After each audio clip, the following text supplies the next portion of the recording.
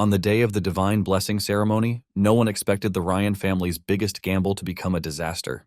Young Lucas Ryan steps up to the altar with a sword said to belong to Vulcanus, the fire god. The moment the blade touches the altar, the sky changes color and the crowd holds its breath, sure a great blessing is coming. Instead, flames erupt around Lucas. His soul is scorched, the sword burns to ash, and Lucas collapses unresponsive as Julia cries and their father begs for answers. At the same time, in another world, our boy who has already lost his father keeps getting pushed around, but he still lives for his mother and little sister. On his way home, Truk Kun hits him and he feels himself fading out. With blood on the road, he makes one last wish. If there is a next life, let him protect the people he loves with his own hands. That soul leaves his body and enters Lucas's broken one.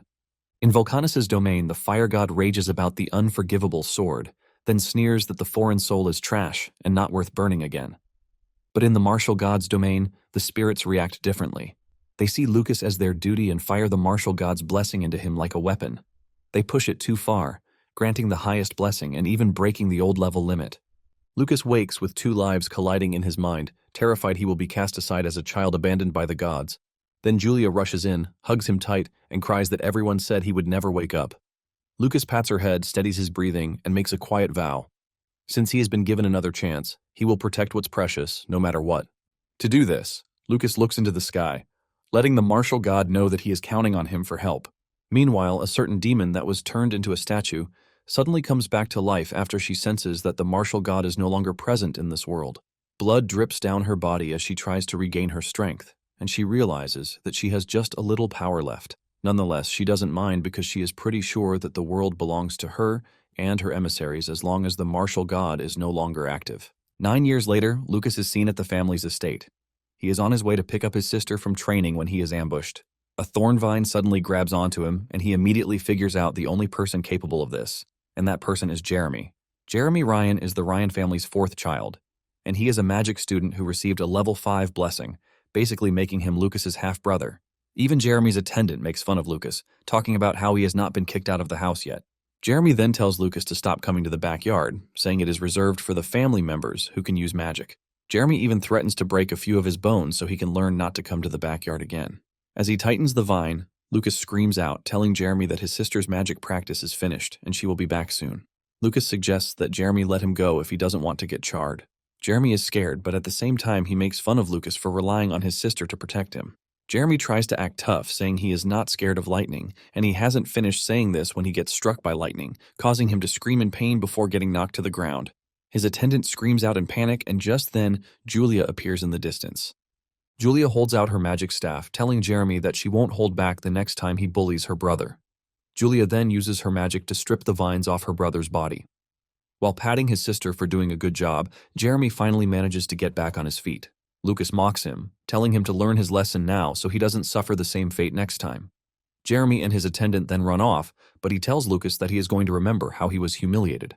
Lucas smiles, telling Julia that she truly held back because Jeremy still has the strength to run. After their departure, Julia asks Lucas why he didn't fight back because she knows that he can defeat Jeremy on his own. Lucas then reminds Julia that his true strength remains a secret between the two of them. In addition, he teases her sister, telling her that she will be the one to protect him, and Julia affirms this with a smile on her face. Lucas then narrates what happened the first day he woke up 9 years ago. Apparently, his father came to visit him, and even though he was already scared that he would be kicked out of the house for betraying their expectations, this wasn't the case because his father hugged him, thanking the gods that he woke up safely. It turns out that Holt leads a night order and he is always on the move, which is why he rarely gets the time to watch over the children at home. However, he is still a good father who cares deeply about his son and the others. When Holt learned that Lucas had started martial arts training, he immediately sent him a letter filled with all the information he was going to need. Holt told Lucas that there are old books about martial arts in the library and let him know that he is rooting for him. Because of this letter, Lucas carried out a rather bold plan.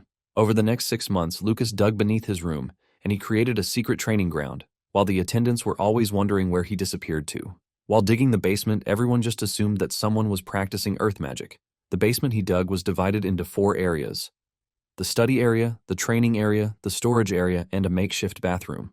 Because he had spent all of his money getting equipment for the other areas, Lucas could only get a bathtub for the bathroom. After he completed the training ground, he secretly devoted himself to training every single day. It turns out that he has an act of soaking himself in medicinal baths, which is considered the most efficient training method. Over the course of 3 years, he trained on a reference book called Chaos Tempering Arts that he found in the library. Thanks to this, he has gotten so strong that even level 5 magical attacks have nothing on him. He figures out that his defense has taken on a nice shape, and for his offense, Lucas decides to try out his skills. He whips out his sword, and with blinding speed, he delivers several cuts to his training dummy. He also trains with the spear, and using this, he shatters the training dummy thanks to his overpowered spear techniques. It turns out that he has reached the level of spear techniques already, and after this, he practices his fist techniques.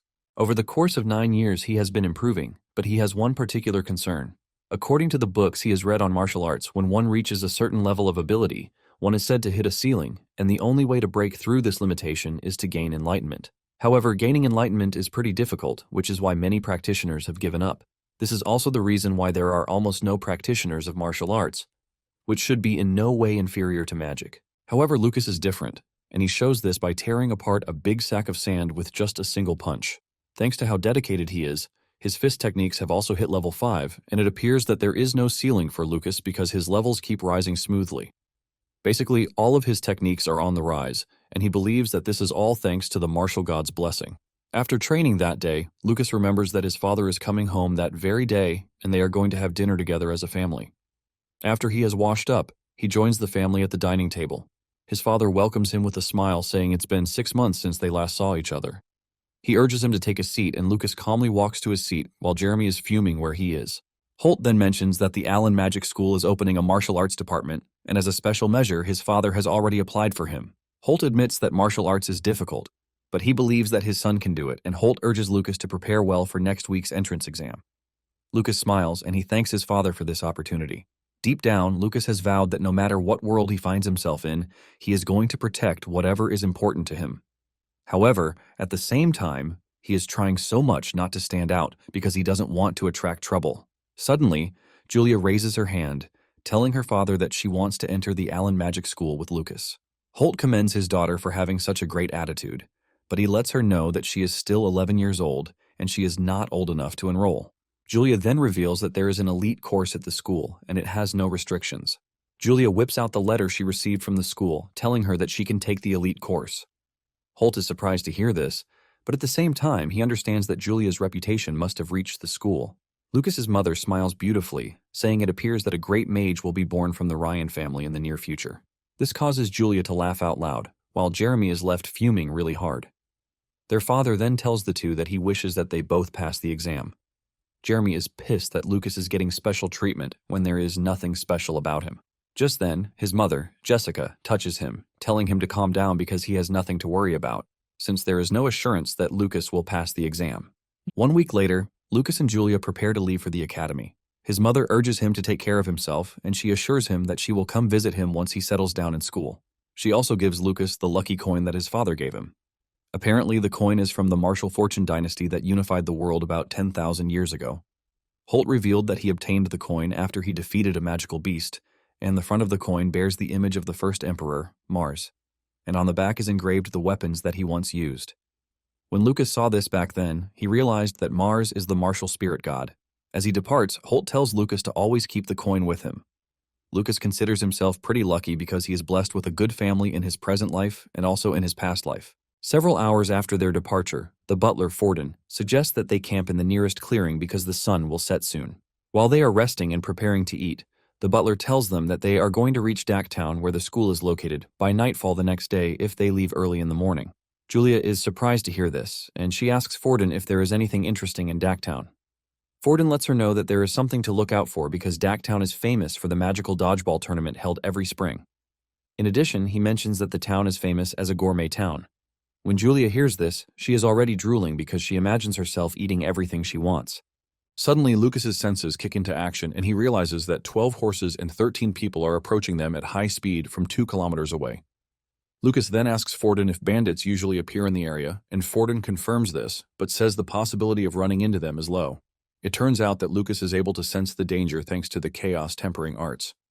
Thanks to the incredibly sharp senses that he now has, he knows that he is not making a mistake. He analyzes the situation and realizes that they are greatly outnumbered, so he has to handle the situation very carefully. Lucas then gets on his feet, telling Forden that they need to prepare because a mysterious group is heading towards them at an incredible speed. The two soldiers with them are surprised because everywhere is pretty quiet, and they just assume that Lucas is messing around. Even Forden is surprised to hear this, but he still grabs his sword, telling the others to prepare their weapons. Even though Forden is a bit skeptical, he believes that it is better they are cautious than be sorry later. Moments later, bandits arrive on the scene, and this is when the soldiers realize that Lucas wasn't lying. The bandit leader excitedly rushes toward Lucas's group, talking about how they have found a new set of prey. They notice Julia and Lucas behind the soldiers and immediately deem the two as their targets. Forden angrily tells the bandits what happens when they touch nobles, but the bandit leader says he doesn't care. He then tells his boys to kill the soldiers and leave the kids alive. Forden and the soldiers then prepare to engage the daring bandits. The soldiers are able to initially hold their own against the bandits. Forden also decapitates a bandit that got too close to him and the kids. Even though Julia wanted to help, Forden tells her to leave the fight to him. Forden and the soldiers continue pushing back the bandits. But to avoid any real issue, Forden tells Lucas to escape with Julia. Suddenly, the soldiers get roasted by a mage's power. It turns out that the bandit leader is a mage, and this ultimately ruins whatever strategy Forden initially has. Forden becomes scared for the safety of the kids, and he screams at Lucas, telling him to escape with Julia into the forest. In that short moment of distraction, Forden gets cut in the chest by one of the bandits, immediately reducing his efficiency. The bandit leader then tells Forden that he is going to burn him alive for killing his comrade. However, Forden is not scared, as he is ready to lay down his life as long as it means protecting Julia and Lucas. Meanwhile, Lucas has realized that there is no way Forden would be able to win against the bandits because of the mage. Even though Lucas is willing to keep his abilities hidden, he remembers that Forden has been the kindest to him, aside from his parents. Because of how nice Forden is to him, Lucas now considers him family. And since he is family, Lucas decides that he cannot sit around and let his family be killed. Lucas then tells Julia to hide while he helps Forden, and Julia affirms the instruction. Lucas then makes his move, and even though he is outnumbered, Forden is still holding his own against the bandits. Just then, Forden gets exhausted, and he crashes to his knees. One of the bandits appears from behind and leaps toward Forden to impale him with his sword, but he suddenly loses his head out of nowhere. The bandits are shocked to see this, but before they know it, more of their comrades become headless from a high-speed projectile. No one knows where the projectiles are coming from, and, unknown to them, it is all Lucas's doing. Lucas is glad that he already upgraded his Gale Strike skill to level 4 while he was playing around, hitting flying birds with stones. Thanks to this, he knows that killing a mere level 1 bandit with a pebble is nothing but child's play. Pissed about how his comrades were all killed in an instant, the bandit leader raises his staff and fires off a large fireball at Forden to finish him. Forden can see the attack coming straight for him, but he is already too tired to dodge, and he also believes that a strange helper has shown up to protect the kids, so he can finally rest. Just then, Lucas appears before the fireball hits, and he cancels it out, shocking Forden, who never thought Lucas was this powerful. The bandit leader is also stunned to see his magic canceled so easily. However, he believes that he still has time to fire off another shot, but Lucas lets him know that he has reached the end of the road, and he tears him to pieces with a powerful blow to his chest. After taking down the bandit leader, Forden is left questioning everything he just witnessed.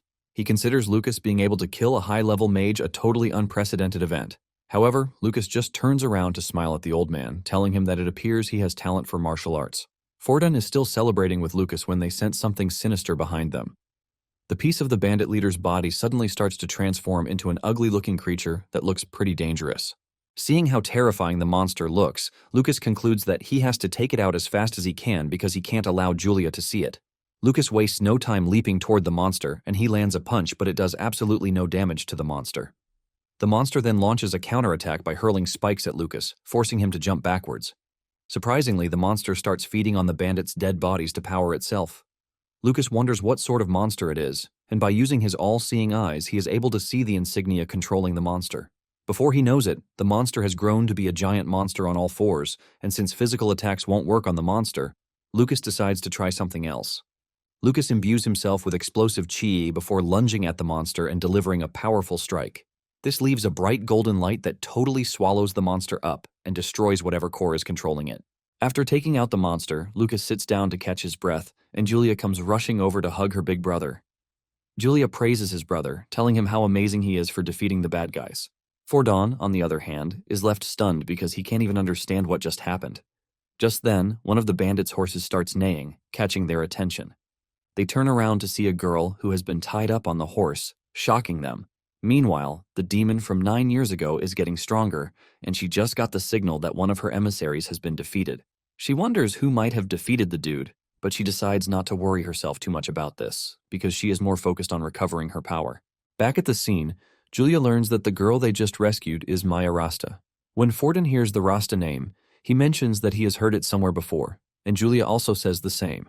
Lucas then mentions that both the Rasta and Ryan families are nobles living near Daktown. Julia confirms this, saying Lucas is right.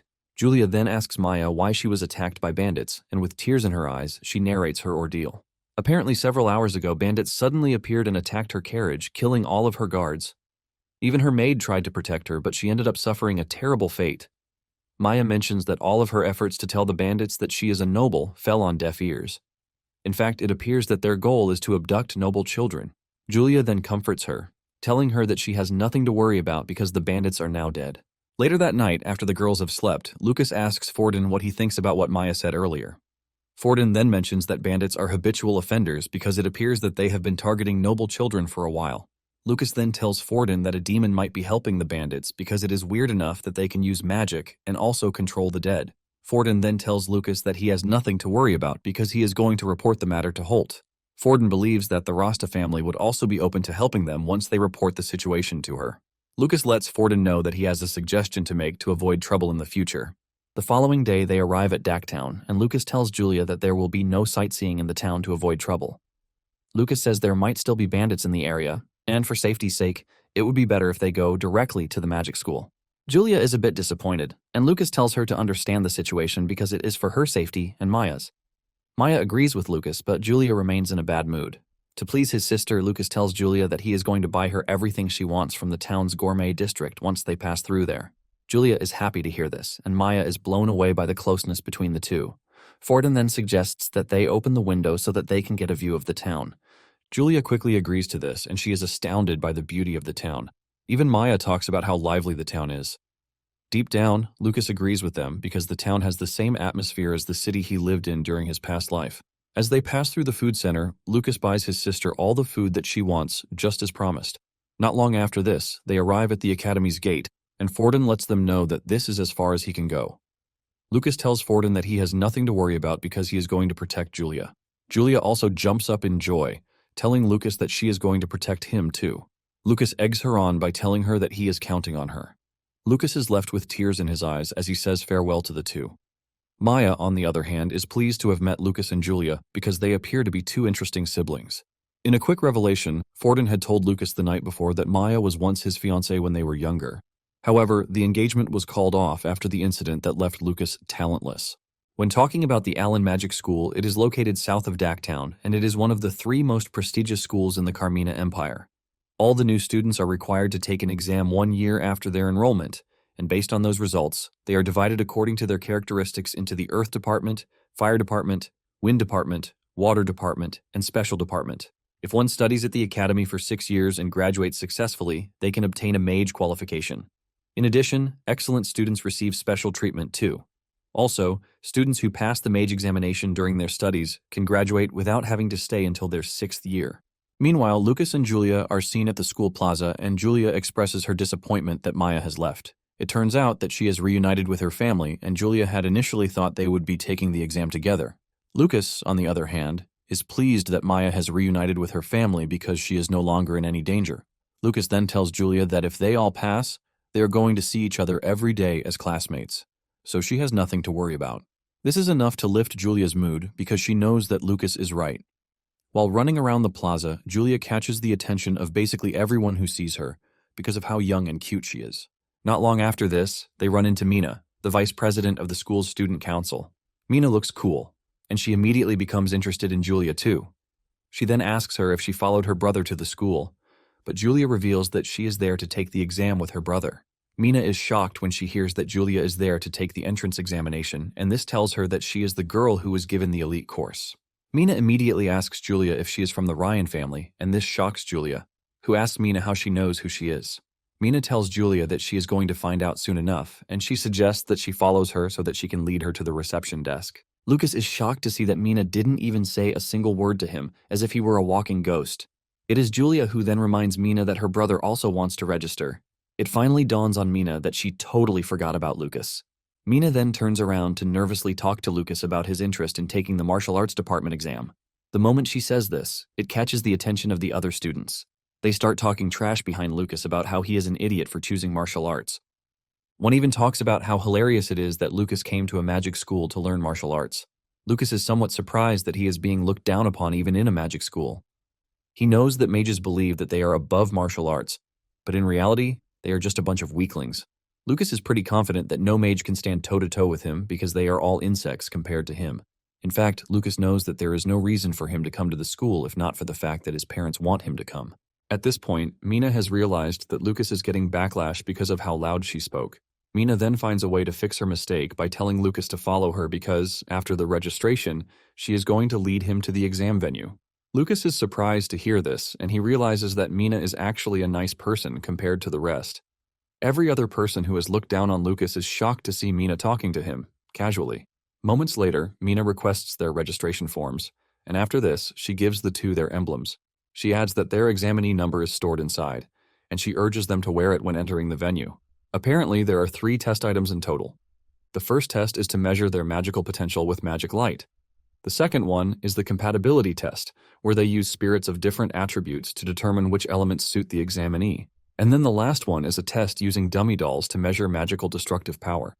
Lucas then asks her if martial arts examinees follow the same process, and she says yes.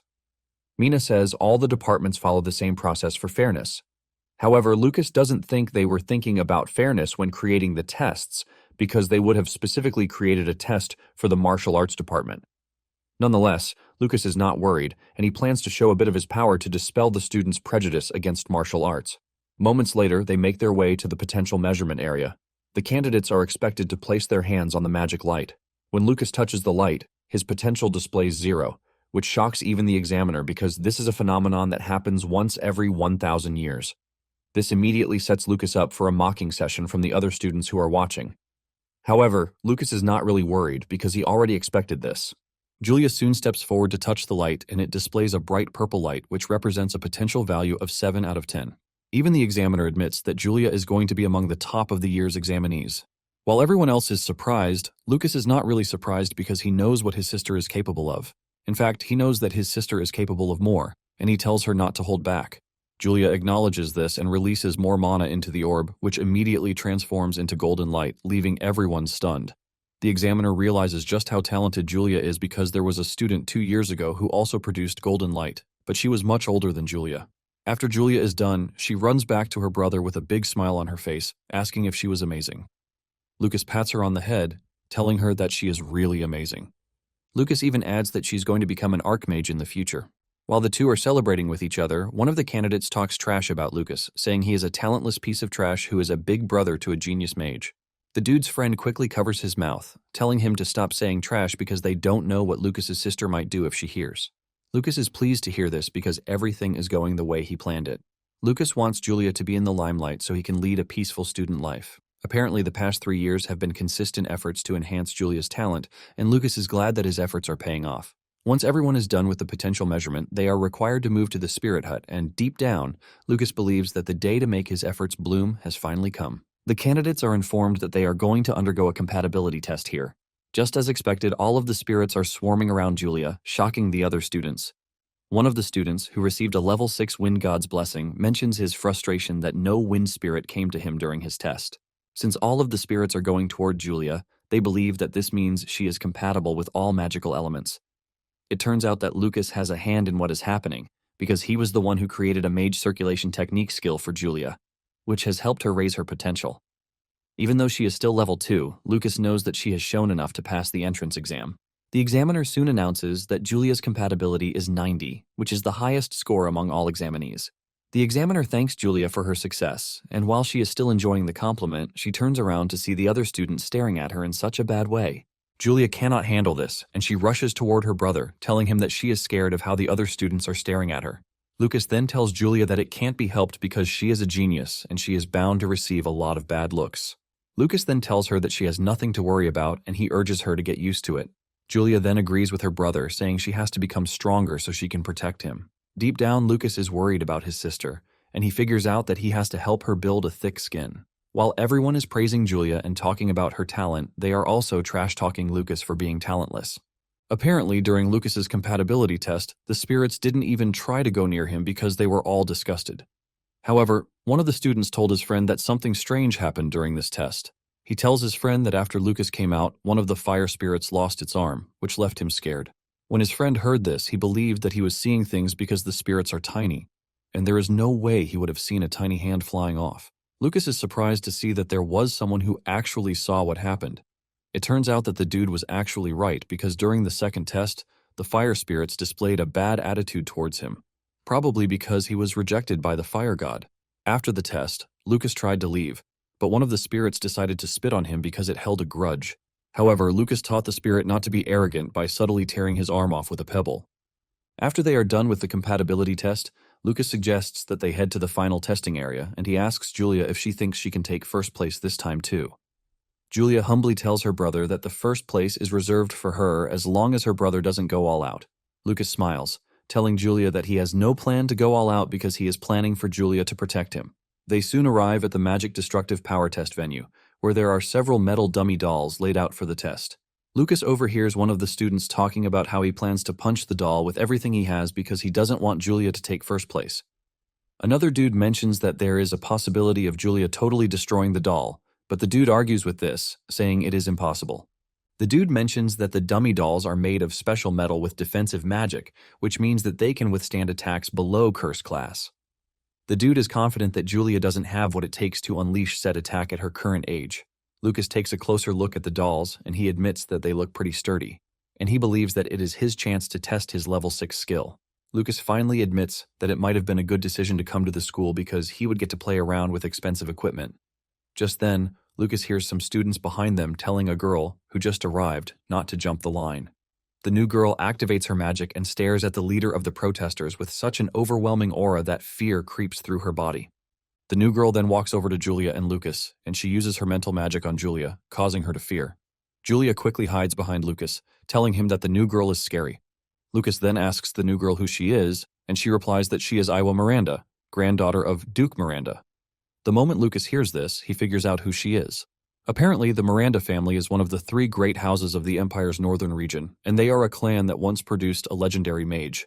This basically means Iwa is the daughter of his mother's younger brother, Cyan Miranda. Once he knows who she is, Lucas asks Iwa how old she is, and she replies with a stern face that she is 15 years old. Lucas urges her to stop staring at him like a hawk because they are cousins. Iwa is shocked to hear this because she was never informed about having a cousin or cousins. She then decides to embarrass Lucas in front of everyone. She activates her mental magic, hoping to make Lucas shit his pants, but Lucas doesn't even budge, shocking her. Lucas scolds her for using mental magic on the family she is meeting for the first time. Lucas mocks her, asking her what type of education the Miranda family is providing. Iwa is shocked that her magic didn't work because this was basically her best magic, but Lucas easily tanked it. Deep down, Lucas is surprised that Iwa believes she can control a strong-willed martial artist with such flimsy magic. Not long after this, Lucas is called forward for his test. After Lucas's departure, Iwa turns to Julia, telling her not to get cocky because she is going to take first place in the test. When Lucas stares at the leaderboard, he realizes that Iwa is in second place, and this basically means she is there to declare war on Julia so she can get first place. Lucas then concludes that he has to interfere because he needs his peace and cannot let Julia lose the first place position. Lucas then goes back to Julia to give her what he claims is candy. Julia excitedly collects it, believing that it is going to be sweet. However, it turns out to be a medicinal pill, which is super bitter. Lucas pats Julia on the head, telling her that it is a special magic medicine, which is made with rare ingredients, and he assures her that she is going to understand its effects soon enough. The examiner is forced to call on Lucas again, telling him to make his way into the test arena. Upon arriving at the arena, the examiner tells Lucas to attack the doll with his full magical power, and they are going to evaluate its destructive force to produce his final grade. Since he can't use magic, Lucas asks the examiner if he can use physical attacks instead. When the other students hear this, they start laughing at Lucas because he is seriously daring to take the test with a physical strike. They consider this a barbaric art and use that to talk down on martial artists in general. One of them believes that Lucas is just going to break his hand, and that will be the end of it. While they are all mocking Lucas, Julia hears this and stares at them with her side eyes, causing them to quickly rearrange themselves. Julia is pissed that Lucas told her to behave at the school because she would easily beat all of them up. Just then, Iwa asks Julia if it is true that Lucas can't use magic because Iwa can't believe that someone without magic is able to block her mental magic. Julia then tells Iwa that her brother really can't use magic, but he is still amazing. Nonetheless, Iwa believes that Julia has been tricked by her brother because there is no way a martial artist can do anything impressive. Suddenly, a loud bang hits the test area, shocking everyone present as they wonder what just happened. 2 minutes earlier, the examiner had told him that his method of attack didn't matter. Lucas acknowledges this, and he figures out that he should have enough power to deal with the dummy. Lucas then gets himself into position, and he dashes toward the dummy, landing a powerful punch that sends it into the distance. The dummy hits the wall and displays a golden light on its head. When Iwa sees this, she is ultimately shocked because Lucas's speed was comparable to high-ranking wind magic. In addition, the dummy glowed gold, which means the attack hit with curse-class power. Even the other candidates who were watching couldn't believe their eyes because there is no way a talentless dude is damaging a dummy. It then dawns on Iwa that she is the only one who noticed Lucas's true ability. Iwa could also sense that Lucas is trying to keep his abilities hidden because he is not even bragging about it. To the examiner, he assumes that the dummy malfunctioned, but he tells Lucas that he is going to give him the perfect score. Lucas thanks him for this and then asks where he should put the fallen dummy. The examiner lets him know that he doesn't have to worry about this because it is too heavy and they are going to move it with magic. Lucas then makes the peace sign to his sister through the screen after seeing that he managed to keep his strength hidden while also obtaining a score that is high enough for him to be granted admission into the academy. As the exams went on, everyone totally forgot about Lucas's power and focused on Julia's overwhelming talent. When Julia walked to the front to display her power, she unleashed red lightning, which is pretty powerful and second only to the gold thunder. The students are all impressed when they see this, and one of them even wishes that she could at least reach Julia's current level before graduating. After showing her extraordinary power, Julia sits down, totally stunned by what just happened. When it is time to grade her, the examiner announces that she scored 9.5. When Julia reunites with her brother, she talks to him about the red lightning, saying she could only produce purple lightning in the past, even when she was pushing at full force. Julia talks about how fierce the red lightning is, and unknown to her, the pill Lucas gave her earlier is what boosted her strength, but he decides not to tell her about it. Apparently, in this world, both the mages and the martial artists have their own pharmaceutical skills. For the mages, they practice potion alchemy, and for the martial artists, they use Dan refining. Basically, magic potions always need a medium, but pills made by martial artists can be directly absorbed into the body. It turns out that in the past, there used to be a lot of pills, but after the decline in martial arts, Dan refinement is almost a lost art. It is very rare to see a martial artist capable of creating a magic storage pill that can boost someone's abilities like Julia's. This is because a martial artist has to reach level 6 before they can make such a pill. Basically, there is only one other person in the Empire aside from Lucas who can make the pills, and this is the only level 9 martial artist alive, Duke Retsuzan, who is the Minister of Martial Affairs. It turns out that even the greatest mages lower their heads and beg Retsuzan for magic pills, and if people find out that Lucas can make the pills, there is definitely going to be a lot of chaos, which is why it has to stay a secret. Shortly afterward, Lucas and Julia sit on a bench to rest, and Lucas lets her know that she will soon get enough rest once they retire to the dorms, which is after the class assignments. Just then, Mina shows up, and Lucas asks her what she is doing there. Mina replies that she is there to post the class assignments, and she congratulates them, saying they both ranked first in the elite and the martial arts classes. Julia celebrates really hard when she hears this, and Lucas congratulates her before telling her that he is going to be counting on her. Mina then asks Julia if she has any department she would be willing to join next year, and this confuses Julia. Mina doesn't hesitate to explain to her that there are 5 departments, and they are Earth, Fire, Wind, Water, and Special. Mina lets her know that after a year, everyone is sorted into a department based on another set of tests. Julia thinks about it for a minute and replies that, according to her attribute, it would be good for her to choose Wind. And Mina excitedly agrees with her, since she got the blessing of the Thunder God. Mina grabs her, shaking her out of excitement, while telling her that she is going to be waiting in the Wind department. Lucas is surprised to see that the departments are already hustling to secure Julia, who is the top talent. Mina then offers to take Julia to the girls' dorm, and Julia bids her brother farewell, telling him that they are going to see each other later. Lucas waves to his sister, urging Mina to take care of her. Lucas also decides to head to the martial arts dorm, and elsewhere, Iwa has checked the results. She realizes that Julia came first, but she is not ready to give up because she believes that she is going to take first place in the coming years. Moments later, Lucas arrives at the martial arts department, and even though he wasn't expecting much, he was left totally disappointed because the whole building looked like a rat house. He wonders if they can even live in such a damned place that looks like it is about to collapse. On the bright side, Lucas believes that he would be able to live peacefully without anyone having to bother him. Lucas enters the building only to run into a white-haired dude who excitedly introduces himself as Kai Taroi, who claims that he is also in the martial arts department. After shaking hands with the dude, Lucas simply moves over to the desk to sign whatever he is supposed to sign, but Kai remains glued to him, talking about how impressive it is that Lucas punched the test dummy. Lucas acts humbly, telling Kai that there is nothing special about it because he only got lucky. The attendant then tells the two that they are going to be staying in room 205, which means Kai and Lucas are going to be sharing a room. While Kai is excited about the whole experience, Lucas is dreading it already. As they walk through the lobby, they can't believe just how much worse the whole thing is. They finally arrive at their room only to find out that they are going to be sharing the room with two other dudes, Collins and Sharp. As if this is not enough, the entire room is a mess, as if a pig had previously lived there. Kai holds his nose in disgust and even almost faints when he sees a spider hanging down a wall. Frustrated by everything, Kai whips out a gold coin, saying he is willing to offer the coin to anyone who cleans the room. Surprisingly, Collins and Sharp waste no time in offering that they are going to clean the room. Lucas is not surprised by this because Collins and Sharp are both commoners, and the money will go a long way for them. It turns out that the Toroi family is also one of the 3 great noble houses of the Empire's north. While Collins and Sharp are busy cleaning the room, Kai is venting out his frustration, talking about how he didn't sign up for living in a dump. Lucas tries to calm him down, telling him that the situation would eventually improve given the school's reputation. Kai agrees with him. But just as he is about to relax, another spider appears beside him, causing him to scream out like a girl, while complaining that the dorm is basically a prison. Not long after this, Sharp and Collins finish cleaning the room, and just as promised, Kai pays them their fee. Even Lucas gets a share of the money, and even though Kai is arrogant, he has no choice but to admit that he is quite generous.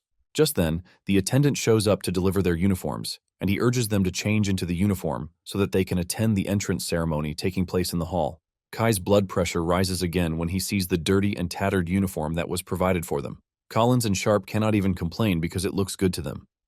Lucas then tells Kai that the school has a system where they can listen to student requests, and if they ask for better treatment there, Lucas is convinced that they can get their uniforms changed. When Kai hears this, he suggests that they hurry to the hall so that they can complain, and Lucas can't believe just how gullible the dude is. Shortly afterward, Lucas and his roommates arrive at the hall with their trash-looking uniform. Collins is blown away by how luxurious the hall is, but Kai says the hall is nothing compared to his house. Meanwhile, Lucas is trying to locate his sister, and when Kai notices this, he lets him know that his sister is seated in the front row where the elite course students are seated. Kai also notices that their uniforms are different, and he suggests that Lucas talk to his sister before the ceremony begins, since the martial arts students are seated far away from the front row. However, Lucas says there is no need for this and suggests that they return to their seats. Deep down, Lucas is glad to see his sister wearing such a prestigious uniform. Once Lucas and his roommates are seated, he notices a girl who appears to also be in the martial arts department seated close to them. Not long after this, the student council president, Theod Formal, shows up in a cool-looking way to introduce the school's point system to the students. The students are all blown away by how cool-looking Theod is because he has also reached level 6 before graduation, which means he is a genius. Theod then starts by informing the students that the point system in the school is fundamental to almost everything, from the magic skills, precious books, subordinate magical beasts, and rare materials. In fact, all of these, including guidance from great masters, can be obtained with points. He continues by saying there are many ways to earn points, but points earned through labor are only 1 to 5 points per hour, which is extremely low. Rather than labor, it is more efficient to earn points by participating in events for each department. He mentions that the orientation being held for the new students that very day is prime earning time for current students. Lucas finally understands why Mina was helping them. Theod continues further, saying that if a student becomes a student council member, they are going to receive a stable monthly point income. The president is going to get 500 points per month, while the vice president gets 200 points per month, and the members get 100 points per month. To round it all off, he mentions that there is the risky method, which is monster hunting. Apparently, there is a magical beast mountain range located behind the school. This mountain is famous for housing several magical beasts. Theod says if the students hunt beasts there and submit the materials, they are going to receive corresponding points. When Lucas hears this, he immediately becomes interested because he considers it a training ground made just for him. Several hours later, Lucas is able to sneak out of his room thanks to the effects of the tranquility incense that he lit up in the room, causing his roommates to sleep soundly. He is excited to visit the magical Beast Mountain range, and when he gets to the back of the school, he runs into a tall wall. However, this is nothing to hold a determined Lucas back. He easily leaps past the wall, and with excitement written all over his face, he lands in the magical forest. The first monster he comes across is a horned frog, and Lucas toys around with the monster before easily pulling out its horn, leaving it incapacitated. The horns of the poisonous black horned frog are said to be commonly used in magic potion concoction, and Lucas believes that they would fetch him some really nice points. Lucas has found out that the school has legendary martial arts manuals in its collection, which is why he needs to earn points to obtain the skills that were rumored to have been used by the martial god. Since he is running on borrowed time, Lucas decides to quickly assess the locations of the magical beasts, and using his overpowered eyes, he is able to pinpoint the locations of the monsters in his surroundings. Roaming around is the level 1 shell mouse, level 2 one-eyed bat, level 3 magic crest leopard, but all of them pose no danger to Lucas as he trashes all of them pretty easily. All of the monsters he meets are one-shotted with ease, and in no time, he has gathered a big haul. He is confident that he can exchange the materials for points so he can get ingredients for Dan refining. Nonetheless, Lucas doesn't feel fulfilled as he notices that the whole area is strangely quiet. In addition, there are extremely few traces of magical beasts, leaving him to wonder if there is a powerful magical beast living in the area. Lucas then employs his sharp senses to see if there is any, and he soon locates one hiding out in a cave. At the same time, the beast locks onto Lucas, but Lucas doesn't mind as he dashes toward the cave, which is 1 kilometer away. Upon reaching there, he realizes that the beast is a level 6 icefire wolf, and it looks pretty dangerous. Lucas finally understands why the beast has a strong sense of territory, and this is because it is a wolf. However, Lucas is a battle maniac, and he wastes no time lunging toward the wolf. The wolf then meets him halfway with an ice breath freezing up his right arm. Surprisingly, this isn't enough to stop Lucas, who still lands a powerful punch on the wolf's jaw to send it flying into the distance. Lucas is a bit disappointed in himself that all he could do was send the wolf flying without being able to punch a hole in its body. Excited to use the wolf for training, Lucas tells it to get back on its knees because he is pretty sure that it is not done yet. The wolf gets back on its feet and fires off a powerful flame at Lucas, totally leaving him shrouded in flames. The wolf maintains the fire breath for a couple of minutes to make sure it kills Lucas.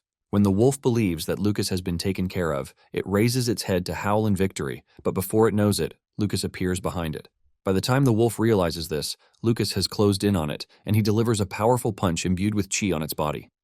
This punch is powerful enough to cause the wolf to cough up blood, and the force from the punch also sends it flying really far into the distance. This leaves the wolf on its back, and Lucas commends it for being able to freely manipulate opposing attributes like fire and ice skillfully. While receiving praise from Lucas, what the wolf sees is an overwhelming horror-like figure standing above it. Nonetheless, the wolf still tries to fight back by unleashing a combination of ice and fire at Lucas to create water vapor. However, Lucas easily dispels this, and when the wolf sees this, it tries to escape, but Lucas chases it down. Lucas easily grabs its tail and gives it a proper WWE smackdown. Even though Lucas is fighting a large magical beast, he doesn't feel any kind of threat, and he is even exhilarated. Lucas is already seeing the wolf as a large portion of points to be obtained, but suddenly the wolf sends him into the wall with a powerful wave blast. Believing that it had cornered Lucas, the wolf unleashes a powerful flame breath, but Lucas easily dodges the flame and leaps toward the wolf. Desperate to keep Lucas away, the wolf releases another blast of flames, but Lucas moves through the flames this time around. By going through the waves, Lucas closes the gap between himself and the wolf. Lucas then punches the wolf so hard that it destroys the ground it is standing on, releasing a massive shockwave. Lucas doesn't stop as he punches the wolf in the head again, and at this point, the wolf realizes that death is coming for him if it continues this way. It immediately decides to employ the last tactic it has, and it raises its arms to surrender. The wolf then bows before Lucas before releasing a blue and red core. Lucas is surprised to see this because magical beasts in this world are sometimes born with a core inside their bodies. This is basically a rare magical material that becomes the beast's lifelong source of power. But if even one drop of human blood touches the beast's core, the magical beast becomes the human's subordinate. Seeing the wolf release its cores tells Lucas that it actually wants him to become his subordinate. Since the wolf has surrendered itself, Lucas decides to accept it as his subordinate. Lucas considers this a rare find because even among mages, it is rare to have a level 6 subordinate magical beast. However, Lucas believes that the wolf is not very intelligent because strong magical beasts are always proud and would never submit to humans. Just as the wolf wanted, Lucas cuts his blood and combines it with the cores, giving off a bright light. When everything settles down, the wolf swallows the cores again. Suddenly, Lucas hears someone calling him master, and he is confused. But the wolf lets him know that it is the one talking to him. It then dawns on Lucas that he can finally understand the wolf's words. Lucas is proud of the wolf, and he decides to call it Uru. Since he is now Uru's master, Lucas wonders if everything in the territory also belongs to him. Lucas wonders if Uru has collected anything useful over time, and just then, Uru tells Lucas to follow it because its treasure is located deep in the cave. Lucas arrives at Uru's supposed treasure room, and he finds a bunch of materials ranging from pelts to bones and even gemstones. Lucas starts drooling when he sees this because he has just stumbled upon a treasure trove. Just then, Uru tells him that what he is looking at is not his real treasure trove. It then shows Lucas its real treasure trove, which is filled with beast cores of level 3 beasts, and there are even 2 level 6 cores in the cave. Uru then reveals that it ate the water and fire attribute beast cores to level up. When Lucas hears this, he figures out that to level up, a beast has to eat beast cores from magical beasts of equal or greater strength than itself. This means Uru killed at least 2 opponents of equal strength, which is a really good feat. As a reward, Lucas feeds Uru recovery medicine that works on magical beasts too. Lucas then tells Uru to continue guarding the treasures in the cave while it is busy recuperating. Uru then tells Lucas that he can trust it with the mission since it is his first mission. The next day, Lucas arrived at the classroom, and even though he was up all night, he didn't suffer any fatigue thanks to the tranquility incense. Soon afterward, the students start complaining that time is running out, and the teacher has not even shown up for their first lesson. Kai is pissed at this, and he wastes no time assuming that the administration has forgotten to assign a teacher for the martial arts department. Moments later, a drunk dude enters the room, introducing himself to the students as Sigalt, revealing that he is their homeroom teacher. When Kai sees the drunk dude, he cannot believe that he is supposed to be their homeroom teacher because Sigalt appears to be dirty. Suddenly, Sigalt screams out loudly, almost turning Kai into a deaf dude. When Lucas sees this, he figures out that Sigalt's movements show that he is at least a level 5 or 6 martial artist. Sigalt then tells Kai that there is no talking in his class without his permission. After saying this, Sigalt starts taking his attendance, and the kid Lucas saw at the entrance ceremony, Teishi, is the first to answer the attendance list. After Sigalt is done calling out the attendance, he is pleased to see that everyone is present.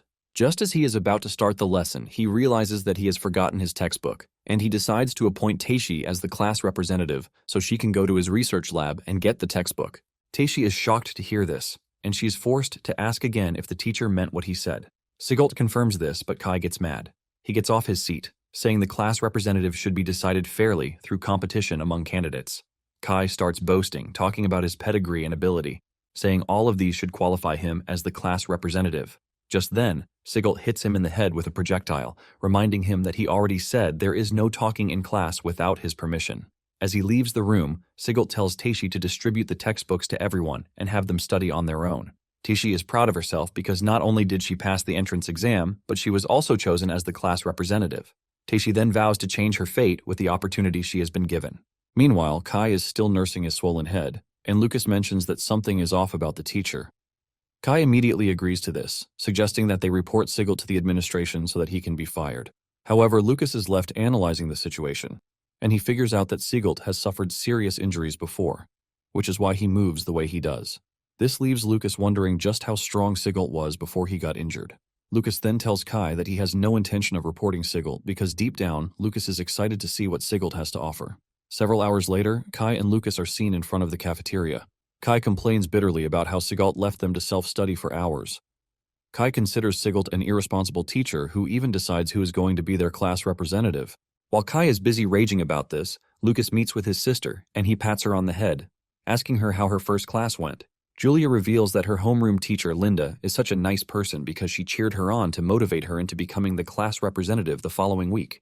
This only gives Kai more avenues to talk because class representatives are always chosen 1 week after enrollment. Julia is surprised that the class representative of the martial arts class has already been decided, and she asks Lucas if he is the one. However, Lucas lets her know that he is not the one. Lucas then suggests that they head to the cafeteria to eat because he heard that the cafeteria's food is pretty good. It turns out that meals at the school also follow the point exchange system, and new students who just enrolled without any points can exchange cash for points, but this is only once. Surprisingly, the exchange rate differs for each department. Julia ends up getting a really nice meal, which she consumes excitedly. Apparently, for 1 coin, other departments get 100 points, but the martial arts departments get just 10 points. Kai cannot believe that even the teachers discriminated against the martial arts students. One of the teachers tells the complaining martial arts student that status doesn't matter in the school because everything revolves around points. While eating the dry bread that he got, Kai concludes that enrolling at the school is more or less giving up on his human rights. Julia pities how bad Kai looks, and she even offers him her food. Kai shed tears as he declared that Julia is such a nice girl. Moments later, Maya shows up, and Julia suggests that they eat together, but Maya reveals that she has already eaten, so she is fine. Maya then mentions that she baked cookies as thanks for helping her the other day. She asks Julia if she is interested, and she excitedly accepts the cookie. Lucas also accepts the cookie, and he commends Maya's skill, saying the cookies are delicious. Kai, being Kai, jumps in to collect cookies, and after tasting it, he mentions that the quality rivals the Teroi family's special sweets. Kai and Maya end up getting to know each other, and Kai teases Lucas for knowing such a beautiful lady as Maya. Unknown to the dude, he just doesn't know Maya, but she was once his fiancée, and Lucas obviously cannot say. After Maya is done feeding them cookies, she leaves, and Lucas finally gets to breathe a bit. Lucas figures out that the cafeteria is basically a hotspot for meeting familiar faces. Just as he predicted, Mina soon shows up, and not long after this, Theod also moves around the cafeteria just to aura farm by flying around with his fire magic. When Lucas sees this, he realizes that Theod is a dude who likes to show off. However, Lucas has already lost all respect for him because after the entrance ceremony, he overheard the fact that Theod is only able to use level 6 magic thanks to medicine. Lucas is busy eating when he notices Sigult exiting the cafeteria, and he wonders where he is going. Meanwhile, the teachers are also complaining about Sigult's trashy behavior, but some sympathize with Sigult because they know he only changed after what happened to him. Sigult soon joins the other teachers and the headmaster. Once they are all present, the headmaster lets the teachers know that their agenda for the day is all about the magical beast taming tournament. It is no news that magical beasts frequently attack in the Carmina Empire, and because of this, taming skills are required. This also makes it an annual tradition for Allen Magic School's new students to participate in the Magical Beast Taming Tournament. Julia's homeroom teacher then reveals that over 2,000 level 1 magical beasts have been prepared for the competition. She suggests that they hold the tournament in the next 6 days just as they usually do. One of the teachers, Greg, then cuts in saying he is fine with holding the tournament in the next 6 days, but he believes that the martial arts students do not need to participate because they can't compete against magical beasts. However, Sigult disagrees with his take. Greg tries to act cool, saying he was thinking of the students while making the suggestion, but Linda cuts in, telling Greg that Sigult is right. Linda tells Greg that, as new students of the school, the martial arts students are allowed to participate. Another teacher agrees with Linda, saying all the students should be treated equally. Deep down, Greg is pissed when he hears this because he can't believe that there are still teachers who agree with Sigult, especially Linda. Greg believes Linda is supporting Sigult because she believes that he can go back to his former self, who was a level 8 powerhouse. Greg has no choice but to back off, but he believes that the martial arts students will just break down in tears after seeing the monsters. With everyone agreeing to it, the headmaster makes it official that the martial arts students will be participating. After the meeting, one of the teachers approached Linda, asking her if she was really okay with the martial arts students participating in the tournament because Greg kind of had a point in what he said. Another teacher tells Linda that it is true that martial arts require real combat, but reminds Linda that the magical beast taming tournament is harsh. Linda then smiles, telling them that a long time ago someone taught her that a coward without spirit to overcome difficulties has no right to call themselves a martial artist, and this person is none other than Sigult. Linda adds that any student who refuses to participate in the tournament will eventually be expelled from the martial arts department by him. When Sigult returns to class, he lets the students know about the beast taming tournament. Because of this, Sigult tells the students that they are going to be doing combat training outside, and he is going to make sure all of them have the strength to defeat magical beasts. Just as usual, Kai opens his big mouth to talk about the issue of the class representative, saying the tournament is usually held to decide the class representative. Since their class representative has been decided, he mentions that they have no reason to participate, but Sigult hits him in the head again to silence him. Lucas, on the other hand, is thinking about the combat training, and he is worried about how he is going to hold back to make sure he doesn't blow away his sparring partners. Moments later, they report to the training grounds, and after observing Teishi for a few minutes, Lucas realizes that Teishi is pretty strong, and it appears that he is the only one even stronger than her in the class. This then tells Lucas that Sigult knows what he was doing when he picked Teishi as the class representative. After hours of training, the bell for lunch finally rings, and Sigult tells them that training is over. Kai thanks his stars because he is already excited about the whole thing. Collins and Sharp then reveal that they are heading to the cafeteria. Collins tells Kai that they are going to bring food for him, as promised. Sharp is shocked when he hears this, forcing him to ask Collins if he made another deal with Kai. Kai then reveals that he told Collins to bring back 2 points worth of food in exchange for 2 coins. This is basically a situation where Collins saves money and Kai saves points, so he considers it a win-win situation. Sharp is pained when he hears this because he would have jumped on the deal if he knew about it too. Collins smiles and then tells Sharp that he will leave him to take the next one. Deep down, Lucas sees Collins as a very smart dude because he is making pocket money properly while keeping human relations smooth. Kai then walks over to Lucas, talking about how smart he is because of the deal he made. He even suggests that Lucas follow his footsteps, but Lucas ignores the advice, leaving Kai in the cold.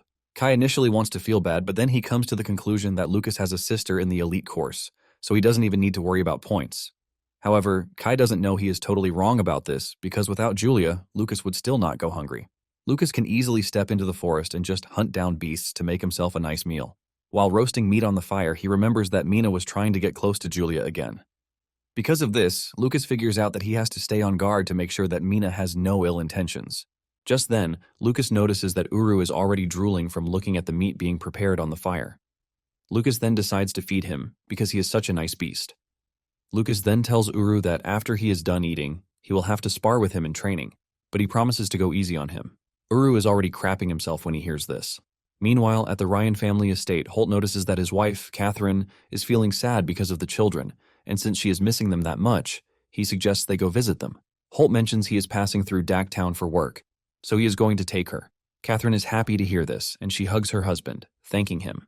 Elsewhere at Count Grind's estate, a group of masked noble ladies is seen meeting, and one of them is Holt's second wife, Jessica.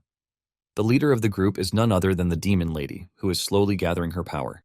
She offers the ladies drinks, telling them that it is the new Jade Dream, and the moment they drink it, their whole body will start to glow. Unknown to them, the drink is none other than her blood, and knowing fully well that women will do anything to obtain the glass body, she uses this to her advantage. Once they have all consumed the drinks, she suggests that they start the day's game. Later on, the demon lady calls Jessica into her room to ask her questions about how Julia survived the bandits' attack. In Jessica's story, she tells the lady that it was Julia who defeated the bandits because she received a level 7 blessing. This is when it dawns on the lady that Julia inherited Miranda's family talent, but at the same time she doesn't think it is possible for a level 7 to defeat the bandit leader.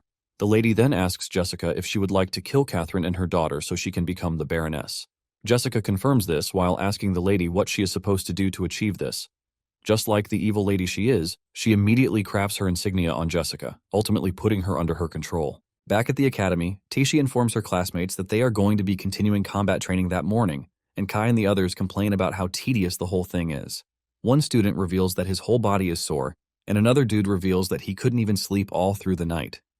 Taishi admits that the training is cruel, but she lets them know that it is all to improve their abilities, and because of this, she urges them to do their best. Meanwhile, Lucas's roommates are all fine, and they immediately assume that they are fine because they are tougher than anyone else. Unknown to them, they are hale and healthy thanks to the tranquility incense that Kai used in the room. Even Taishi assumes that Lucas and his classmates have good stamina because they all look fine. Moments later, training begins, and Kai pairs up with Lucas. Kai charges at him as usual, but Kai easily pushes him backwards.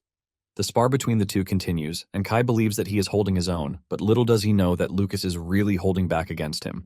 As the fight continues, Lucas notices that there is someone watching him from a distance. It turns out that he is right because there is an old man sitting under a tree in the distance, and he is watching everything that they are doing.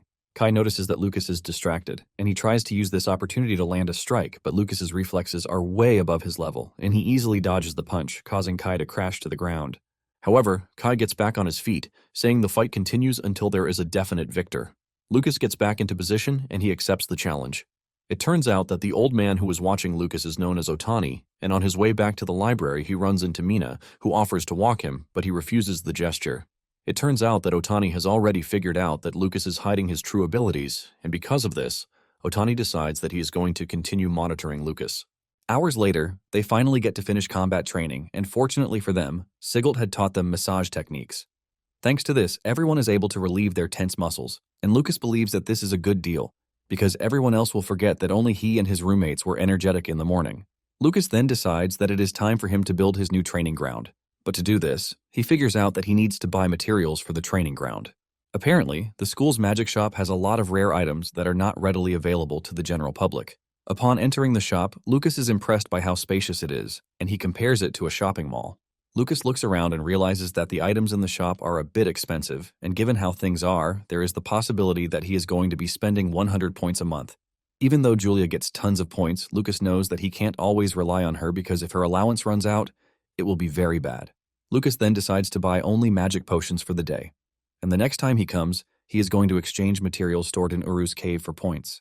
The attendant is busy sleeping when Lucas shows up at her desk with a bunch of items, telling her that he wants to buy them. After checking out the items, the lady reveals that the total cost for everything is 5 points.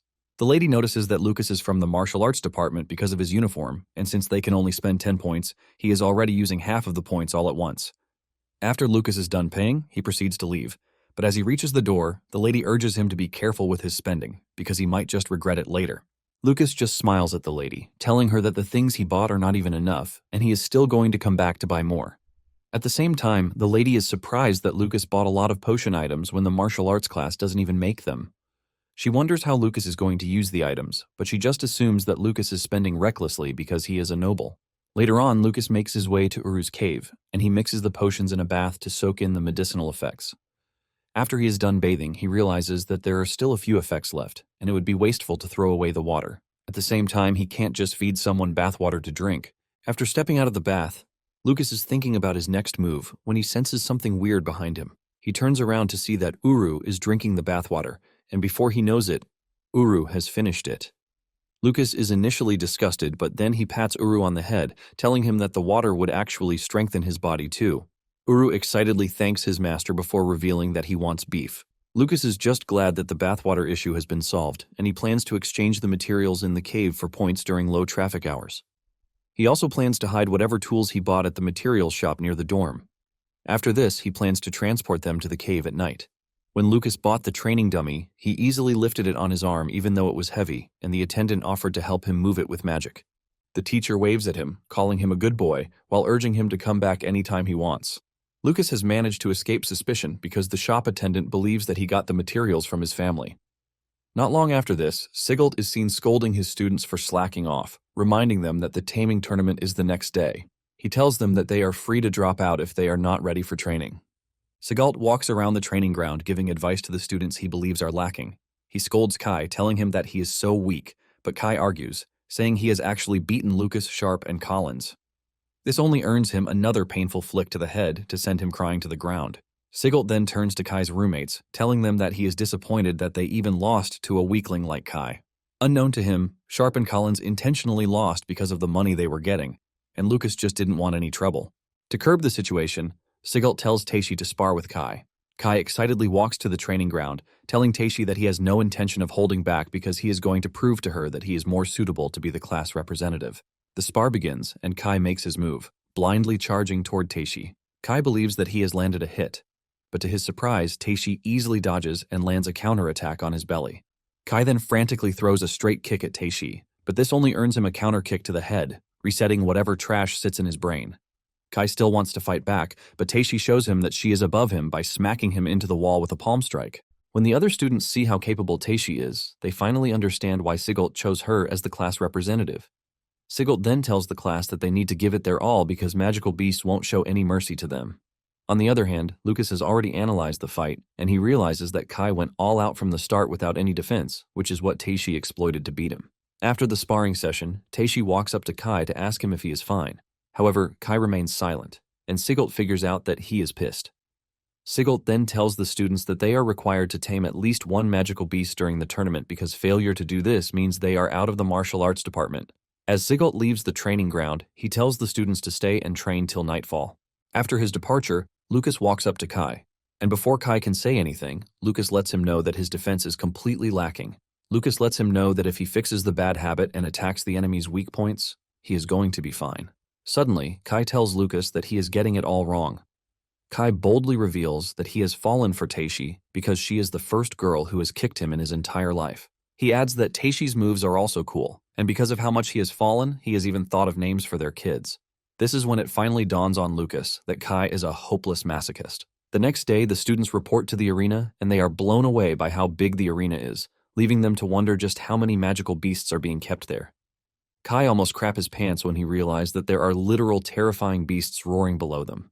Meanwhile, Greg's students are pissed that martial arts students are allowed into the venue. They start trash-talking the martial arts students, but Sigelt stands up for his students, telling the fellows to drill the tournament rules into their heads instead of thinking about unnecessary things. Lucas is surprised to see Sigelt actually standing up for the martial arts students. Kai, on the other hand, talks about how nervous he is, but Lucas assures him that he is going to be fine.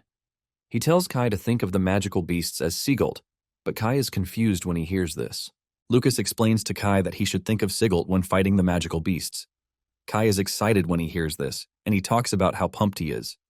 Meanwhile, Sigelt can actually hear them, but he doesn't mind. Lucas continues with the advice, telling Kai that low-level magical beasts can't break through his defense, and if he can focus on defending, he is definitely going to win. Kai accepts the advice, assuring Lucas that he is not going to make the same mistake he made while fighting Teishi. When Sigelt hears this, he realizes that Lucas is actually pretty good when it comes to giving advice. Moments later, the examiner shows up, and he tells the students that whoever tames 10 magical beasts will receive a perfect score. He adds that points will be deducted accordingly for those who kill any beast. He mentions that the time limit is 10 minutes, and if anyone gets injured during the test, they are to scream loudly for a teacher outside the arena. Once he is done explaining, he kicks off the tournament, telling the first group of competitors to enter. Julia is the first to enter, and she realizes that the test area is covered with a space barrier. She finally understands how they were able to fit 50 magical beasts in such a small building. The moment she steps into the area, the beasts are already roaring at her, but Julia is excited to take them on. She dashes at the beasts, unleashing a wave of lightning at them. Meanwhile, on the outside, the examiner tells the students that the beasts used in the taming tournament are coated with a special magic potion, and the moment the beast submits, vivid smoke rises from its body. The teachers outside the barrier make use of magic circles to sense the situation inside, which allows them to track each student's taming count and assign scores accordingly. 3 minutes later, Julia steps out of the exam venue after getting a perfect score. She immediately runs up to Linda, who tells her that she is amazing because she finished in just 3 minutes. Julia then reveals that she would like to check on her brother. She asks where the martial arts venue is located, and Linda reveals that they will be holding it at Venue 10. However, Linda lets her know that the martial arts students will enter last, so it might still take a while. Since this is the case, Julia decides to go get snacks first.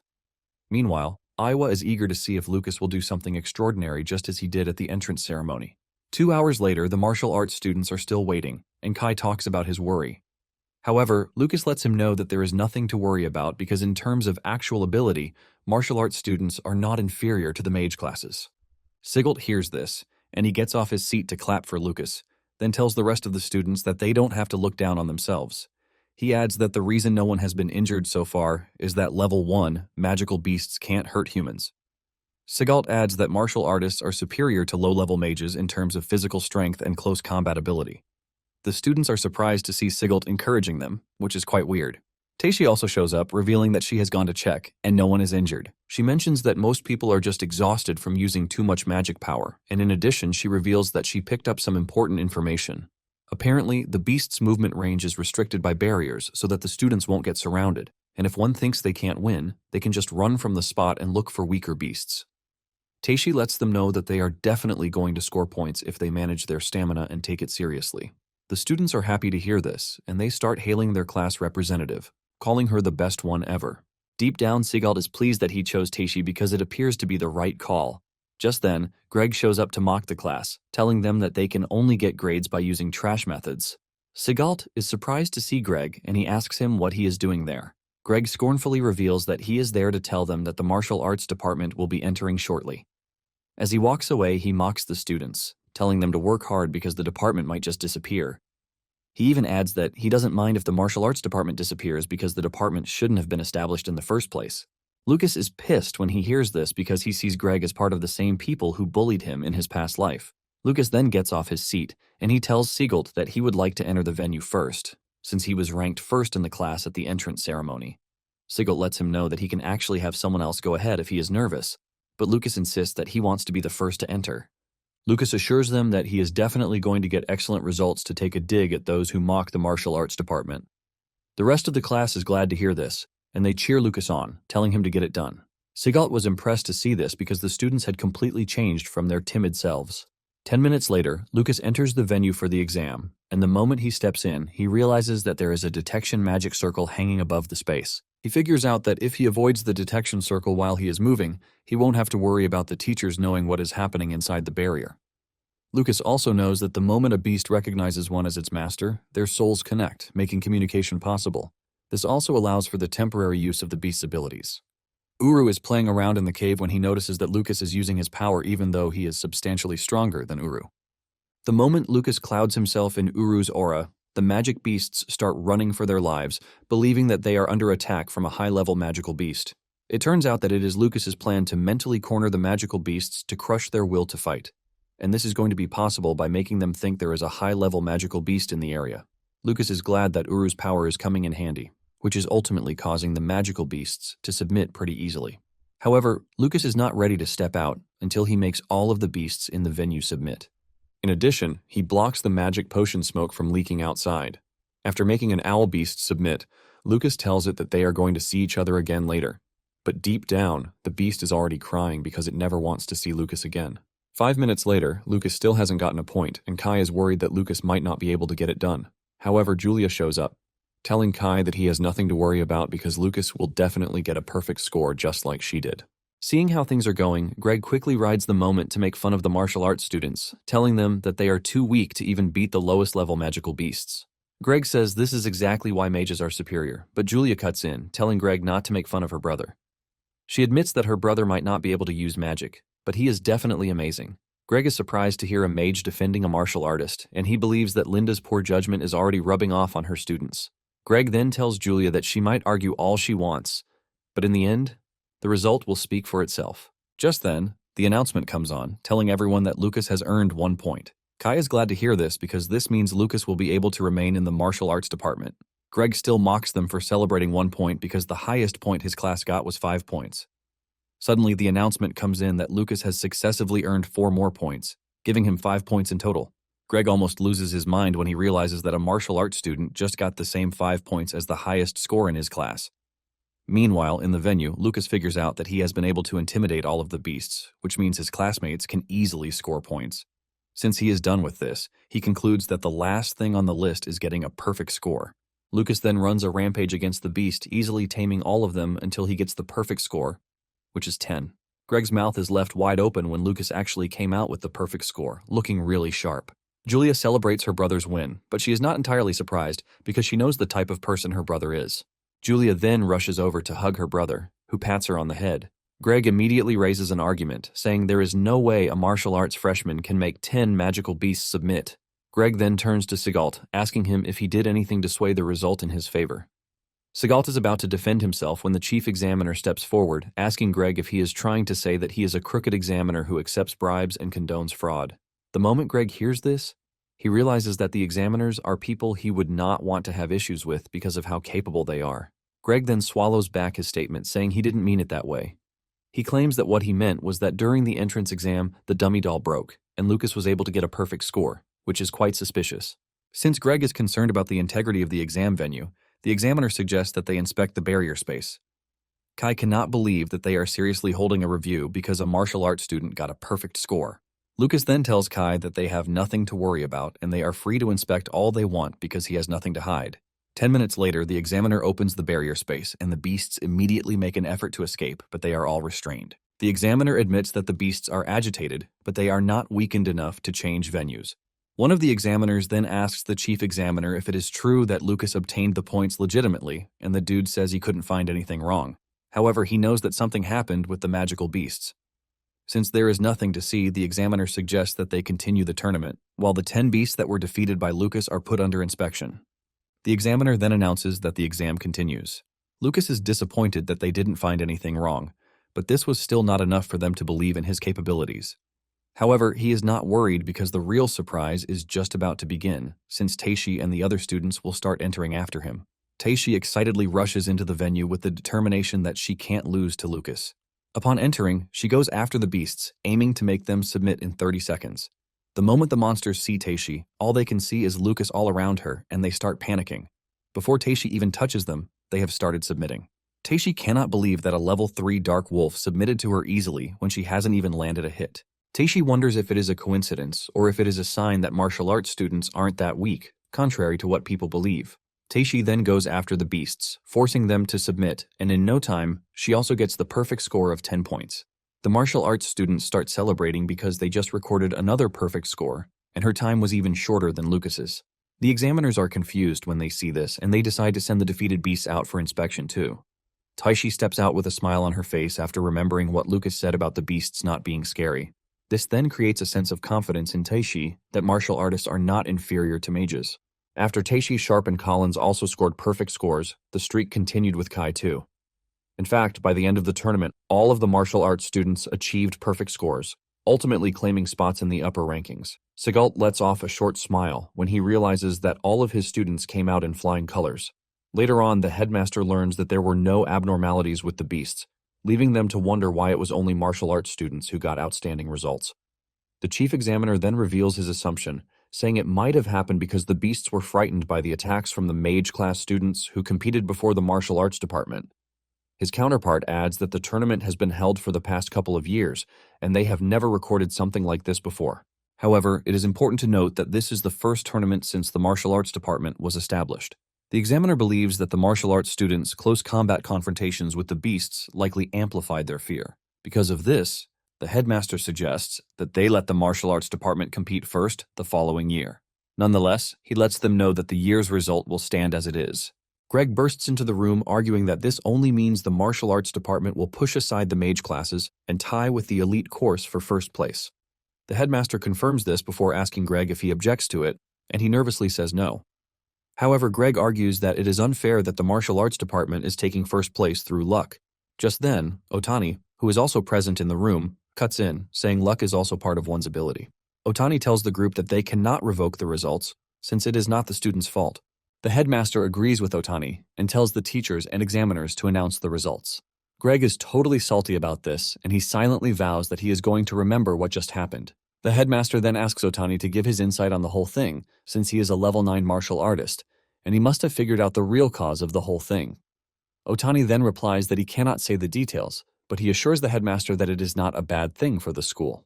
Deep down, Otani has decided to keep quiet about Lucas's true strength, since this is what he wants. Elsewhere, Kai and the other martial arts students are seen celebrating because they all got perfect scores.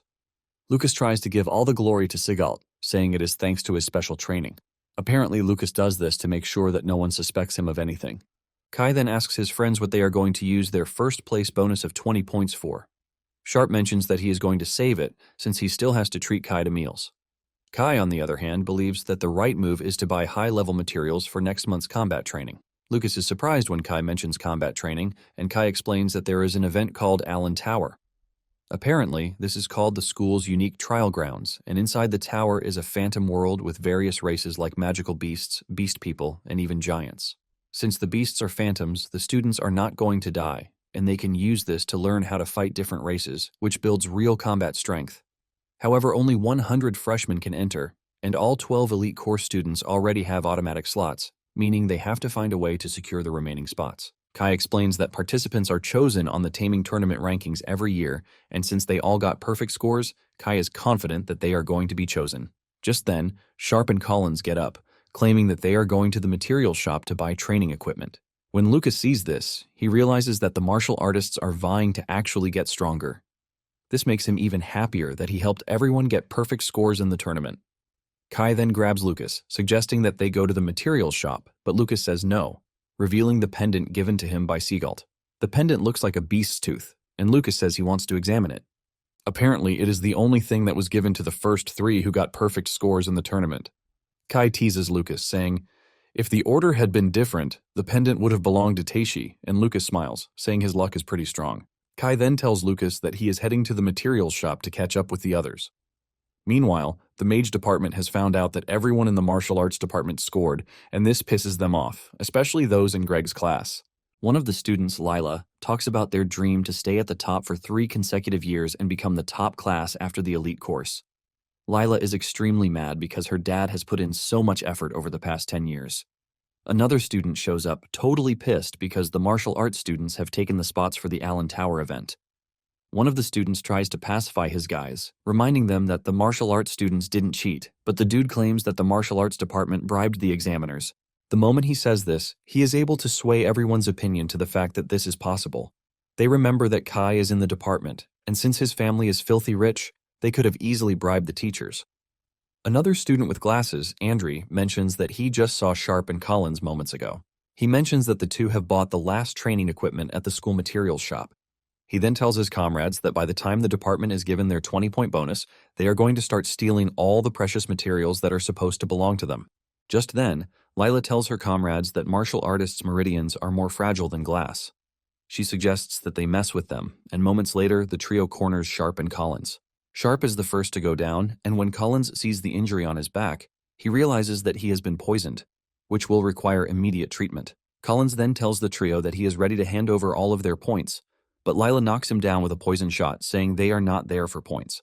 Collins then asks her why she is attacking them, and Lila reveals that she has a simple demand, which is for the two to crawl back to the martial arts department the way they are. Lila wants them to tell the whole class that their lives are worth less than weak insects. Hours later, Lucas and Kai are stuck looking for Sharp and Collins. They walk around the yard calling their names. Lucas is seriously worried, but Kai believes that the two are only running late. However, Lucas lets him know that the situation is pretty different, because this is the first time he has ever smelled such strong blood on the road they are taking. Just then, Lucas locks onto where the blood is coming from, and he dashes in that direction. Kai is surprised to see the dude suddenly running. Kai runs after him, and shortly afterward, they find Collins and Sharp bloodied in the bush. Anger immediately takes over Lucas, who starts demanding to know who did this to the two. Lucas quickly grabs the two to check on them, and with his last strength, Collins tells Lucas that they were attacked by Lila and her goons from Greg's class. The moment Lucas realizes that their meridians have been severed, his anger jumps the scale. Kai screams out in fear, but Lucas lets Kai know that they are still alive, but unconscious. Lucas then tells Kai to go find medicine while he tries to stop the bleeding. Kai acknowledges this and runs off, and after he is gone, Lucas reassesses the situation. He quickly figures out that their bones were shattered into pieces, which is clearly the bone-crushing technique used by black market assassins. Lucas immediately swears that he is going to destroy the perpetrators for using such a cruel technique on his roommates. He considers it attempted murder because what they did is in no way bullying. Lucas hears Sharp struggling to breathe while calling out to his mother. Lucas assures him that he has nothing to worry about because he is going to avenge him. Moments later, Kai returns with Taishi, whom he ran into on his way. Taishi is shocked to see the two unconscious, but Lucas assures her that they are not in any mortal danger. Nonetheless, he says they are going to have to rest for several days. Kai is glad to hear this, and he says they are lucky that Lucas was able to give them first aid. Taishi angrily reveals that she will be going to the student council the next day, but Kai thinks this is a waste of time because even the teachers are turning a blind eye to whatever happens to them. However, Lucas replies that he doesn't care, and the moment he says this, his expression totally changes. Taishi notices this, and she realizes that Lucas has changed from his usual gentle self into something scary. Lucas confidently declares that he is going to make sure he settles the grudge no matter what. The next day, Lucas heads to the student council room to tell Theod that they would like a duel with students from Greg's class. Lucas lets Theod know that an apology will be demanded if they win, but if they lose, they are going to hand over their S-rank bonus instead. Theod then casually replies that there is no proof that Greg's students are the culprits. He also asks Lucas if he is talking about the pendant when saying S-rank bonus. Theod throws down the pendant, saying it is worthless. Theod then suggests that they bet something more valuable if they really want a duel. Kai almost loses his mind when he sees the pendant on the floor, but Lucas stops him from overreacting, and he asks Theod what he would like them to put on the table. Theod wastes no time suggesting that they give up their Allen Tower qualifications. He mentions that the losing side will completely lose their entry into the Allen Tower, and Lucas immediately agrees to this. After coming to an agreement, the duel was scheduled for 2 days later, and this immediately attracted the attention of all the students. The freshmen who were not happy with the martial arts department securing Allen Tower slots wasted no time cheering for Greg's class. In fact, Greg also commends the trio who had attacked Sharp and Collins. Meanwhile, Sigelt remained silent all through, but made sure he intensified the combat training. On the day of the duel, the students are already present at the arena, and just as expected, most of the students are there to support Greg's class. Lila opens her loud mouth as usual, telling Lucas that there are many people watching, and he is free to back out before they are disgraced in the arena. Lucas simply replies that they have no idea how the match is going to turn out. The referee then tells both sides to prepare for the duel.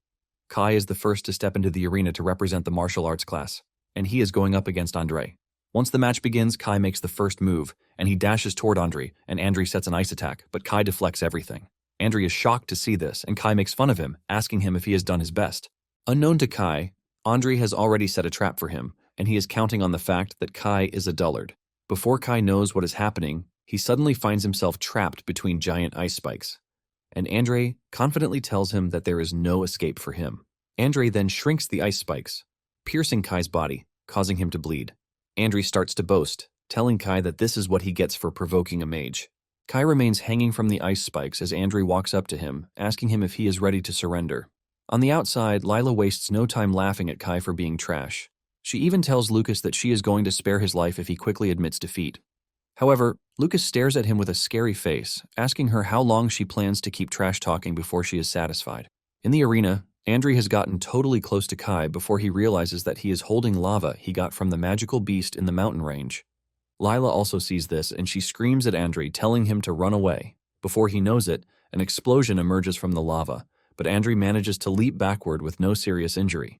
However, this leaves him shaken up because he realizes that Kai is a crazy dude to have detonated the lava slime jelly at close range when he is also open to danger.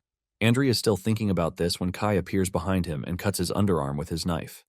Andri pushes backward in pain, but the audience is totally focused on Kai because his legs are completely charred. They can't believe just how crazy Kai is to have blown up his own legs to escape from the ice prison. It turns out that Kai is following Lucas's advice because he had already told him how to engage Andri in a fight. Meanwhile, Andri is still pissed that he got injured by a martial artist. Nonetheless, he believes that Kai has no way to escape again because his legs are already burned. Andri launches another long-range attack, but Kai meets it halfway with another bag of lava slime jelly. This leaves a loud explosion, leaving a cloud of smoke. Kai then uses this to close down on Andri, and he looks like a maniac while doing so. As he descends on Andri, all Andri can see is a terrifying madman coming for him. He screams out as he frantically shoots out an ice barrier, but Kai punches through it. As he reaches Andri, Kai smiles, telling him that he hates ice users because they always slip up at the end.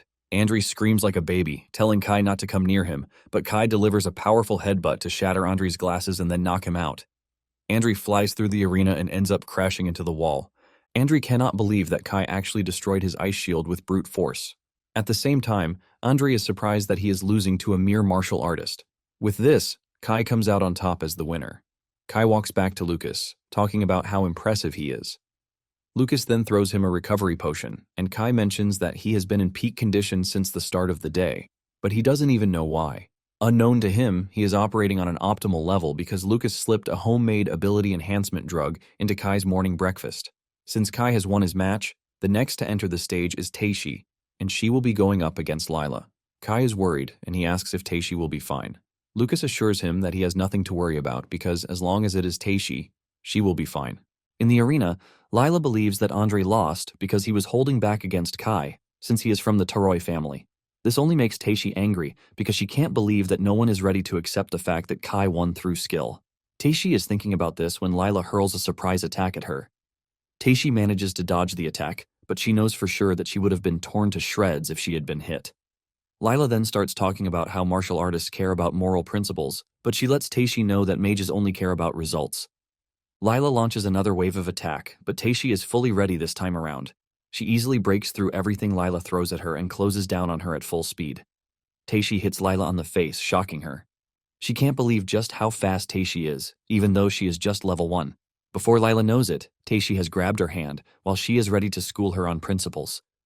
Teishi squeezes her arm while telling her that martial arts value human life compared to trash mages. Before Lila knows what is happening, Teishi has delivered several fast blows to her body, and she is making sure to target the meridians. By the time Teishi is done with her, everyone is left stunned. Lucas is impressed, and he is glad that he wasn't disappointed by Teishi. Lila ends up passing out in the arena, and the second victory also goes to the martial arts department. It turns out that Lila even had poison needles with her, but Teishi never gave her the chance to use them. Apparently, Theod was the one who permitted it, and when Mina hears about it, she is pissed. But Theod downplays this, saying nothing bad actually happened. The whole arena is already in chaos, as no one expected the martial artist to be dominating.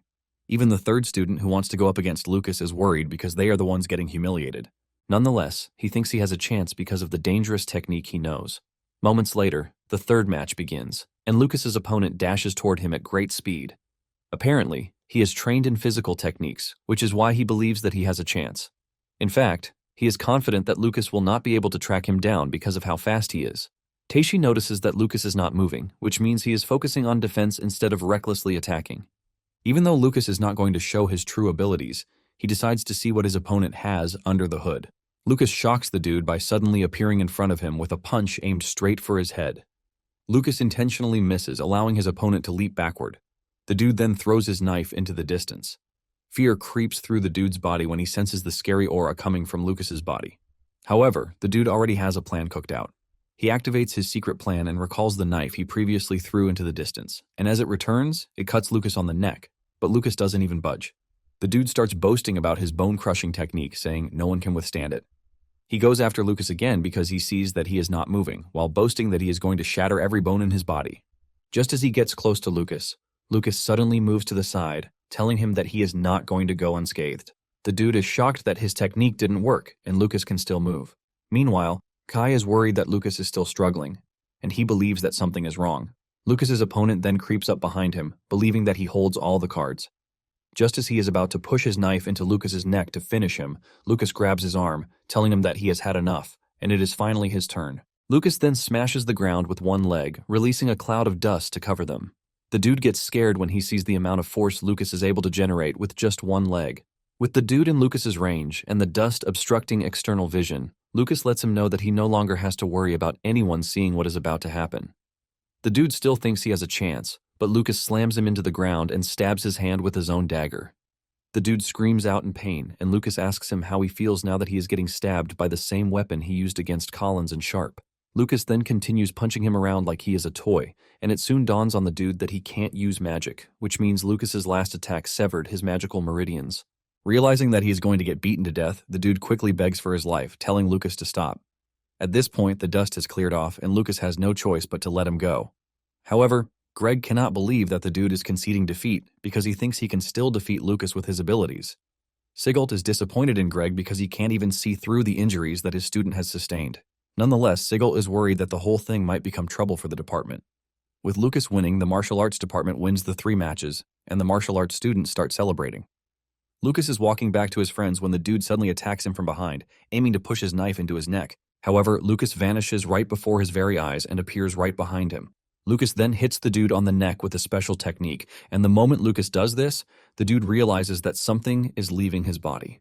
The dude crashes to the ground, losing consciousness while wondering what Lucas just did to him.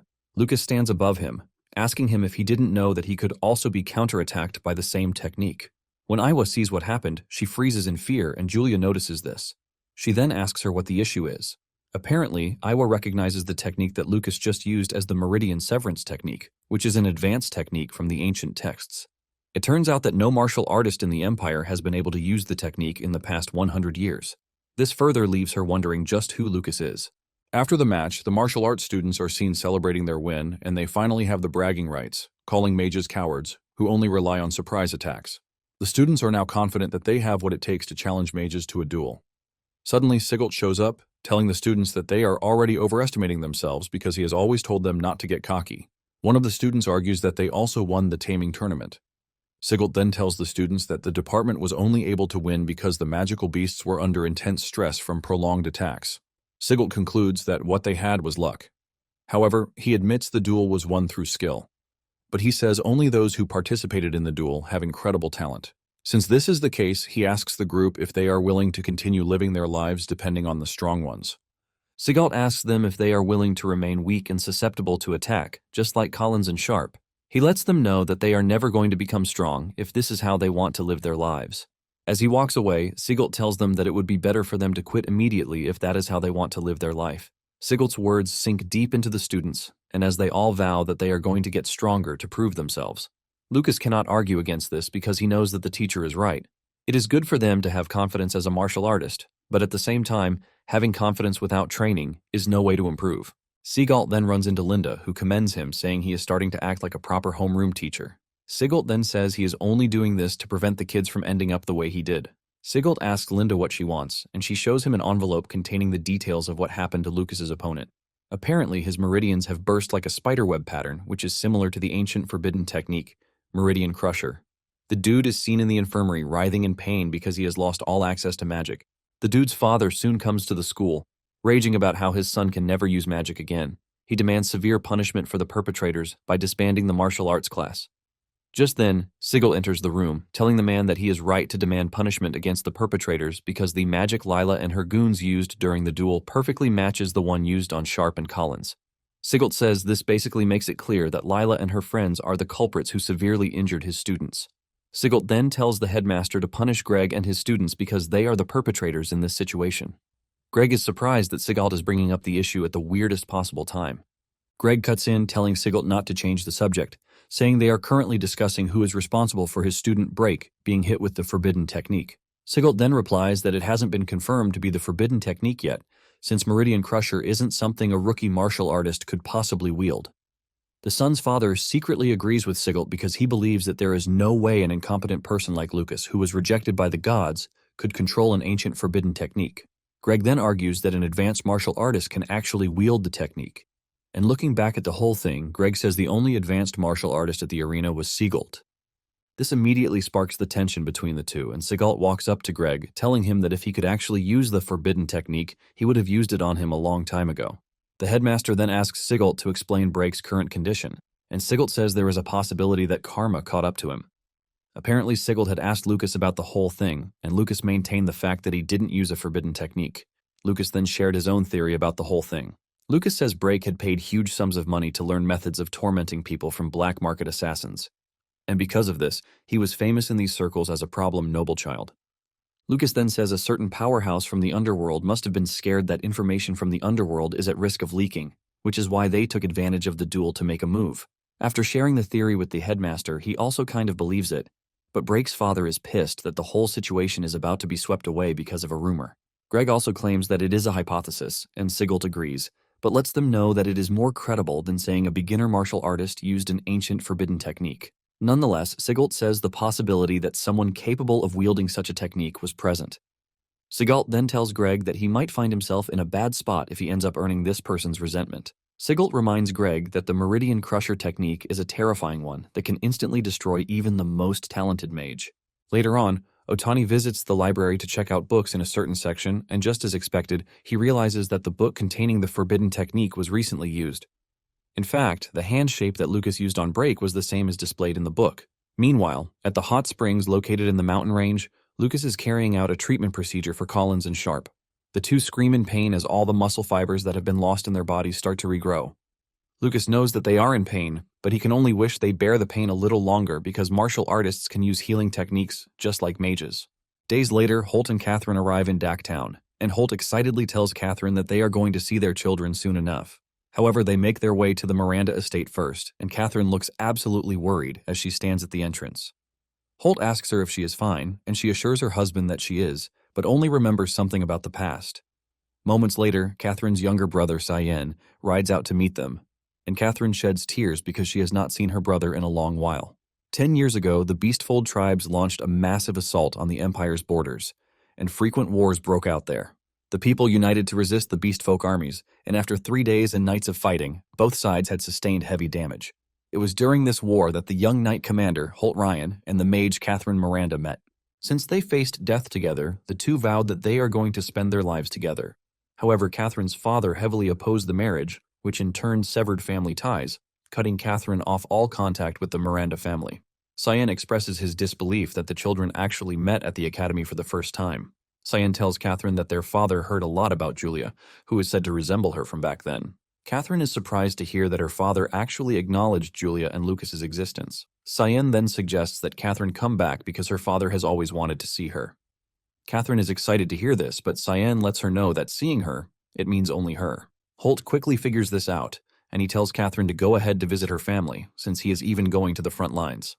Catherine wants to argue, but Holt lets her know that it is fine because he is just glad that his wife can finally return home. He tells her that he will come pick her up when the campaign ends. When Cyan sees this, he realizes that Holt is really a good husband because he swallowed his pride and even secretly asked him for help just so Catherine can reconcile with her father. Even with all of this, their father still doesn't care because his daughter went ahead to marry a martial artist.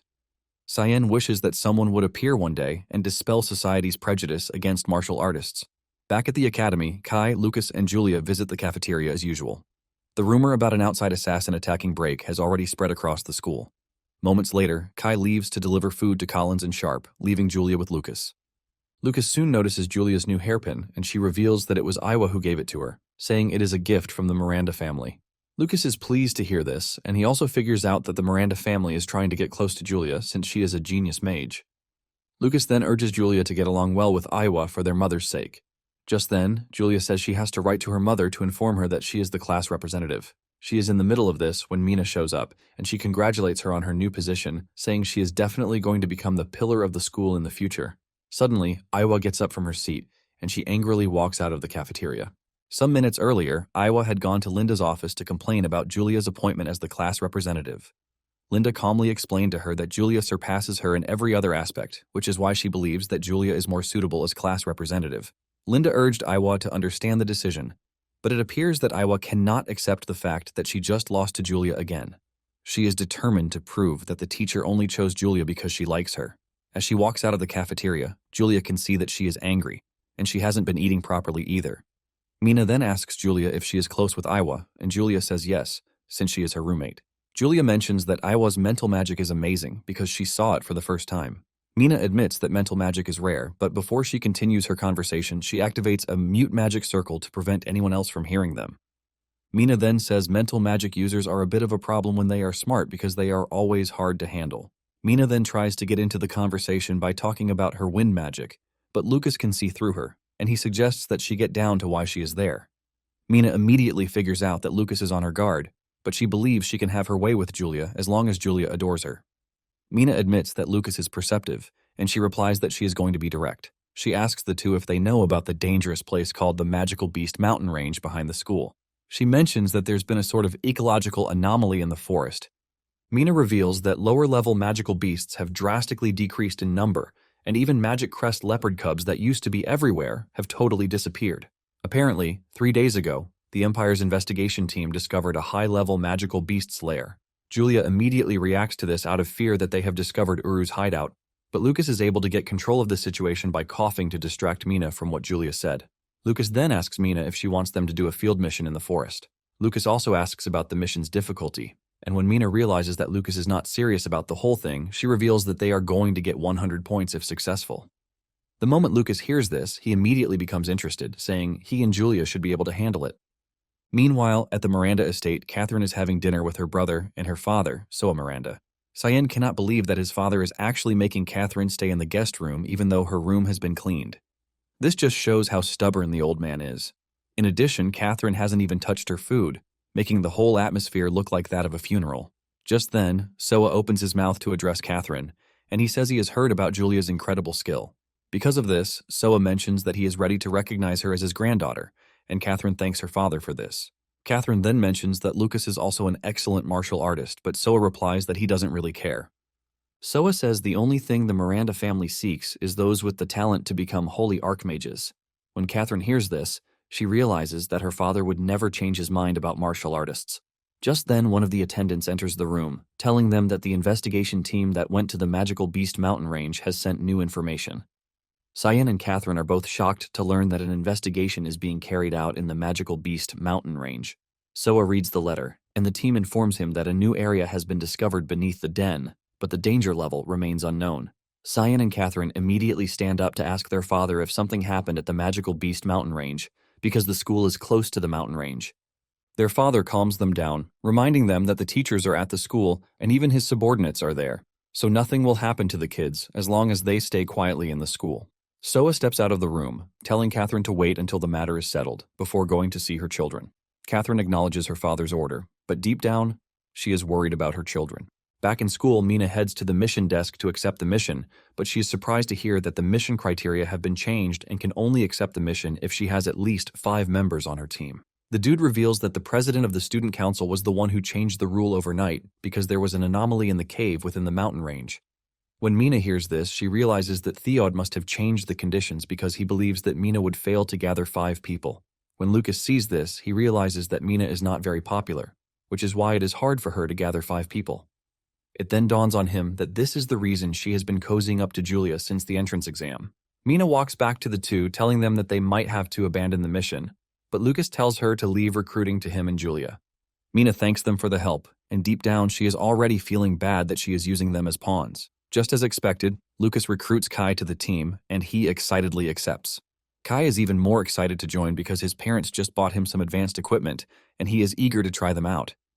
Julia also goes ahead to recruit Maya, and when Mina sees the team, she can't believe that she is about to roll out with freshmen. Lucas then subtly asks Julia why she called Maya instead of Iwa. Julia sadly replies that Iwa is not ready to listen to her. Even though the team looks totally inexperienced, Mina is relying on her strength and that of Julia for the mission's success. She then suggests that they leave immediately because even with acceleration magic, it is going to take them half a day to get to the magical beast's den, which means they have to hurry. Some hours later, they arrive at their destination, and they can see the Empire's survey team flag on the outside, which shows that they are currently investigating the cave. Lucas, on the other hand, is glad that they didn't find Uru's cave, but suddenly, a monster appears above them. Before Lucas can make a move, Mina swings in, cutting down the monster with her wind magic. They are about to relax when another appears behind Mina, charging towards her. However, Kai jumps in to block the incoming attack with his shield. Kai then tells Mina to leave the close combat to him and Lucas. Lucas also swings into action and takes down a few monsters, telling Kai not to take all the praise. Kai immediately considers it a competition, as he asks Lucas if he can keep up with his speed. At the same time, Maya creates a water barrier, assuring the team that they can leave support to her. Mina is pleased to see that everyone is coordinating, which is exactly what she wants. Since Julia has been staying back, Mina tells her to have a go at the monster. Julia then cooks up a powerful barrier magic made from lightning, and it roasts all of the monsters flying toward them. Kai is totally blown away by how powerful Julia's magic is. Even Mina subtly says something, but when Julia asks her what she said, she claims that it was nothing. It turns out that Mina is already realizing that she underestimated Lucas and the rest of the team because they are actually up to the task. After clearing out the monsters, Maya takes her time to heal the team, and Kai, being Kai, starts glazing him, calling her a goddess. Maya blushes at this, but urges Kai not to exaggerate the whole thing. However, she would have basically lost her mind if Lucas were the one who called her a goddess. She soon gets the thought out of her head because it would be better for Lucas not to get injured in the first place. The team soon proceeds into the cave, and they are blown away by how huge the inside is. Mina provides lighting for the team, and as they go deeper, they realize that it even has a bigger space than they thought. Kai lets them know that with how big the cave is, a small-scale army can actually fit through there. However, Lucas believes that the cave is not a naturally formed cave, as it seems to have been excavated. Lucas tells them that the underground section would probably be crawling with magical beasts. Mina agrees with him, saying the deeper they go, the more dangerous it becomes. Moments later, a bunch of goblins show up, but before they can even reach the team, Julia fries them with her lightning magic. Mina figures out that the goblins have been underground for a long time and their vision has completely deteriorated. Moments later, Kai informs the team that he has a plan because they can't be sitting around waiting for the monsters to come to them. Kai kicks his plan into action, and a little while later, Kai is seen running back to the team with a ton of monsters running after him. By doing this, Julia and Mina are able to set a trap for the monsters, and they easily wipe them out. Maya is blown away when she sees this, and Lucas agrees that the method is pretty efficient. He wonders if Kai is making use of the area of effect attacks that are common in games back on Earth, leaving him to think of the possibility that Kai is also a reincarnator. Basically, Kai lures the enemies to one spot, and the two overpowered ladies take care of them at once. Kai lets the team know that the technique is only possible because he is wearing advanced equipment. Kai makes fun of Lucas, saying he is already taking all the glory from him, but deep down, Lucas doesn't care about attention. However, thanks to Kai's suggestion, the team moved steadily, defeating magical beasts on the way, and they gradually approached the center of the dungeon. They even walk past a section that contains treasures. Moments later, the girls stand back to take a break, but Kai is enjoying the hunt so well that he just runs off so he can lure more enemies to them. Moments later, Kai returns with a bunch of monsters, but to his surprise, the team is no longer where he left them. Unknown to him, they have hidden themselves in an opening since Kai is not ready to give them a break. Kai is forced to run toward the entrance of the cave with the monsters chasing him. Lucas sarcastically says they have to sacrifice him since it's his own fault, and Julia says a prayer for the afterlife. Instead of following the sarcasm trend, Maya decides to be the fun guy at parties, saying she is going to save Kai no matter what. The others cannot believe that Maya is taking the whole thing seriously. Suddenly they hear a loud scream, and Maya believes that it is Kai. But Lucas lets them know that it came from the center of the cave. Lucas is confident that the survey team has found the dungeon boss.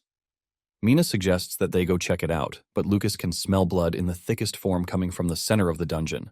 Mina then gives the girls recovery potions to use, and in no time, they start moving again. Mina tells them that their strength might not even be needed because the survey team is enough to take care of the danger. Not long after this, they run into a horrific scene where the entire survey team has died. Fear grips Mina, and she tells the team that they have to retreat immediately. Suddenly, a scary minotaur appears out of nowhere, holding the survey team leader in its right hand and a giant axe in the other hand.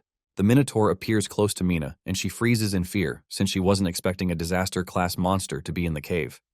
Mina watches as the minotaur makes a move to crush her, but Lucas is already rushing toward her. Lucas knows fully well that something is up because such a dreadful monster shouldn't be around the cave. Lucas then pushes Mina out of the way, ready to take the full force of the minotaur's blow, but suddenly, the axe gets stopped by a wall of ice. Julia rushes toward her brother, asking him if he is fine, while asking who cast the ice shield. Lucas then tells the team that the person who cast the shield is the dude getting crushed in the Minotaur's hand. The Minotaur is pissed that the dude got in its way. The team is also impressed that even though the dude is suffering from fatal wounds, he still endeavored to save them. The soldier then urges the kids to run and call for help from the Imperial Army because the ancient seal that was in the cave has been broken. Pissed, the Minotaur squeezes hard on the guy's body, causing him to scream before passing out. The Minotaur threatens to wipe them all out, but just as it seems that all hope is lost, the dude regains consciousness again, and he unleashes a massive ice wall to trap himself and the Minotaur. He then screams at the kids to run away and report what is happening in the cave. Lucas is gutted that he couldn't save him, but he promises to come back and avenge him. The team then starts running away, but as the dude dies, his ice trap weakens, and the Minotaur breaks free. Annoyed, the Minotaur prepares to consume the soldier for getting in his way.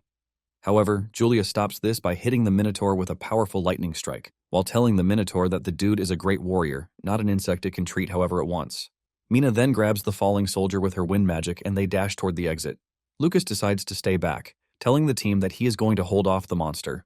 However, Mina doesn't think Lucas can do it because the Minotaur is a disaster-class beast. Lucas knows it won't be easy, and while they are still trying to escape, the Minotaur catches up. It hits the roof of the cave, causing massive destruction. Lucas turns around to fight, but Mina jumps in, saying it is her duty to protect everyone as the vice president. Lucas is impressed by this because he already assumed that she was a selfish girl, but she turns out to be braver than expected. Julia also stays back, saying she can't leave her brother and Mina behind.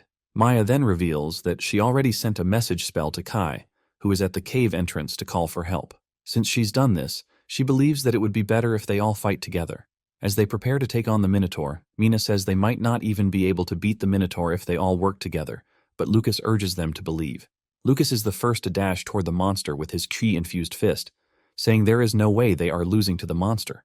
The Minotaur angrily swings at Lucas too, leaving a large hole in the ground, but Lucas easily dodges the strike.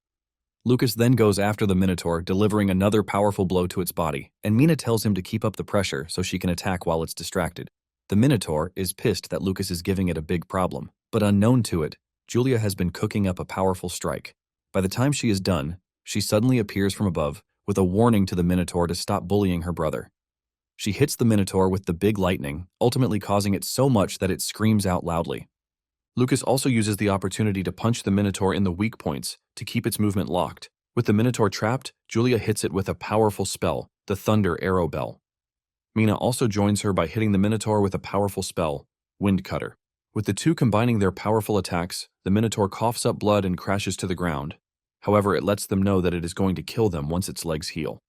Maya then tells the Minotaur that she is not going to let this happen, and she hits the Minotaur with a water blast.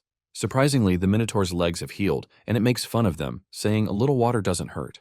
The Minotaur gets even more aggressive, threatening to eat all of them, but Julia appears above, telling the monster that it will soon find out what happens when a body is soaked in water before getting shocked. Julia assures the monster that it is going to pay for killing the soldiers, and she hits the Minotaur with a powerful lightning strike. Thanks to the water, the lightning courses through the Minotaur's body, penetrating every nook and cranny of its body. Lucas is impressed when he realizes what his sister and Maya just did. With how powerful the attack is, the Minotaur cannot tank it, and it crashes to the ground, totally unresponsive. Lucas then jumps on the Minotaur, preparing to deliver the finishing blow. Suddenly, the Minotaur unleashes a massive dark aura from its body, forcing Lucas to leap backwards, while everyone watches in horror. Before they know it, the Minotaur is back on its feet, and it looks more dangerous than it was minutes ago. At the entrance of the cave, Kai senses the immense pressure coming from the cave, and this is when he realizes that the situation is critical. He quickly rushes off to call for help, while hoping his team members hang tight. As the Minotaur comes back to life, the demon insignia appears on its chest, releasing a massive shockwave. By the time it is done healing, the Minotaur looks like a scary demon, and Lucas realizes that things have gotten serious because his ears are bleeding just from the monster's shockwave. Lucas turns around to check on the girls, hoping that they are fine. To his dismay, Mina just used the last of her strength to shield the others. But even this wasn't enough as they had all been gravely injured. Mina loses the rest of her strength, and she immediately passes out. To make it worse, Lucas sees his sister bleeding from the head and totally unresponsive. This immediately turns off whatever restraint he has, and he goes after the Minotaur with a powerful chi punch. The Minotaur tries to block Lucas's punch with its hand, but Lucas is already determined to kill the beast, and he easily shatters the monster's hand. Lucas doesn't stop there as he goes after the monster's second hand, shattering it too. However, the monster continues raging, and this is when Lucas realizes that the monster is really crazy because it is acting as if it can't feel pain. Surprisingly, the Minotaur regenerates its arms, and before Lucas knows it, the beast swings its giant axe at him. Lucas manages to jump backwards, saving himself from dying to the strike. Lucas soon realizes that he is coughing up blood, thanks to the monster's roar. The monster commends Lucas's strength before going after him again. Lucas is forced to run around the confined space, but this causes the Minotaur to start crashing into the cave. Lucas knows this is bad because the falling rocks would eventually fall on the girls. Just as predicted, one of the boulders goes straight for Julia, but Lucas is there to block it, saving his sister. The Minotaur then lets off another resounding roar that bounces off the rock wall, causing it to be more intense. Lucas tries to block the roar, but it is so intense that it crushes his insides. Lucas coughs up blood, causing him to be temporarily immobile, giving the Minotaur the chance to come after him with the intention of striking him down. However, the Minotaur's axe gets blocked by Lucas's strong defense, and he punches the Minotaur back, telling it that it can only say he is finished after he's made sure that it has beaten him. The punch from Lucas rids the Minotaur of its axe, and Lucas grabs it, dashing toward the beast with it. Lucas lets the Minotaur know that it will never get to lay hands on his comrades as long as he is alive. Lucas slashes the Minotaur's head with the axe, causing it to scream out in pain, but Lucas doesn't stop there as he continues to deliver vertical blows to the beast's body. Lucas cuts him so badly that he leaps behind it after he is done cutting him from the front. The axe soon gets broken, but Lucas doesn't stop there as he continues punching the beast in the hardest way. The Minotaur manages to grab him at some point, but before it can even crush him, Lucas breaks free with a dangerous technique that crushes the Minotaur's hand. At this point, all the veins in Lucas's body have turned dark, and he is looking like he has lost whatever control he has left of himself. Even though the Minotaur looks really dangerous, Lucas looks more dangerous as it dashes toward it with a punch. The Minotaur never learns, and it tries to block Lucas's strike, but Lucas breaks through as usual. Lucas continues the attack with a kick to the chest that destroys half its body mass. While delivering several blows to the monster's body, Lucas lets it know that he is definitely going to kill it. At this point, Lucas has lost every sense of humanity and control.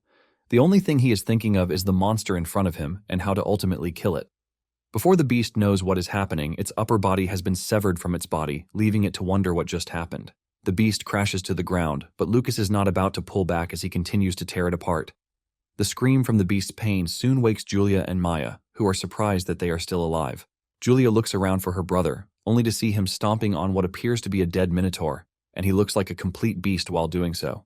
Julia is horrified when she realizes that her brother is losing himself, and she gets more proof of this when Lucas lets off a huge scream. It turns out that the insignia on the monster's chest is already feeding Lucas's anger, causing him to lose control. A moment later, a powerful demon emerges in the Hall of Wrath and it screams out in anger that it is back in such a filthy world. Apparently, the beast is Valsaba, the demon lord of controlled wrath, and it is pissed that the martial god previously defeated him. The demon lady, whose name turns out to be Jelsida, the demon lord above, also shows up in the Hall of Wrath. Jelsida is impressed that Valsaba finally awakened, and this is because of the key that they chose. Valsaba heads to his throne, and he asks Jelsida if Lucas really has the potential, but Jelsida doesn't give a definite answer. Valsaba then points out the fact that Lucas is trying to break free of Jelsida's restraints. Back in the cave, Lucas had almost lost himself to rage while punching the Minotaur to death. Julia quickly grabs him, begging him to wake up. Maya also hurls a calming spell at Lucas, but this doesn't work. Instead, Lucas prepares to launch a powerful attack, and Maya screams at Julia to get away because Lucas is about to land a full-power punch. As she is pulled away, she screams out, calling her big brother. Julia's scream and tears are enough to break through Lucas's anger. Julia and Maya watch in fear, waiting for what will happen. Fortunately, Lucas breaks through the demon insignia on his back, and he returns to his senses. The first thing he does is to apologize to Julia, and he urges her to step back a bit. Julia does as told, and Lucas takes a breath before activating a purifying technique that cleanses him of whatever has gotten hold of him. The amount of energy that emanated from his body also cleared out the remains of the Minotaur. Once they realize that Lucas is finally himself, Maya and Julia rush over to check on him. Julia asks him if he is fine, and he assures her that he is good. Julia talks about how scared she was, and Lucas assures her that he won't do something like that again. Thankfully, Kai's message came in at the right time, telling them that he had brought reinforcements.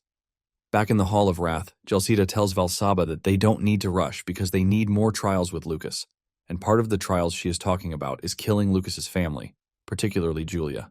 Soon afterward, Lucas hears a voice calling him to wake up. He slightly opens his eyes to see his family members standing in front of him, but he looks around to see that he is not in familiar territory. Terrified, He unleashes a powerful punch to destroy whatever is in front of him. He soon realizes that his body is moving on its own, and he is getting consumed by the anger again. He screams out, calling his family members, and by the time he finally opens his eyes, he finds himself in the school infirmary. He had just punched Kai in the face, and Kai could not believe that he had just been punched by a half-asleep Lucas. Kai tells him that he would have whooped him if not for the fact that he was injured. Lucas apologizes for hitting the dude, and Kai walks away with a red nose. After he is gone, Lucas is left wondering why he had a dream like that. He starts thinking if the weird power from the cave is still messing with him. He also senses the feeling of losing control, which turns the dead bandit into a monster. It soon dawns on him that he actually lost himself because he allowed anger to control him. This leaves him wondering if there is anyone who can hold back their anger in the middle of a fight. Lucas starts thinking of a way out, and he figures out that he would just keep someone who can stop him nearby when a fight is about to break out. However, it dawns on him that the idea is trash because the only ones who would be with him in missions and training are students. He knows fully well that it is going to be dangerous to have them stop him when he is on a rampage. Just then, it dawns on him that the only way is to stop himself. Later on, Sigalt is seen on his way to the infirmary. He hears two nurses talking about Mina, who was badly injured. The two talk about how Mina was left protecting two deadweights from the martial arts department. Suddenly, Sigalt senses the aura of an advanced martial artist coming from Lucas's room. Immediately he sees this, he dashes toward the room, leaving a strong wind behind. In Lucas's room, it turns out that he has managed to get the clone technique right. There are two other Lucases in the room, and he remembers from the book he read that a clone's strength tops out at half of the original. Basically, this means that if there are 3 clones of himself, the power gets evenly split, so each one of them has 1/6 of his original strength. Lucas immediately discards the idea and the clones because he knows that this is too weak if he ever goes berserk. However, he still believes that it would buy him time to escape. Just then, Sigalt enters the room, and he looks pretty serious. Sigalt then mentions the strange things that have happened since Lucas got to the academy. After listing them out, Sigalt comes out bluntly, asking Lucas what he is and why he came to the academy. Lucas takes a minute before nervously answering Sigalt, telling him that he has no idea what he is talking about.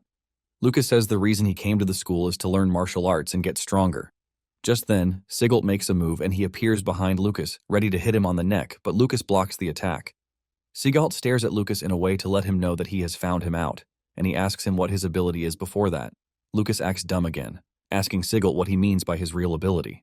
Deep down, Lucas knows that Sigalt is not a joke, and it would be nice if he had someone capable like him watching over him, but at the same time, Lucas is hesitant. Before Sigalt can do anything else or ask any more questions, Catherine shows up at the door asking Sigalt who he is. It suddenly dawns on Sigalt that it is the day off, and the parents are allowed to freely enter the campus. With a stern voice, Catherine tells Sigalt to step away from her son. Julia is with Catherine also, and she asks Lucas who the man is. Lucas quickly takes control of the situation, revealing that Sigalt is his homeroom teacher for the martial arts department. Lucas tells them that Sigalt was only giving him some coaching, saying one shouldn't take on a powerful enemy head-on. When Sigalt hears this, he realizes that Lucas is taking a subtle jab at him, and this is because he had noticed his mother coming from her footsteps. Catherine believes Lucas's claim, but suggests that he rest, since it is a day off. Catherine also turns to Sigalt, subtly suggesting that it is time for him to leave. Sigalt figures out that he has no choice but to leave, since he hasn't seen Lucas cause any trouble so far. After Sigalt's departure, Catherine reveals that she had to stay at the Miranda estate because Lucas and his team decided that the next thing on their bucket list is to risk their lives. Julia is surprised to hear that her mother has been in town for a couple of days, and tears roll down her face as she tells her mother that she would have loved to see her sooner. Julia jumps on her mother and starts hugging her in every possible way she can. The woman almost gets choked out, forcing her to beg Lucas for help. But Lucas is not about to stop Julia from enjoying herself. Lucas then asks Catherine if Holt is not with her. She reveals that the situation on the front lines is looking grim, and after he dropped her off at the Miranda estate, he went off to the front lines. It then dawns on Lucas that the Miranda family is willing to accept Catherine back, but they won't take Holt. Catherine then tells Lucas that his father told her to give him a present for taking first place in the entrance exam. She opens the box, and sitting inside is the treasured sword passed down in the Ryan family. Catherine reveals that the sword was damaged some years ago in a battle against the Beastman army, and they have not been able to repair it, which means it's no longer practical. Nonetheless, it is still a family heirloom. Lucas's eyes light up in joy as he takes the sword, and he assures his mother that he will do his best to keep it, so he doesn't betray his father's expectations. Deep down, Julia is jealous, and when the two notice this, they start smiling. Julia notices this and almost rips their heads off for smiling. Lucas then draws her closer, patting her on the head, while telling her that their mother dotes on her the most. Just then, Catherine opens a small box containing beast pills, and Catherine tells Lucas that she brought them for him. However, she also baked sweets just for Julia, and the moment she sees the sweets, she immediately forgets that she was angry. She jumps up in joy, telling her mother how much she loves her. Catherine then brings out a letter meant for Jeremy. Catherine reveals that the letter is from their father, and he also prepared some pills for Jeremy. It turns out that Catherine took the pills to deliver because Jessica didn't follow them this time around. Julia takes the letter and says she will deliver it even though she doesn't like Jeremy. Later on, Julia heads to the boys' dormitory, and Jeremy's friends tell him that he has a visitor. The boys are shocked to see the genius Julia at their dormitory. When they later find out that Julia is Jeremy's sister, they start swarming around him, urging him to take Julia on a mission next time. This only pisses Jeremy off, and he slaps off the dude's hand. Jeremy walks off in annoyance and jealousy, leaving the boys to wonder what is wrong with him. Apparently, he is pissed that since he has been in the school, his father and mother have never come to see him once. But they came and even decided to give Lucas the treasured sword because he took first place in the exam. Jeremy is pissed that Lucas is getting all the love from everyone, and because of this, Jeremy vows that he is going to take back everything that should have been his. Before Julia and Lucas knew it, the fun time had gone by and their mother had no choice but to return to the Miranda estate because she would be staying a while in town before leaving. Even though Julia and Lucas know that they can't see their mother, they are happy that she's nearby. Mina, on the other hand, remained badly injured, but Lucas made a potion for her. He lied that it was from the Miranda family, and thanks to this, no one questioned the potion's incredible effect. Things continued smoothly, and 2 weeks later, the Allen Tower event arrived. While the martial arts students are busy celebrating the event, Sigalt shows up, telling them to quiet down. He lets them know that the tour of the tower is part of their education, showing the importance of the event. Just as expected, the mages started bad-mouthing the martial students the moment they entered the venue. Kai is pissed that they have started picking on them again, but Lucas urges him to calm down. Lucas knows fully well that not everyone likes the fact that they are around because most believe that they got lucky to have gotten the slots. In fact, the first-year homeroom teachers of the mage classes even complained to the headmaster, saying martial masters are not needed in the Empire. Because of this, they demanded that the martial arts department hand over their slots. But in all of this, Sigalt didn't seem to be worried. Lucas is left wondering if Sigalt really trusts the headmaster this much, or if he has something else he is relying on. Sigalt soon gathers his students to give them a pep talk, and he tells them that every year, the third years are the first to enter the Allen Tower to set an example for the new students. Moments later, the third-year students are told to get ready to enter the tower. It turns out that Jeremy is also part of those entering the tower, and he is glad that after 3 years of being at the school, he finally has a chance to enter the tower. Basically, this has been his own fault because he never ranked in the top 100 until that year. While they are preparing for their entrance, Julia shows up to cheer him on. While the other students are glad that the genius from year 1 is there, Jeremy couldn't even acknowledge his sister's presence. Julia is disappointed, but it turns out that she only did it because her mother told her to. As the students prepare to enter, Jeremy makes the vow to surpass Lucas. Upon stepping into the tower, the students are required to place their magic staff in front and then close their eyes.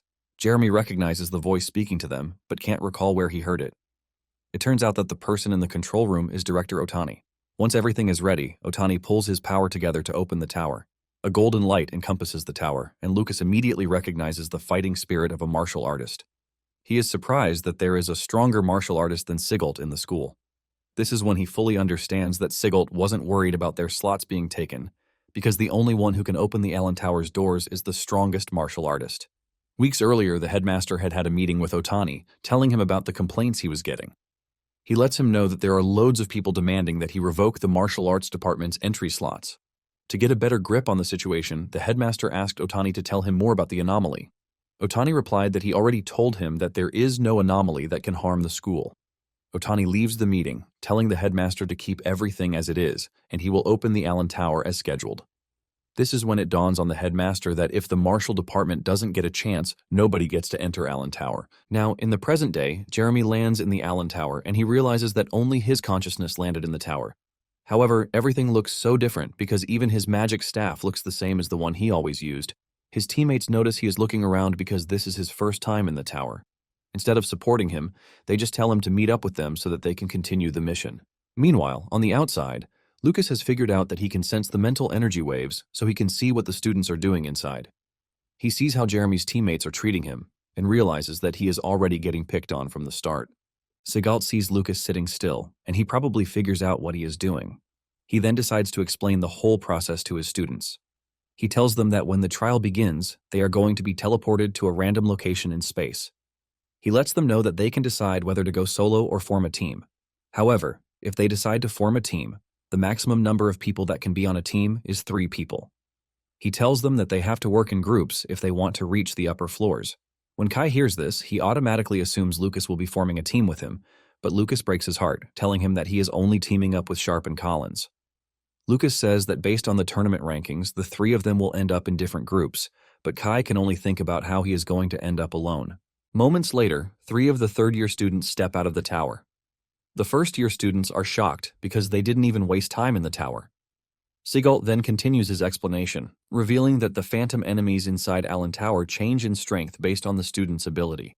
He tells them that there are students who underestimate this and get knocked out right away. Lucas then decides to check out how Jeremy is doing inside the tower. Apparently, Jeremy has caught up with his teammates, and they are heading to the second floor. Upon arriving on the second floor, beasts launch a surprise attack from behind, but Jeremy quickly latches onto this, and he uses his power to grab them, giving his teammates the chance to finish them off. By defeating the beasts, they get a ton of points. This immediately tells the team that the rumor about the second floor being dangerous is true. Nonetheless, the team continues moving, taking down a bunch of monsters while earning points too. By working really hard, the team makes it to the third floor. However, they get knocked out on the third floor, and as they step out of the tower, Jeremy's teammate notices that he has been quiet. He asks him if he is not happy, but Jeremy replies that he is, and this is because he finally gets a feel of what his father usually feels whenever he is on the front lines. Because of this, he believes that he is now one step closer to his father. Hours later, Lucas figures out that he could use the mental energy sensing to see what is happening up to the third floor. Apparently, in the trials, phantom enemies with different characteristics appear each time, and even the same type of enemy gets stronger with each floor one climbs. Lucas wonders if the phantoms are created from real beings that exist in the world. And if this is the case, he wonders just how terrifying Otani's combat experiences are. He believes that Otani has also noticed his true abilities, just like Sigalt, but he can clearly see that they are quietly observing him. This leaves him wondering if it is goodwill or if he should be worried. Not long after this, Mina and her group gather to enter the tower. Apparently, the leading group managed to reach the 4th floor, and everyone is rooting for Mina's group to catch up too. Julia, being Julia, jumps up from where she is, cheering Mina on, telling her to do her best. Unlike Jeremy, she turns around to thank Julia. The teacher asks Mina if her injuries have healed, and she assures the teacher that she has recovered completely. The teacher then urges her to do her best, and the other students are amazed at how good she is with the teachers and even Julia. One student reveals that Mina is quite talented, which is why she became a VP in her 2nd year. They believe that her abilities are unmatched, except for the president back then. However, they know that she is not popular, and when Mina hears this, she realizes that they are bad-mouthing her already. In no time, Mina and her team make it to the 3rd floor. However, they dash through the floor, avoiding unnecessary fights just so that they can get to the 4th floor. Lucas is impressed that they made it to the 4th floor in 30 minutes, which is quite impressive for the strongest in the 3rd-year group. Upon arriving at the 4th floor, they encounter elite beastmen that are about twice as big as the ones on the 3rd floor. It dawns on the team that this is why most of the students get knocked out on the 4th floor. Instead of sitting down and discussing with the rest of her team, Mina one-shots all of the monsters standing in her presence. By doing this, she realizes that the last mission has helped her abilities grow. She knows fully well that the monsters in front of her are nothing when compared to the Minotaur from the cave. After wiping out the first batch of monsters, Mina tells her teammates that she is going to leave the cleanup to them, while she searches for the passage to the 5th floor. As she continues her search for the passage, she encounters more monsters that she is forced to defeat. After a hard-fought battle, the team makes it to the 5th floor, blowing everybody's mind. Kai is impressed, and he wonders when he will get to reach the 5th floor. Sigalt lets him know that there is no need for him to rush, because making it to the 3rd floor is enough. Sigalt lets them know that if they steadily improve their abilities, the enemies on the 5th floor won't be scary. When Lucas hears this, he figures out that Sigalt has entered the tower before. Moments later, Mina and her team step out of the tower, and judging by how distraught she looks, Lucas could see that she couldn't achieve her goal. It turns out that Theod is watching from his office, and he mocks Mina for thinking she can surpass a genius like him. Later on, Julia, Lucas, and Mina meet in the cafeteria, and Julia congratulates Mina on taking first place in the 3rd-year trial. Lucas also commends her, saying she managed to reach the 5th floor. Mina looks disappointed, and she mentions that she wasn't able to beat Theod's record. Julia is confused because she knows that Theod also finished on the 5th floor, which means that they are tied. Mina reveals that by the time she saw the stairs to the 6th floor, she was already exhausted. In Theod's case, he managed to climb the stairs and got as far as almost opening the 6th floor door. Because of this, Mina believes that she is still inferior to Theod in stamina, tactics, and magic control across the board. Mina then shifts the discussion from herself, asking Julia and Lucas if they have gotten a team. Julia excitedly reveals that she is teaming up with Iwa. Iwa had boasted that she was only teaming up with Julia because her father told her to. Lucas, on the other hand, believes that the Miranda family has fully acknowledged Julia's strength, which is why they are trying to get close to her. Lucas then tells the two that he is teaming up with Sharp and Collins. Julia is shocked when she hears this because she was expecting him to be with Kai. Lucas lets Julia know that their rankings are way apart, which is why they ended up in different groups. Even though Lucas has explained everything to Kai, he is still grabbing onto him, calling him a heartless traitor for leaving him behind. Kai is without a team, and while he is still crying about it, Teishi shows up, telling Kai that he can join her team because she is looking for one more member. The moment Kai hears this, he immediately jumps to Teishi's team. On the training ground, Sigil is impressed that everyone has found a team, and he tells them to get fired up because they are all aware of what people say behind their backs. Since they know the trash things that they are always saying behind them, Sigil suggests that they work to make sure that none of the insults come through. Teishi also motivates the team, saying they are going to work hard so that nothing goes the way the haters want it to go.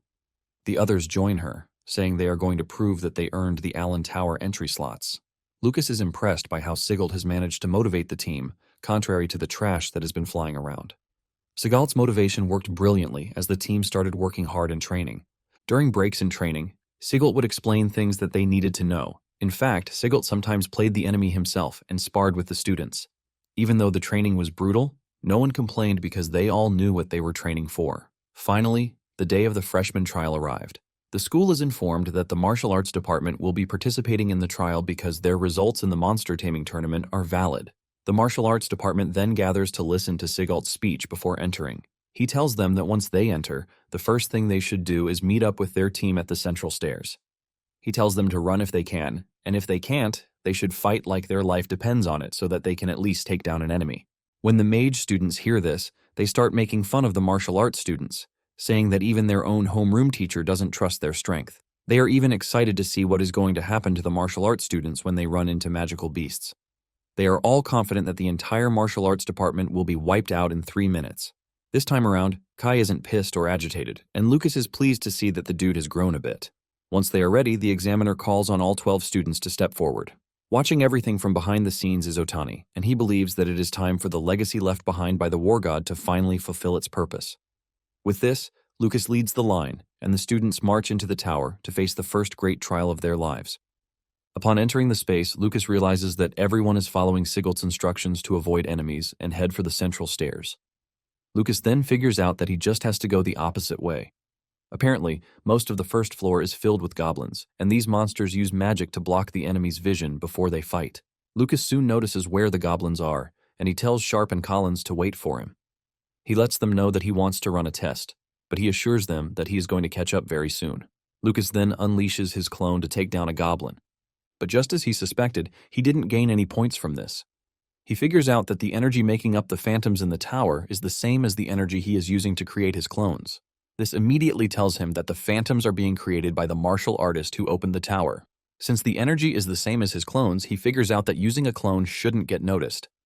Lucas concludes that he is going to use a clone to protect Sharp and Collins while his real self continues moving through the floors. Just then, it dawns on him that he can actually change a clone into a magical beast. He tries it out, and just as he suspected, it works out pretty well.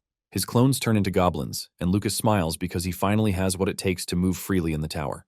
When Otani realizes that Lucas has managed to master the cloning skill, he is blown away by how fast he is. However, he is interested in what Lucas plans to do. He wonders if he is going to rack up points for his classmates just like he usually does, because helping them every time will definitely be detrimental to their growth. Later on, some of the team members get surrounded by 3 goblins and a giant, posing a big problem because the highest they can handle at their level is just 2 goblins. Just then, one of the students got the tip that the goblins have poor intelligence and they move slowly. The dude then suggests that they put some distance between them and the giant, which will give them the chance to take out the goblins. The team kicks their plan into action, forcing the goblins to chase them down. Just when one of them is about to get overwhelmed, another dude swings into play. They attack the goblin, pushing it down. They manage to get themselves together, but the goblins keep coming, and they manage to impale one of the goblins, thus killing it. The kids are surprised to see this, and it dawns on them that Sigelt is right because if they work together, they can actually clear the first floor. Building on the momentum, they go after the other goblin too. Standing in the distance is Lucas, who is watching their every move, and it turns out that the goblin they just killed is one of his clones. Basically, he is doing this to train them so that they can understand just how fun fighting is. Some minutes earlier, Greg and his team of haters had seen the martial arts team get surrounded by monsters. Because of how much they hated the martial artists, they already assumed that they were going to die. Greg is confident that the students are just going to embarrass themselves, but by the time the students win, Greg almost loses his mind. It soon dawns on Greg that the tide of the game has turned. In the tower, the martial arts students have gained more confidence and are going after goblins without fear. By working together, they push the goblins back and finish them off. When Greg realizes that the students just took down 2 advanced goblins, he is left fuming. Sigelt, on the other hand, is pleased and he uses the opportunity to motivate the others. The rest cheer up in agreement, but the mage class students still believe that it's nothing but luck. Suddenly, they notice a strange energy vanish around the team that just took down the goblins, and Sigelt wonders if Lucas has pulled off something again. Later on, Lucas meets up with Sharp and Collins, and the two are happy to see him because they were already getting worried. Lucas mentions that he got teleported far away, and he asks if they have seen anyone else. The two tell him that there is still a team that hasn't arrived yet, but aside from this team, everyone else is already at the meeting point. When Lucas meets with the rest of the team, he realizes that they are a bit tired, but no one is seriously injured. Lucas knows that the team that defeated the goblins will be showing up very soon, and he tells the team that once everyone is accounted for, they should proceed to the second floor. On the outside, their haters don't want to acknowledge the fact that the martial arts department is doing well for itself. They all assume that the team is running from enemies, which is why they made it to the second floor. Greg almost bites down on his tongue, trying to understand how the whole team managed to reach the second floor, because all first-year mage students usually drop out on the first floor. Because of how things are going, Greg knows fully well that the martial arts department will soon grow to become a threat to the mages. Upon arriving at the second floor, the team gets teleported randomly, and this depends on the group's performance. Apparently, the stronger the team, the tougher the trial gets. To avoid casualties, he sends out his clones so that they can quickly locate the other classmates. His clones move out in the form of wolves to find the others. Sharp and Collins soon show up, asking Lucas how he is faring. Lucas reveals that there are a lot of enemies, and to make it worse, they are moving in groups. Sharp confirms this, saying it is pretty hard to completely avoid combat. Lucas then reminds the two that the whole trial is meant to give them combat experience. Collins agrees with Lucas, saying running away would just defeat the purpose of the trial. Suddenly, an enemy launches a surprise attack from above, targeting Lucas. The attack lands, leaving a cloud of dust as his teammates scream out his name to confirm if he is fine. When the dust clears off, Lucas remains unharmed, and he assures the two that he is fine. Collins is surprised that Lucas was able to dodge because he couldn't even sense the enemies coming toward them. Sharp adds that he would have been dead if he were the one. A battle immediately ensues, and the team maintains its stance when engaging the enemies. After defeating one of them, Lucas tells Sharp and Collins that they need to take out the first batch of enemies because if they don't, they are going to get swarmed by the main force. Suddenly, Collins starts to panic because he lost his dagger while he was shaking in fear. While they are distracted, another enemy approaches, but Lucas is able to warn them in time. Sharp blocks the attack, but the monster steals his weapon from his hand. This reminds him of what Sigelt said about the monsters on the second floor being completely different from the first floor. The enemies are basically stronger and smarter, giving them the capacity to launch surprise attacks and even steal their weapons. Instead of being scared that his weapon has been stolen, Sharp is actually motivated to teach the monsters a lesson. Suddenly, the monster gets attacked, and it turns out that Sharp had gotten himself a gauntlet before entering the tower. Sharp then dashes toward the monster while letting it know that no one rivals him when it comes to strength. Sharp almost lands the hit, but the monster manages to leap backwards, dodging the strike. However, this turns out to be a well-laid-out plan by Sharp and Collins. Collins meets the monster halfway and cuts it from behind. While the monster is still crying from what Collins did, Sharp finishes it off with a powerful punch to the chest, ultimately winning the battle. Lucas is impressed, and he commends the two's teamwork. Lucas has already defeated his own monster too, and he suggests that they continue moving forward, all for the glory of the martial arts department. On the outside, Greg can't believe that none of the martial arts department students have dropped out. Greg knows that they should have been surrounded by monsters the moment they reach the second floor, which is a mystery of how they are still alive. The mage students have started cooking up assumptions, saying the Allen Tower difficulty was lowered because the martial arts students are pretty weak. However, one believes that this is not the case because the teachers would have complained by now. Meanwhile, on the second floor, Lucas and his team are busy taking on monsters without fear. They go against skeleton monsters, wolves, and the like. Even when the monsters appear to be dangerous, none of the team members backs down. Whenever one loses track of the enemy they are fighting, there is always a teammate to cover up for their lapse in judgment, showing just how crazy their teamwork is. Shortly afterward, Collins and Sharp start talking about how they are already getting tired. When Lucas hears this, he subtly engages the hero's battle cry to release a surge of energy into the two to keep them going. Apparently, the technique is exclusive to the Ryan family, and with this, Lucas believes that they should be able to clear the second floor together. Not long after this, a monster suddenly launches a surprise attack on Collins and Sharp. The attack catches them off guard, giving them no room to move. Just as they are about to be crushed, an arrow flies from behind them, taking out the monster. The assistance turns out to have come from another student from another team. Simultaneously, the teams take down their enemies, gaining a ton of points in the process. Following the momentum, the team believes that they can actually make it to the third floor. Moments later, Greg realizes that everyone on the team has reached the third floor stairs, and he almost pisses his pants. Even the other teachers have started talking about this, saying the martial arts department students are moving as if they are not freshmen. Before they know it, they are already praising Seagull, wondering what he taught the kids. Suddenly, Greg lets off a huge smile, saying that not everyone will reach the third floor because they are already at their limit. He confidently mentions that they will have no choice but to forcibly eject from the tower. Just as he said, the students are already tired as they reach the stairs. In fact, some are about to collapse, forcing their friends to grab them. Collins is among those who are totally exhausted, and he suggests that they leave him and continue the journey. Before Lucas knows it, others start to fall down, urging Lucas to make it to the third floor for them. Surprisingly, Sharp speaks up, reminding the team that they have already come so far, and it would be nice if they could at least reach the third floor together. Lucas is glad to hear this, and he supports Sharp, saying they are a team. Lucas tells them to fight hard so that they can pass through the third floor door as one. With Sharp and Collins' motivation, everyone agrees to use every last strength that they have to reach the third floor.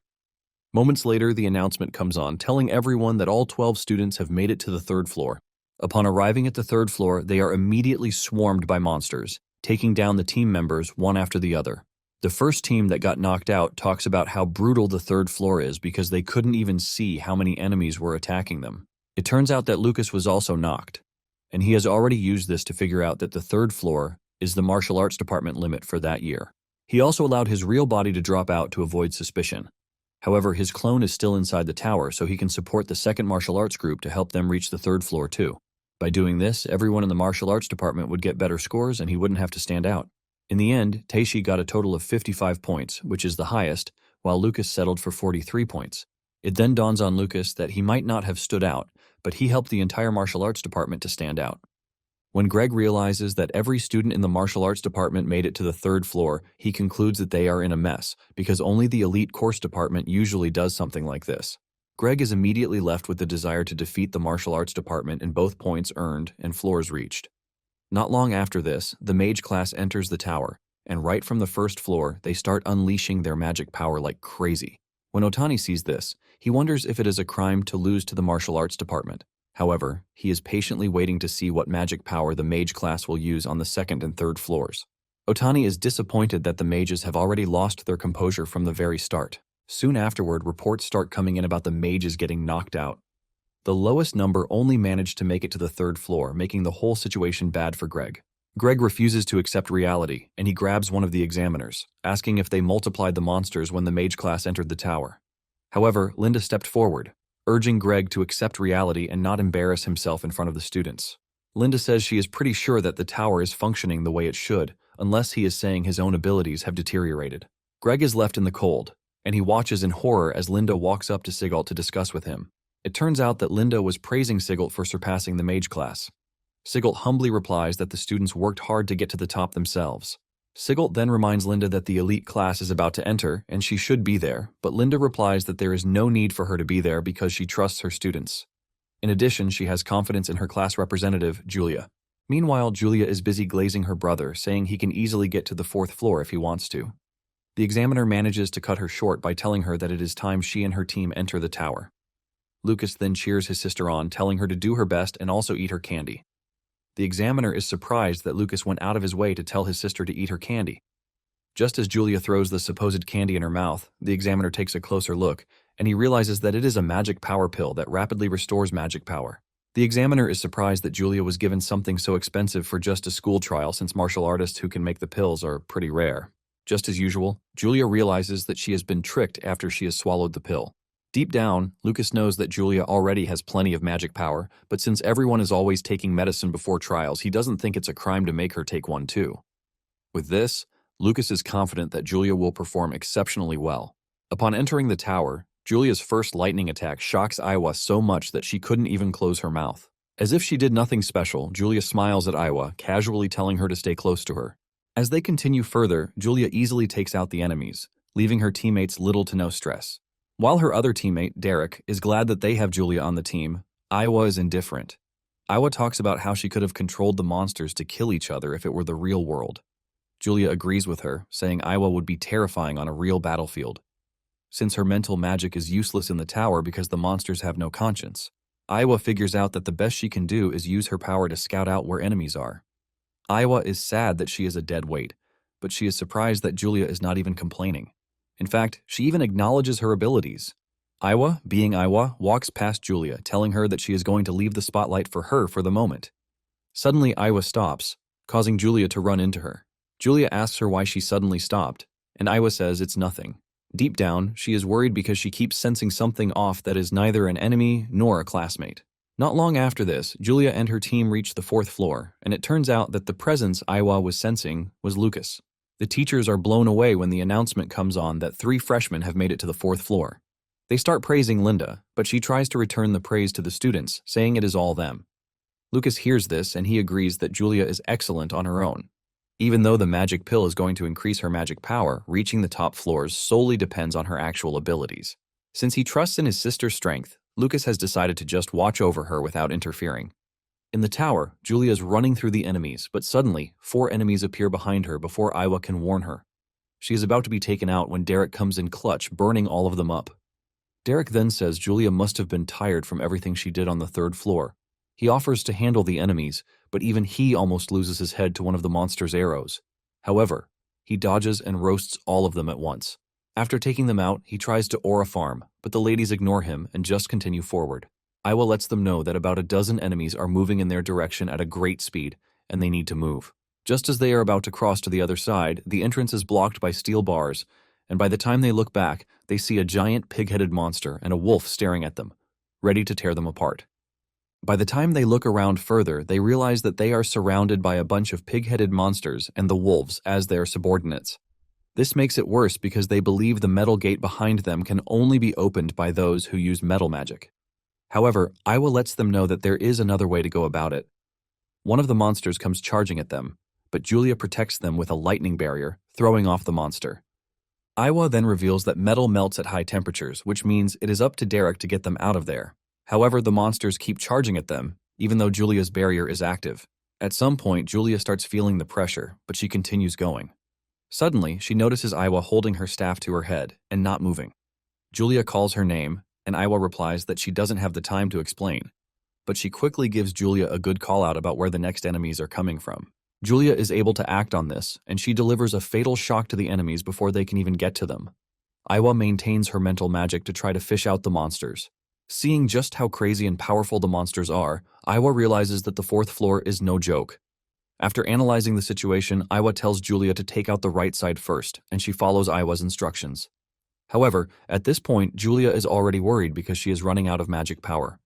She then tells Aiwa that the best she can do for now is to seal the giant's movements. Aiwa then suggests that she waits for an opening to take down the wolf. Julia acknowledges the order and goes after the wolf. Deep down, Aiwa is pissed that she is the one holding back the team while Julia is pushing herself to the extreme. With powerful lightning, Julia is able to take down all the wolves, but can only manage to restrain the giant. With a bright smile on her face, Julia asks Aiwa if she can brag about protecting her classmates like a proper class representative once they make it back outside. As usual, Aiwa replies that Julia is already getting full of herself, and Julia has a laugh about it. Suddenly, a monster appears right in front of them, shocking the two. Aiwa is gutted because she was carried away to have noticed that a new group of monsters was already there. Before Aiwa can move, she gets crushed by the monster, but she urges Julia to run. Seeing how dreadful the situation has become, Derek manages to open a small space for Julia to pass through. Julia cries out, telling Derek that they should move together. However, Derek tells her that it would be bad if Julia exhausts her magic power on the floor. The monster becomes more agitated, but this only forces Derek to go all out, unleashing a massive firestorm, while telling Julia to go ahead.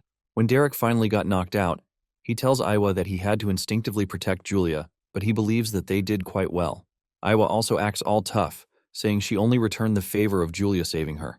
Iwa lets Derek know that she would have gone above everyone else if not for the fact that mental magic users are at a disadvantage at the tower. Meanwhile, Otani is impressed with the team's performance because they basically split themselves into the right positions to cover up for each other's weaknesses. It turns out that Otani is aware that there is still a clone of Lucas in the tower. Lucas is busy clearing the tower, and he is right behind his sister. Julia, on the other hand, is worried about reaching the safe zone as fast as she can because she is already running out of magic power. She runs through the enemies with the utmost determination. Without holding back, she hurls lightning strikes at the enemies. Even though she is already exhausted, she wants to keep pushing because she wants to make sure her comrades' sacrifices don't go to waste. Suddenly, she notices that something went past her, and her fatigue suddenly vanishes. Unknown to her, Lucas is the one who just went past, and he used the hero's battle cry to help her out. Basically, the hero's battle cry reduces fatigue by boosting fighting spirit. Defense and attack power also increase by 30% for 10 minutes. Lucas is confident that with this, Julia should be able to clear the 4th floor. Since the tower will be closed once all the students are done with their trial, Lucas figures out that he has to be really fast if he wants to explore the upper floors. Moments later, he arrives at the 5th floor, which is basically underwater. As he moves a bit further, he notices a dangerous water monster, and since his aim is to reach higher floors, he figures out that unnecessary fights should be avoided.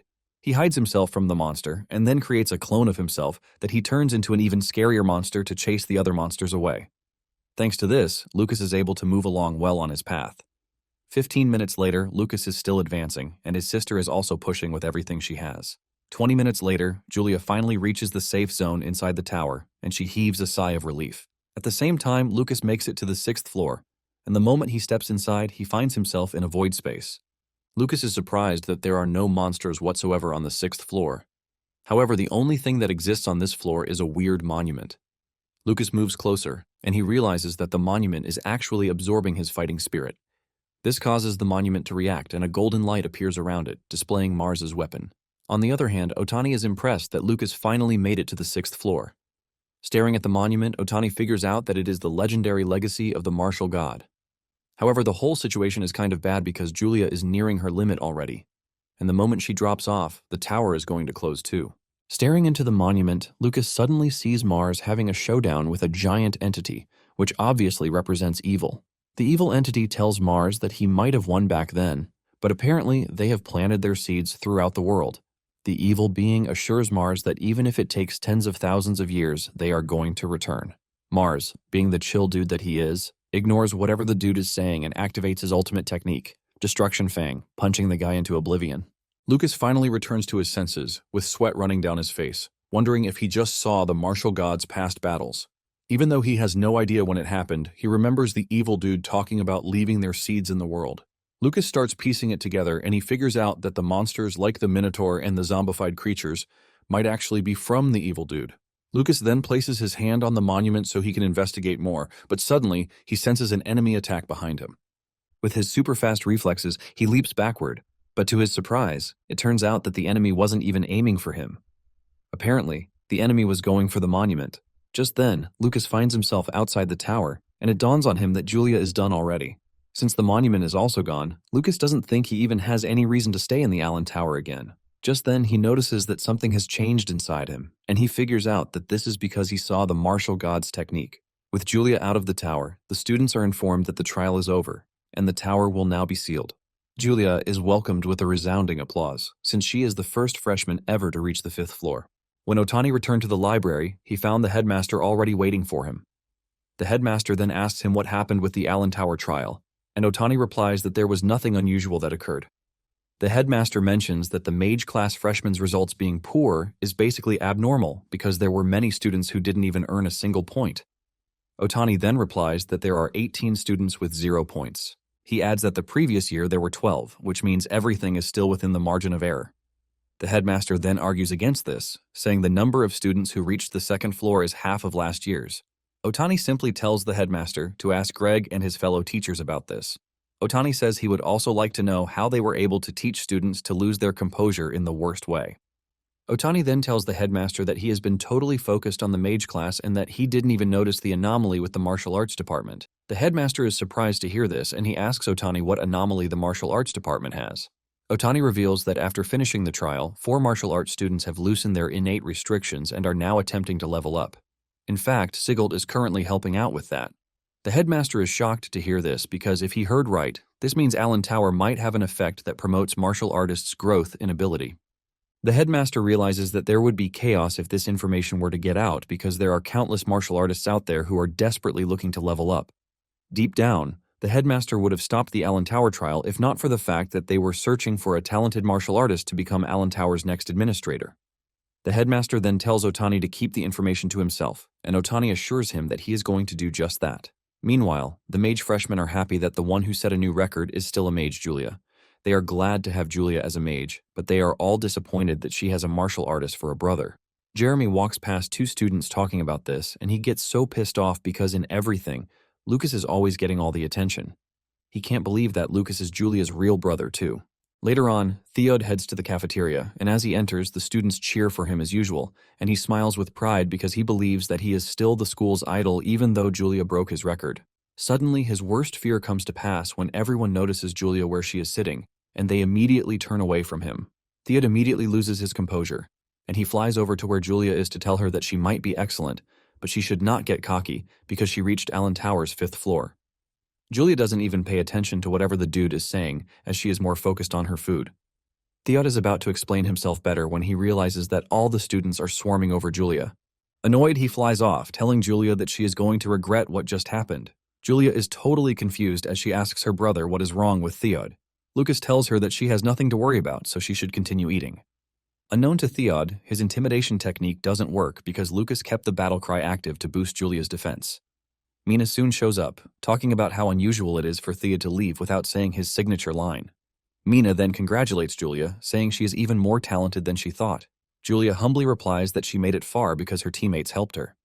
Mina then asks if Derek and Iwa would be useful for the Goddess Memorial Festival too. This is new to Lucas and Julia because they know nothing about whatever the Goddess Memorial is. Mina then explains that the school, along with Kyoto Magic School and Holy Magic School, is considered the Empire's 3 magic schools. Every year, 9 outstanding freshmen are selected from these 3 schools to determine who is the top genius. Since Julia is pretty talented, Mina is sure that Julia will be competing. Lucas hears this and admits that it is interesting, but he wonders if Julia will be interested. Soon afterward, Lucas tells Julia that he is not going to wake her up again, since he already sees her as someone who can take care of herself. The first day of this change, Julia wakes up late, forcing her to use the Thunder Dash just to try and make it to class on time. She ends up running into Iwa, who stares at her with the coldest expression, while telling her to watch where she is going. By the time Julia makes it to class, she realizes that she forgot her textbook. While wondering what to do, Iwa notices this, and she draws closer to her. She then drops her book on the table so that they can share. Even in the library, Julia tried taking a book from the shelf, and when her hand couldn't reach it, Iwa helped her out. Before she can even thank her, she has walked out already.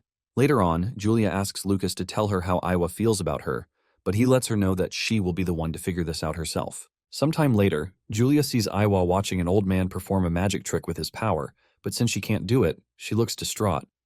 Julia notices this, and she immediately creates a bird using her own power to give it to Iwa.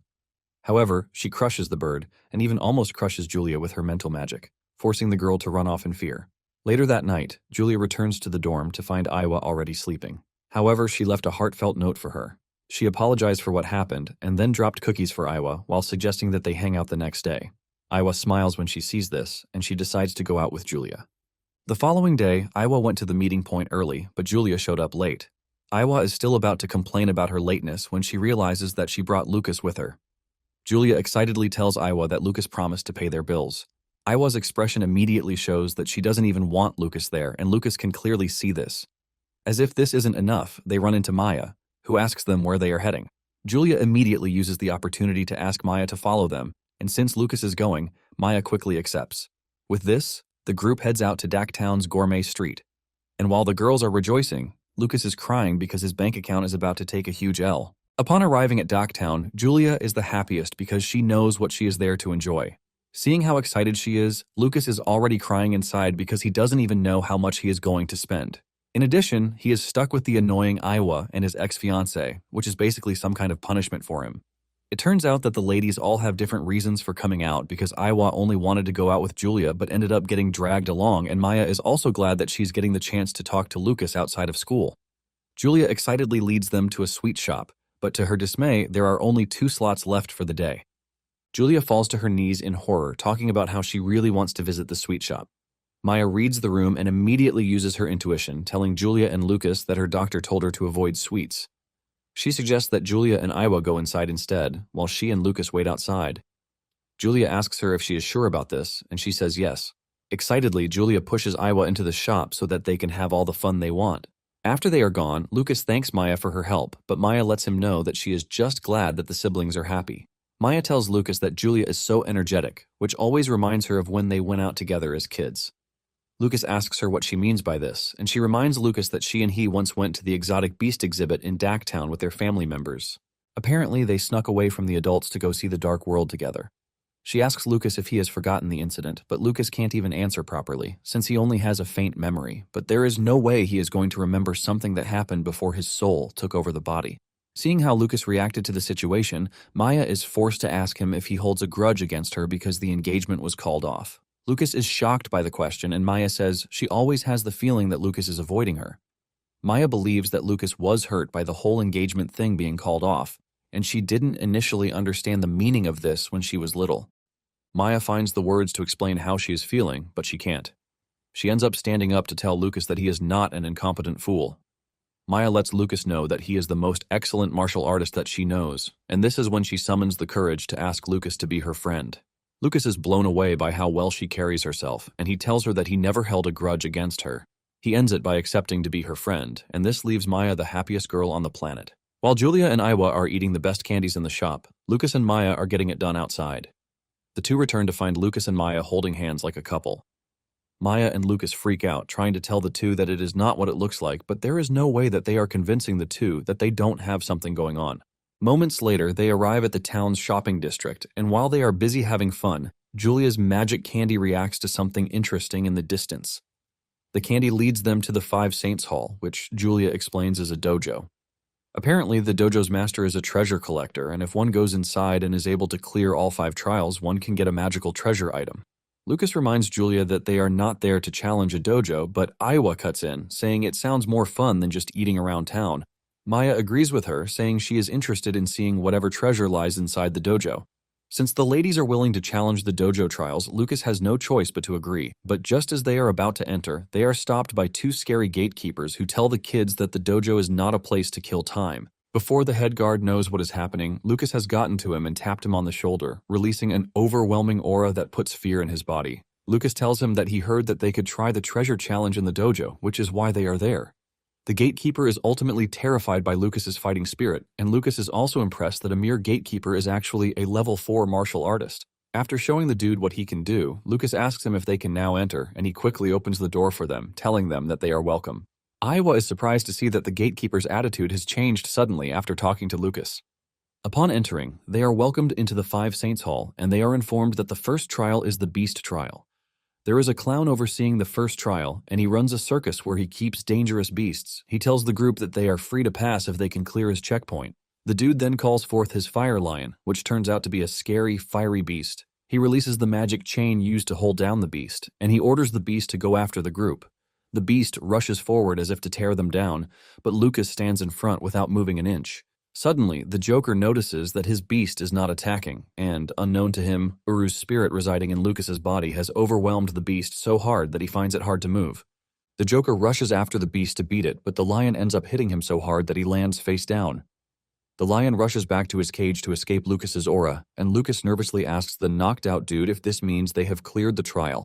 Iwa cannot believe that Lucas actually won without lifting a finger, leaving her to wonder what sort of trick he used. As they proceed to the next checkpoint, Iwa talks about how weird it is for the lion to have been terrified of Lucas. Julia whispers to Lucas, asking him if Uru's presence was what came in clutch, and Lucas gives her the sign that she is right. Not long after this, they arrive at the second checkpoint, which is the Wind Corridor. They meet a mage, who tells them that the rules are simple. They just have to shoot the arrow through the moving rings to pierce the balloon at the very top to clear it. Basically, this is a checkpoint that tests not just magic power control, but also sharp judgment. The mage lets them know that he is also going to be the one to manage the corridor's environment during the challenge to make everything even more interesting. Once he is done explaining the rules, he asks them who among them is going to take the challenge. Julia steps up, saying she is going to handle the challenge, and the mage hands her the controls, since she is so full of energy. Julia immediately takes charge, sending the arrow through the circles in a smooth way. Even Maya is blown away by how good she is. But the mage lets Julia know that what she is doing is just a warm-up. He then presses a button that releases fire cubes to get the arrow of trajectory to make things even more interesting. Julia takes on the challenge wholeheartedly with a candy in her mouth, sending the arrow through the circles. However, a water obstacle soon emerges, pushing the arrow down so much that Julia finds it hard to even keep the arrow from falling. At this point, Julia realizes that she has to give it everything she has, but the mage urges her to give up already. Before Julia knows it, she is already facing several obstacles, from fire to even wind magic. Julia's smiley face disappears and she puts on her serious face. She remembers Lucas telling her that magic control has improved, and if she ever feels like she can't control her magic well, she has to assume that something is interfering with it. Julia had asked him what she was supposed to do in situations like this, and he let her know that she had to destroy the source of the interference. Remembering this, Julia fires off the arrow with a powerful thunder spell that shatters everything in its way. Even the mage is stunned, and Iwa realizes that the whole thing is more or less a combat than a trial. The mage has no choice but to accept defeat and congratulate them for clearing the second checkpoint. As they move forward, the mage tells them to be aware of something important. He lets them know that not all checkpoints can be cleared with brute force, and moments later, they arrive at the third checkpoint, which is the alchemy workshop. Basically, this is a checkpoint where technique and concentration are tested, not strength. The alchemist in charge tells them that they would have to compete with her to see who can quickly create a legendary magic potion. The alchemist reveals that the potion they will be making this time around is the legendary magic potion called Trivia's Tears. There are 108 rare ingredients to be used for the potion, but the mixing ratio is unknown, and every ingredient is practically unstable. This means getting it even a little wrong can cause a massive explosion. Julia holds her head in frustration, saying with that high number of ingredients and no ratios, there is basically no way to make it, and Iwa agrees with her that it is a game of luck. Lucas mentions that their forte is offense, so something like this doesn't suit them, but Maya steps in, saying she would like to take the challenge. The alchemist is surprised to hear this, and she commends Maya for being bold. The challenge begins, and as the alchemist cooks up her ingredient with accuracy, Maya shocks her teammates by doing hers with elegance. Using her magic power, she is able to organize the ingredients while figuring out which one goes with which. In fact, her knife work when cutting ingredients leaves Lucas totally blown away. As she continues cooking, she notices that the smell is bitter, and to counter this, she adds a sweet-smelling ingredient to balance the flavor. Maya does this effortlessly, so even Iwa is impressed by how she does her thing. When she finally gets to the most volatile ingredient, the alchemist panics, urging Maya to be careful because she might cause a massive explosion. However, Maya proceeds diligently with what she is doing, and in no time, she is done with the potion, leaving a shock on the alchemist's face. In fact, the purity in her potion is so high that the alchemist asks her if she learned from a great master alchemist. Maya says no, revealing that this is actually her first time making Trivia's Tears, and she also has no idea how she pulled it off. But she wants to believe that it is thanks to all the cooking that she does. Maya reveals that she focuses on the smell of the ingredients and thinks about the best combinations and proportions, which is why it is more like cooking for her. Maya admits that making the potion seemed like making a hearty medicinal soup to her. The alchemist cannot believe that Maya just compared a legendary magic potion to medicinal soup. Julia commends Maya, saying this is basically why her sweets are so amazing. She adds that the cookies she made the last time were so good that she almost cried. Iwa commends her, telling her that her cooking talent is one of a kind. She even teases her so that Lucas can hear, telling her that whoever marries will be a lucky person. Maya almost passes out from excessive blushing when she hears this, as she tries saying cooking is just a hobby for her. However, deep down, she wonders what Lucas thinks of her. Lucas, being the dumb dude, doesn't even think of her cooking as a marriage skill, but is thinking of having someone like her in the unit to cook good food during long deployments to boost morale. Iwa can hear his thoughts, and she basically tells him that he is the densest guy she's ever met. The alchemist admits that she never thought she would lose to a young girl's cooking skills after honing her mixing technique for half her life. The alchemist then gives Maya the potion, telling her that it is hers. Maya doesn't want to accept it because of how valuable it is, but the alchemist lets her know that it is fine since she is the one who made it. She tells her that when it really matters, it is going to save her life. Even Lucas urges her to take it, telling her that it is proof of her own ability. Maya finally accepts the potion, and with this, they proceed to the next checkpoint, where a scary lady awaits them. Upon arriving at the fourth trial, they are welcomed by the scary lady, who informs them that the fourth trial is a crucible of mental strength. She informs them that they are going to play a card game that is most popular among the Empire's upper class, and it is a game called King's Lie. Basically, the rules of the game are simple. Each player draws one card, and whoever has the higher number wins. However, the lowest card, which is the assassin, can defeat the highest card, which is the king. One is allowed to use magic to change their card's number, but the more one changes it from the original value, the more magic it consumes. If one's bluff is exposed, the real value of the original card is used to decide the winner. And finally, if the number on a forged card matches the opponent's real card, the forged card loses. To put it simply, this is a trial that tests how well one can see through lies and deceive their opponent. Lucas assesses the situation and realizes that the checkpoint is not made for him, and even Maya says she is bad at tense games. Julia can't even remember all the rules, so there is no way she is going to survive. However, Iowa steps forward, saying it actually sounds fun because this is the kind of thing the Miranda family excels at. Iowa tells them that the fortune teller lady has a special magic circuit around her eyes, which means she can use eye-based magic. The lady is surprised that Miranda is able to figure this out, and she is pretty impressed by the amazing challengers who have come to meet her that day. Once Iowa is ready, the lady suggests that they begin the test. The card game begins on the table, and Iowa first pulls the king's card, which has a higher number than what the lady pulled, which is the archbishop. Julia assumes that they have won with this, but Iowa isn't celebrating because she knows that it is not that simple. She can sense that her flow of magic is strange, even though it is faint. Just then, Iowa uses her magic to figure out that the lady's archbishop card was a fake, and the lady is blown away as she doesn't expect Iowa to have quickly seen through a forged card. Just then, the lady starts laughing, telling Iowa that she might have seen through her disguise, but she still loses. Instead of panicking, Iowa also started laughing, saying she already thought about it, and it appears that she was right because the lady had put a second layer of disguise on her card. Iowa then reveals her hand, and the lady is shocked when she realizes that the assassin card she produced was a fake. She starts freaking out because she actually erased every trace of the magic. Iowa then tells her that she is not the only one who can erase traces of magic power, and from the beginning, she already had a feeling that the lady would try something like this. This is why she kept her eyes on her hands to make sure she drew a certain card. Iowa then reveals that her real card is the assassin card, and going by the rules that say if a forged card and the true card have the same number, the forged card loses, Iowa automatically wins. Iowa tells the lady that her strategy was quite clever because she initially disguised her card as the Archbishop 8, which is the strongest non-king card, to test the waters. Apparently, if Iowa's card turned out to be king, the lady plans to win with a double-layered bluff using an assassin card. However, this is a tactic that only works with opponents who have less insight than the lady, and she has basically lost because she underestimated Iowa. The lady is forced to admit that it was an impressive match because her insight was top-notch and disguised perfectly from the lowest, which is an assassin, to the highest, which is the king. The lady then says Iowa could have just waited for her to reveal that her assassin was a fake since she's already seen through her plan. Iowa confidently tells her that, as heir to the Miranda family, she doesn't like letting others take the initiative. Deep down, Iowa knows it was a close one, and her mental strength was nearly at its limit. The fortune teller tells Iowa that with her talent, she is definitely going to become someone that history will remember. Iowa confidently replies that she knows. The fortune teller then proceeds to tell her that she is bound by the threads of fate to Lucas & Co. She mentions that in the near future, when a great calamity descends upon the continent, she and her friends will be the ones to save the world. Iowa is shocked, and she asks her what she means by this, but she ignores the question, telling her that it is time for the final trial. She reveals that the final trial is overseen by the master of the hall, and their strength is completely above theirs. Upon hearing the lady's prophecy, Lucas is already thinking about it, and he is worried about it because it doesn't appear that the lady is joking.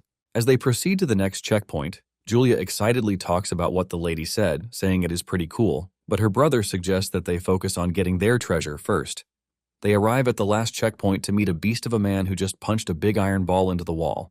Even Lucas is gripped with fear because the killing intent from the dude is so overwhelming that he is forced to question if he is human or not. Nonetheless, he is looking forward to how much fun the whole thing is going to be. The blonde-head, a fully jacked man, flexes with weights in one hand and tells them that he has been waiting for them to come. He is actually impressed that they made it this far, which means that they are not pampered brats relying on their family status.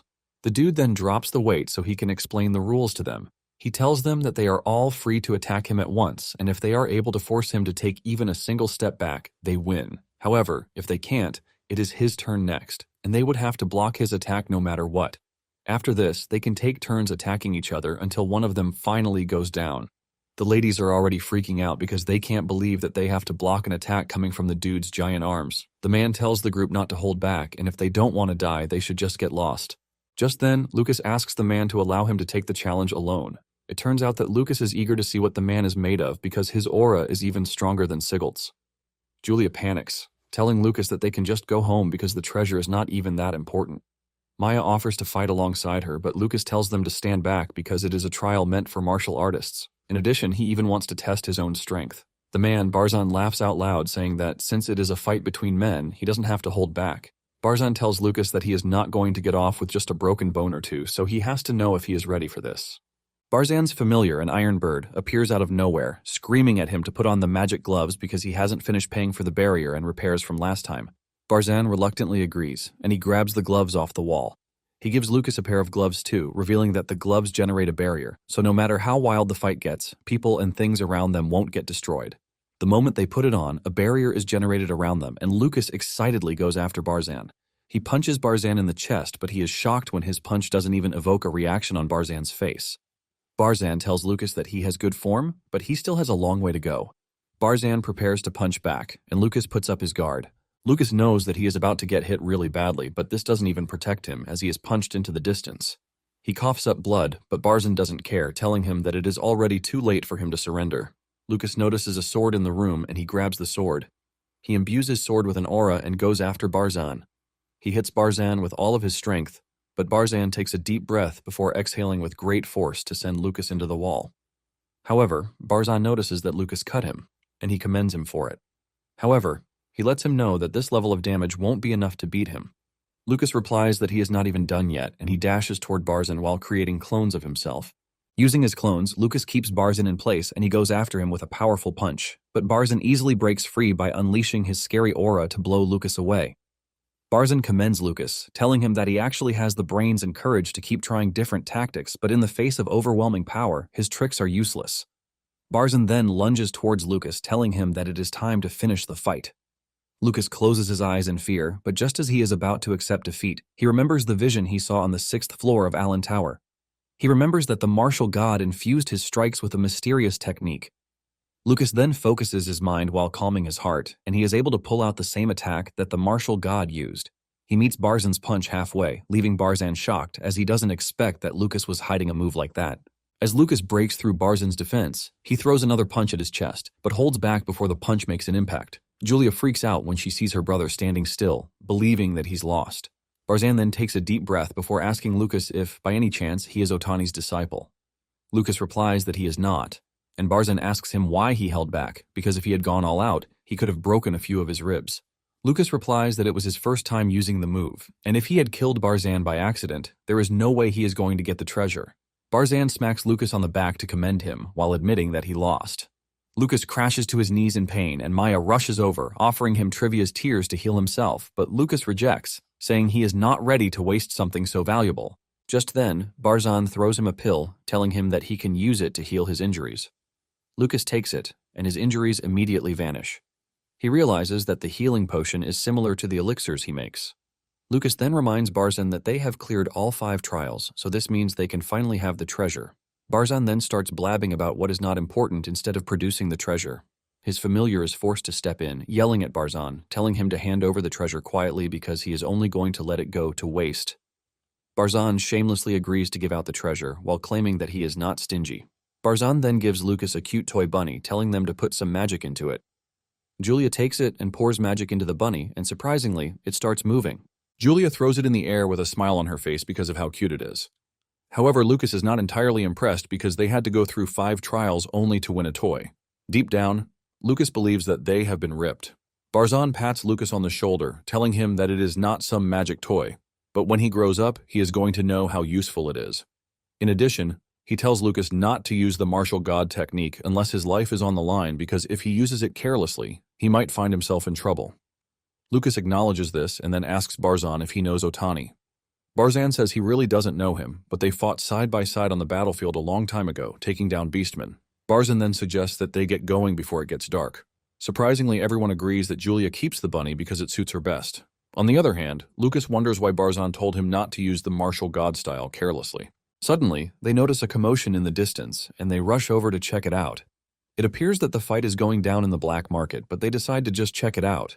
Surprisingly, Jeremy is seen fighting a black market dealer, whom he claims has defrauded him. However, Jeremy gets stomped on by the dude, who tells him that what he sold for him is a genuine ancient forbidden spell. The dealer mocks Jeremy, telling him that it is his fault that he can't learn it. As the dealer turns back to leave, Jeremy fires off a spell to attack from behind, but the dude easily blocks the attack while sending Jeremy into a wall. The dude mocks Jeremy, telling him that he is a joker if he thinks he has a chance with his trash magic talent. The dealer then tells his boys to go after Jeremy, but they suddenly get roasted by lightning. Before they know it, Lucas and Julia emerge on the scene, and Jeremy almost chokes himself to death because he can't believe that his siblings would see him in such a pathetic situation. Julia, on the other hand, is happy to help, since her mother was the one who told her to look after Jeremy. Just as the fight is about to escalate, the patrol squad shows up on the scene, demanding to know what happened. The black market dealer wastes no time giving the captain of the squad a bribe, telling him that Lucas and his friends tried to shoplift. The captain takes the bribe and immediately looks the other way, blaming Lucas and his friends for causing trouble. Iowa steps in, telling the captain that she is from the Miranda family, but the captain arrogantly replies that he doesn't care what family she's from because he is the law when it comes to that region. Things are about to escalate when a voice echoes through the street, telling everyone to stop where they are. The captain turns around in fear because he recognizes who it is. It turns out to be Iowa's father, Cyan. He's also accompanied by Lucas's mother. Cyan tells the captain that he is really brave to have thought he could arrest the children of the Miranda family. Cyan says it appears that they have to clean up the patrol squad too, because they have become bad. Both the dealer and the captain of the squad are both dragged away from the scene, while they scream out, begging to be spared. Iowa walks over to her father, asking him why he hasn't cracked down on the entire place if he knows that it is a hotbed of crime. Cyan taps Iowa on the shoulder, telling her that the slums have their own rules, and they have tried all sorts of ways to stop the collusion between low-rank soldiers and the black market, but it is a never-ending game of whack-a-mole.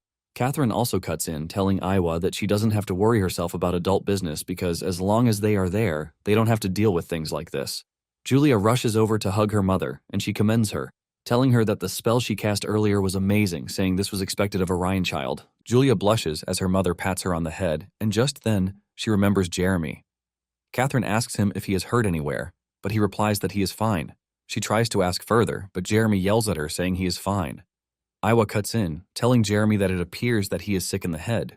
Jeremy replies that it was a sneak attack, but Iowa scolds him, telling him that he is a student of the Allen Magic School, but he still lost to small fries like the black magic dealer. In fact, he had to be protected by little Julia, which is embarrassing. Jeremy lashes out, saying it was a sneak attack, but Iowa cracks down on him, telling him that he must be so dumb to think a genuine forbidden spellbook would be sold at such a trash place. Iowa says even a kid would have figured out that it was fake just by looking at it. Cyan is forced to come in, telling Iowa to chill out. Catherine offers to heal Jeremy, but he refuses the help, running away from the scene. As he runs off, he imagines them staring down on him like a pathetic failure. As he runs off, Catherine tries to call him back, but her brother tells her to leave him so he can have some time to himself. Cyan then suggests that they celebrate at a restaurant because he heard that the kids cleared the Five Saints trials. As they leave the alleyway, Iowa senses something strange in the distance, but couldn't figure out what it is. Later on, Jeremy is seen lashing out in the woods about what happened when a dark presence appears behind him, calling him a pitiful child. Jeremy turns around in shock, demanding to know who is there, and the dark presence reveals that it was his mother who told her to bring him something. Just then, the dark presence transforms into her humanoid body to reveal that it is Jelsida. Jelsida claims that Jessica personally came to see her because Jeremy was having a hard time at school. Jelsida brings out a pendant, telling Jeremy that with the pendant he is going to become stronger and take back all the dignity that was stolen from him. Apparently, Jessica was losing her mind about Lucas saving her child when Jelsida showed up in her room, telling her that she was going to grant her wish. She shows her a green snake, telling Jessica that she's going to give Jeremy the power he needs. She then imbues the snake into a pendant, telling Jessica that Jeremy will become a massive wall for Lucas to overcome. This is the same pendant that Jelsida gives Jeremy, and she tells him that once he wears it, no one will look down on him again. Jeremy excitedly takes it because he can't wait to defeat Lucas so that Julia can finally acknowledge him. At the same time, Greg is seen meeting with the black market dealer from earlier to procure a magic item called the Slow Snail from him. Greg plans to use this against the martial arts students to make them useless. He's excited about his evil plan because he can't wait to see the look of despair on Seagalt's face when the magic item kicks into play. Some days later, the first-year students went to check the board for results, and they found out that the martial arts class is actually doing well, with the mage class 2 stars behind the martial arts department. It turns out that the mages are already freaking out, and some have even gotten letters of warning from their parents telling them not to lose to the martial arts department. It turns out that the yearly Goddess Memorial Festival will be held at the Allen Academy too. The other 2 schools, Holy and Kyoto, will be coming to the school, and the mages are already freaking out that they are going to be disgraced if the other schools hear that the martial arts department is topping them. The mage students are talking about how embarrassing this is going to be when Greg enters the room, assuring his students that they have nothing to worry about. He tells them to leave the martial arts students to enjoy their time when they can. It turns out that Siegald is hellbent on wiping out Lucas's team because he just can't stand the fact that they are having a good time. Meanwhile, at the martial arts department, the students are going at each other like crazy. They train like animals without holding back, which helps them to grow even further. To make it better, none of the students are being forced to train, as they are always ready to stay behind after school to train individually. Teshi is cleaning the office when she notices the slow snail material, but she doesn't think too much about it. She proceeds to put it in the lost and found box, believing that it belongs to one of the students. Finally, the day of the Goddess Memorial arrives, and the martial arts students are designated as the welcoming committee, leaving them to stand at the entrance for over 30 minutes. Lucas urges his friends not to sweat it because the party they are waiting for has finally arrived. The principal, Jerika, welcomes the guests, and suddenly, the people notice that it is getting chilly. Suddenly, an ice dragon appears overhead, and riding the dragon is Kyoto Magic School's top freshman, Dien. Just when the dude is about to steal all the spotlight, a fire phoenix appears on the scene too, rivaling the ice dragon. It turns out that the one who conjured the firebird is the Holy Magic School's top freshman, Aurora, and their arrival just steamed things up. The people watch as the two display their immense power in the air. Realizing that Aurora is trying to steal the spotlight from him, Dien enlarges his ice dragon, making its reach even bigger to suffocate the firebird, but Aurora decides to show him what it means to go all out. The two end up going head-to-head, leaving a majestic scene in the sky to entertain those who are watching. When Lucas sees this, he finally understands why the two are called geniuses. While the two are busy toying with each other, a lightning magic suddenly pops out of nowhere, breaking through their defense, and it turns out to be Julia's magic. The two immediately turn around to see who it is, and Julia conjures a lightning bird to rain down water on them. With a bright smile on her face, Julia lets them know that they can't forget about her. Cyan is blown away because he didn't think they would get to witness something so majestic before the main event. The Holy Magic School principal, Silwyn Taran, agrees with Cyan. Dien finally descends, and his arrogance shows as he stares at Julia weirdly for trying to show off out of nowhere. Suddenly, he is silenced by a magic spell, and when he looks up, he realizes that it was his principal, Atticus Rosso, who was telling him to keep his mouth shut. Suddenly, golden feathers drop from the sky, and it brightens up everything in the surroundings, leaving the people totally blown away. Just then, everyone's attention turns to where the feathers are coming from, and it turns out to be from a purple-headed stunning lady who is descending from the sky, but Lucas doesn't even know who she is, since she has a mask over her face. Aurora and Dien, on the other hand, happen to know who she is, and they are hoping she is going to notice them, so they plan to put up a good show. The moment her feet touch the ground, even Miranda's father bows to her. Golden feathers fly all around as she offers her greetings to everyone in attendance, telling them the festival is definitely going to be good. Just then, the school principal takes over, telling the students to proceed to the banquet hall in the cafeteria, while the spectators are to leave the area. Kai calls Lucas's attention to the fact that Miranda's father bows to the masked lady, which means she is some big shot who probably came from the capital. Lucas replies that he is even more curious about her magic attribute than her status. Lucas is basically interested in what is going to happen at the festival. At the cafeteria, the students from the Allen Academy quickly notice how arrogant Dien is. In fact, his own school students won't even go near him, but Aurora, on the other hand, is more approachable. Aurora soon walks up to two students, telling them that she would like to be friends with Julia. Their mood brightens up, but as they are about to give her an answer, they suddenly change for the worse, and they walk off. Aurora is surprised by this because it definitely feels like they were controlled by someone. Nonetheless, she is willing to find out everything she can about Julia. It turns out that Iwa was the one who used her mental magic to control the two to stop them from giving Aurora anything. Silwyn catches on to Iwa's mental magic, and she admits that it is quite impressive, but she can't believe that such a talent is being wasted on mere information leak prevention. Jerika says the pre-ceremony is being held so that everyone can relax, but with the look of things, it appears that the battle has already begun. Atticus then boldly says he is pretty sure that Kyoto will win again that year, but Silwyn cuts in, saying they were close to winning the year before. While the two are busy arguing about this, Jerika can't even say anything, since Allen Academy took last place the past year. Sylvan then tells Eureka that she heard about the issue that happened in the Magical Beast mountain range. She wants to know where the final is going to be held that year. Apparently, to let the students show their full strength, the finals are usually held in a forest far from the city. The chosen forest is prepared so that matches can proceed smoothly and magic circles are placed to ward off beasts. Eureka then tells the two that the issue has been resolved and their staff, plus the Imperial Army, have finished preparing the area. He lets them know that they are going to hold the finals in the illusory forest just as they planned. What is left is to draw lots for preliminary matchups. The other two principals are glad to hear this, and they raise a toast to the success of the event. The following day, which is the preliminaries, the rules are announced. Apparently, each school has 10 participants in the prelims. However, Kyoto Magic School has 11 participants since they won the event the past year. Surprisingly, the students from the martial arts department are tired, and they all feel sleepy. However, they are trying their best to make sure that they don't sleep. Lucas wonders why they are all feeling sleepy, but doesn't even think too much about it. It turns out that the first match is going to be between Dian from Kyoto and Derek from Allen. Kai concludes that Derek is done for because his rotten luck puts him against Dian in his first match. However, Lucas thinks Derek might have a chance since Derek uses fire magic, and it is the direct opposite of what Dian uses. The fight starts, and Derek goes after Dian without holding back, but Dian doesn't even move an inch before pulling up an ice wall that stops Derek dead in his tracks. His fire goes off in an instant, and before he can even react, he gets knocked out by one strike from Dian.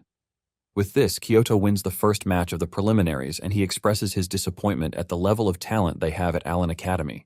When Lucas sees the level of strength that Dian possesses, he realizes that Julia doesn't stand a chance. The second match is between Aurora of Holy and Iwa of Allen. However, Iwa appears to be confident even though she is going up against Aurora, as she is willing to show everyone what she can do. The students from Holy Academy encourage Aurora, telling her to take Iwa down, and she subtly blushes while assuring them that she is going to win.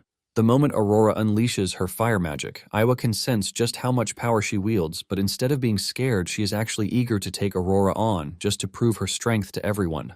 Iwa taunts Aurora, telling her to stop acting all flashy and just come at her.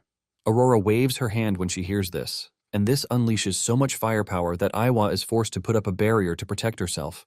Aurora is impressed when she realizes that Iwa actually turned mental strength into a barrier. Aurora figures out that this is going to be fun for her and unleashes another wave of fire magic that sets everything around in flames. Iwa is forced to defend again, and Aurora rides her flames into the air, mocking Iwa. She says all she's been doing is defending, while asking her if she has no room to attack. Aurora unleashes another fire attack that hits Iwa so hard, forcing her to scream out in pain. With the fire taking over everything in the arena, Aurora concludes that it is over, but Iwa lets her know that she is wrong about this. Iwa's eyes suddenly turn cold as she tells Aurora that she is the one who is about to lose. Aurora suddenly gets hit with an overwhelming mental attack that leaves her screaming in pain. She stares down at Iwa, asking her how she is able to get to her, but Iwa continues increasing the tempo of her attack, telling Aurora that it is going to be hard for her to slip out of her mental attack. Just then, Iwa chokes Aurora, aiming to finish off the job, but suddenly Aurora smiles, telling Iwa that she was just messing around. Aurora breaks through Iwa's mental attack before releasing a powerful fire attack to overwhelm Iwa. Iwa screams in agony while asking Aurora how she was able to do it, since she is supposed to be trapped in her illusion domain. Iwa gets knocked to the ground, but witnessing the whole thing, Lucas could see that something was off. Initially, Aurora fell under Iwa's mental magic and she lost control, but Aurora suddenly broke free to turn the tables around. Aurora tells Iwa that she only played along with her game, and she mocks Iwa, saying she is full of herself, just as the rumors suggested. Aurora admits that she might have fallen for Iwa's magic if she hadn't seen it at the pre-festival. This is when Iwa realizes that Aurora actually noticed everything back then. With this, the second match is concluded, and Aurora comes out as the winner. After the match, Derek helps Iwa away from the arena, asking her how Aurora was able to break free from her mental magic. He believes that Aurora has mental magic too, but Iwa says this is impossible because one can only receive a blessing from a single god. This basically means no one can use more than one type of magic. However, she is pretty sure that Aurora is hiding something, and she urges Julia to be careful around her. Lucas, on the other hand, knows that if one trains their mind through martial arts, they build resistance to mental magic.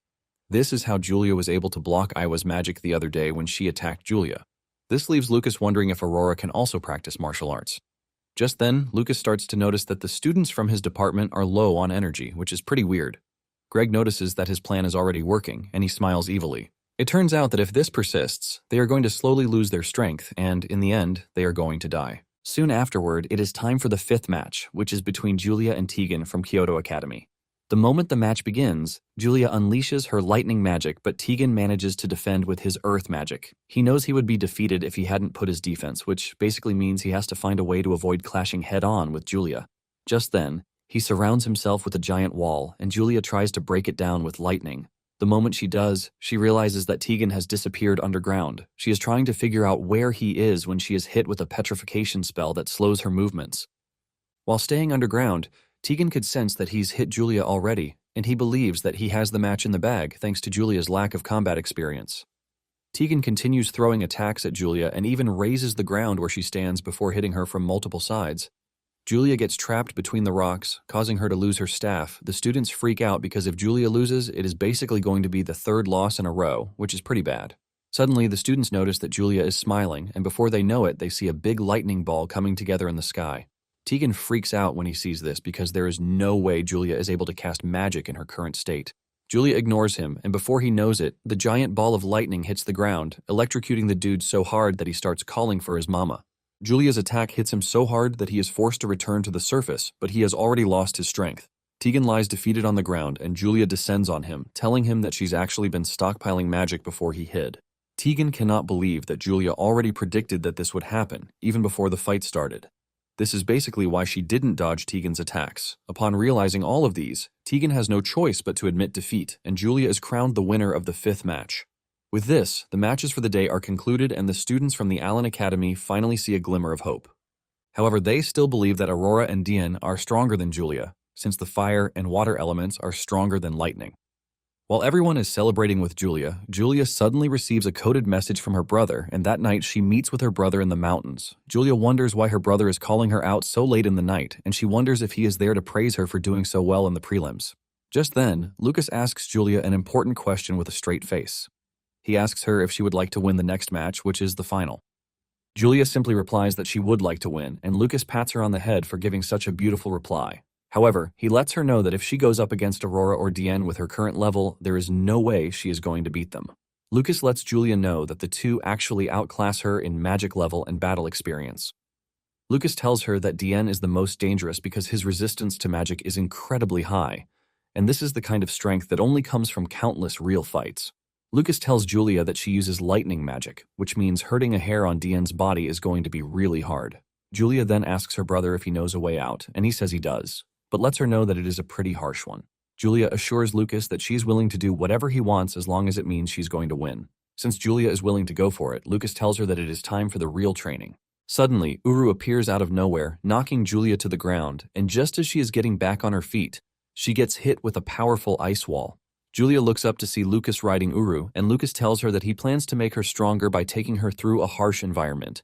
Lucas tells Julia that he is not going to hold back, and just then he unleashes massive ice shards at Julia, forcing her on the run. Julia screams out in fear, asking Lucas how he is able to use magic. Lucas explains that this is because he formed a contract with Uru. Apparently, when one makes a subordination contract with a high-ranking magical beast, one gets to the contracted beast's power as long as they are touching the beast. Lucas reveals that Uru is a level 6 beast that can control both fire and ice, and by combining it with his own power, the power shoots beyond incomparable numbers. Before Julia knows it, she finds herself getting stomped on by her brother. Even Uru urges Lucas to go easy on Julia, and Lucas assures Uru that he is actually holding back. Lucas urges Julia to hurry up and build up resistance to ice magic because if she doesn't, she is going to freeze to death. Julia unleashes her power, telling her brother that she is going to show him what she can do, while reminding him that she is called a genius for a reason. Julia breaks through the ice shard that Lucas placed around her, but just as she is celebrating this, a giant ice maze appears around her to trap her in. Julia screams out in pain, but Lucas lets her know that he is not even done yet. Lucas tells Julia that she has to find a way out, or she dies. Just as she breaks free, she finds her brother already waiting for her. She gets hit again, forcing her to unleash a huge amount of magical power. It soon turns into a beat around between Uru and Julia. At some point, Uru runs out of magical power, and Julia thanks her stars, believing that it is already over. However, Lucas feeds Julia and Uru recovery pills so that they can return to training, while telling the two that they have not even started. Before Uru knows it, it is already begging, just as Julia is begging. Some hours later, Iwa wakes up to notice that Julia is not in the room. She is still wondering where Julia went without saying a word when Julia appears in the hall lobby, looking totally battered. She can barely stand, and this is thanks to her staff, coming in as a walking stick. She crashes to the ground, and Aiwa rushes to her aid while asking her who beat her up. She faintly replies that it is nothing serious because she was only training for the finals. Aiwa carries her into the room, and Julia reveals that her brother has assured her that she now has 200% resistance to ice magic. Aiwa cannot believe that Lucas put Julia through so much training ordeal when he knows that the final is the next day. Julia subtly tells Aiwa that it is fine because this only means that she is going to win the next day. In fact, she is willing to make her opponent feel every bit of suffering that she went through, and Aiwa freaks out because she looks like a battle addict while saying this. The following day, which is the Goddess Memorial Festival Finals, Holy Academy currently has 2 points, Kyoto Academy has 2 points, and Allen Academy has 1 point. Basically, in the finals, each school sends out one representative. The final is also held in a special domain so that one can cast magic freely without worrying about the surroundings. Once the principal is done with preparations, he tells the representatives that they can enter the arena through the magic circle. Dian confidently steps in, saying he is going to win with overwhelming strength. Aurora cannot believe just how cocky the dude is, but this makes her want to fight him even more. On the other hand, Julia looks like she is still sleepy, and the other students assume that she can't win, which is why she doesn't care about what happens. The martial arts students also believe this, and this earns them a painful knock on the head from Lucas. Apparently, after training, Lucas and Uru even had to soak in medicinal baths for half a day just to recover, showing how brutal the training was. Julia, on the other hand, drank a healing potion but still slept through the entire day. However, none of his friends know this, and since they have been acting weird, Lucas decides to give them some tonic pills. Aiwa is also worried that Julia is not fine because she slept throughout the day before, but Julia assures her that she is fine. Aiwa then hands her her bunny before she enters the arena. Julia thanks Aiwa for the help, revealing that she forgot it in the dorm when she went for mountain training. She has said it before she realizes that she is not supposed to say anything about it. However, further efforts from Aiwa to hear more prove futile. Moments after giving his friends the tonic pills, they recover their strength, and they start cheering for Julia. Julia thanks them as she prepares to step into the battle zone, but Aiwa is left wondering what Lucas had done to Julia. Aiwa pats Julia on the head, telling her not to overexert herself because even if she doesn't win, it doesn't mean she is not exceptional. However, Julia assures Aiwa that she is definitely going to win. The moment she steps into the arena, she is transported to a random location just like the other representatives. Julia remembers that Lucas told her to hide first until Dian and Aurora have fought so she can conserve her strength. Julia then decides to do exactly this, but suddenly Aurora notices her presence behind a tree. Julia freaks out when this happens, and the spectators already believe that a fight is going to happen between the two. While everyone else is worrying that they are about to fight, Lucas appears calm, as if he knows something that they don't. Moments later, Aurora backs off after seeing nothing, which is pretty weird to her because she's pretty sure she heard someone behind the tree. Suddenly, she spots an ice attack in the distance and immediately figures out Dian's location. She is not surprised, since Dian is the only one who will confidently announce his location. Aurora then heads in Dian's direction, and Julia finally resurfaces from her hiding spot. Everyone is stunned when they see Julia appear out of nowhere, leaving them to wonder what sort of magic she just used. Lucas just laughs this off because he has already seen her use it before. Apparently, it happened during their training. Julia was so frustrated that she wished that she could disappear.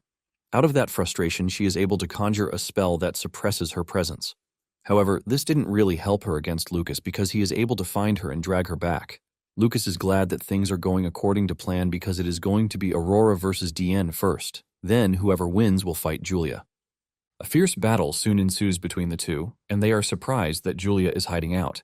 Dian confidently tells Aurora that he was expecting a 2 versus 1 because he wanted to take them both down at the same time. Nonetheless, he decides that he is just going to wrap things up pretty fast. The two go head-to-head, lunging at each other with immense power. This is when the spectators realize that these two were actually holding back in the prelims. They notice that Dian also fights up close like a martial artist, which prevents him from having any openings to his opponent. Basically, Dian chose the path of a mage, since it had more room for growth, but he also trains in both martial arts and magic, so he can get stronger. Lucas is impressed with Dian's method because he is seeking strength without being picky about methods, which is the right mindset. Lucas wishes everyone is like Dian so that martial arts wouldn't get bad treatment. Kai then asks Lucas who he thinks is going to win, and Lucas says that based on pure strength, it might be Dian.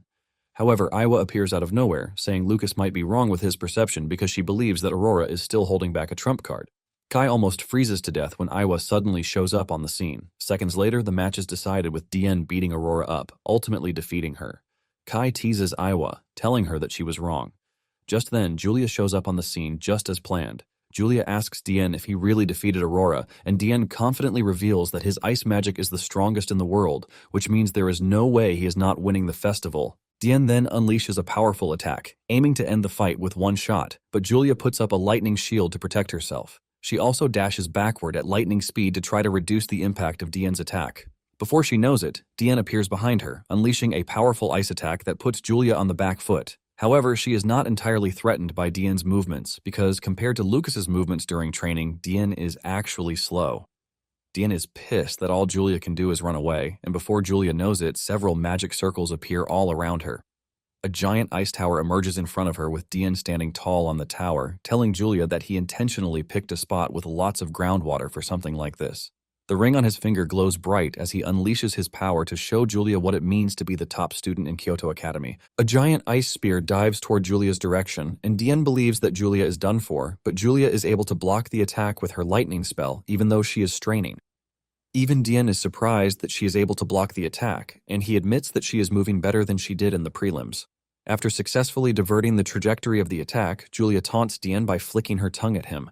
Julia then looks to put some distance between herself and Dien, but to her surprise, the ice has spread across the whole area.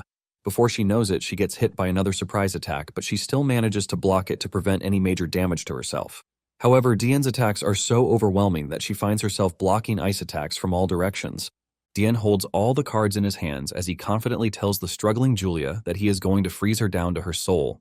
Julia is knocked to the ground and the spectators panic, but Lucas remains calm.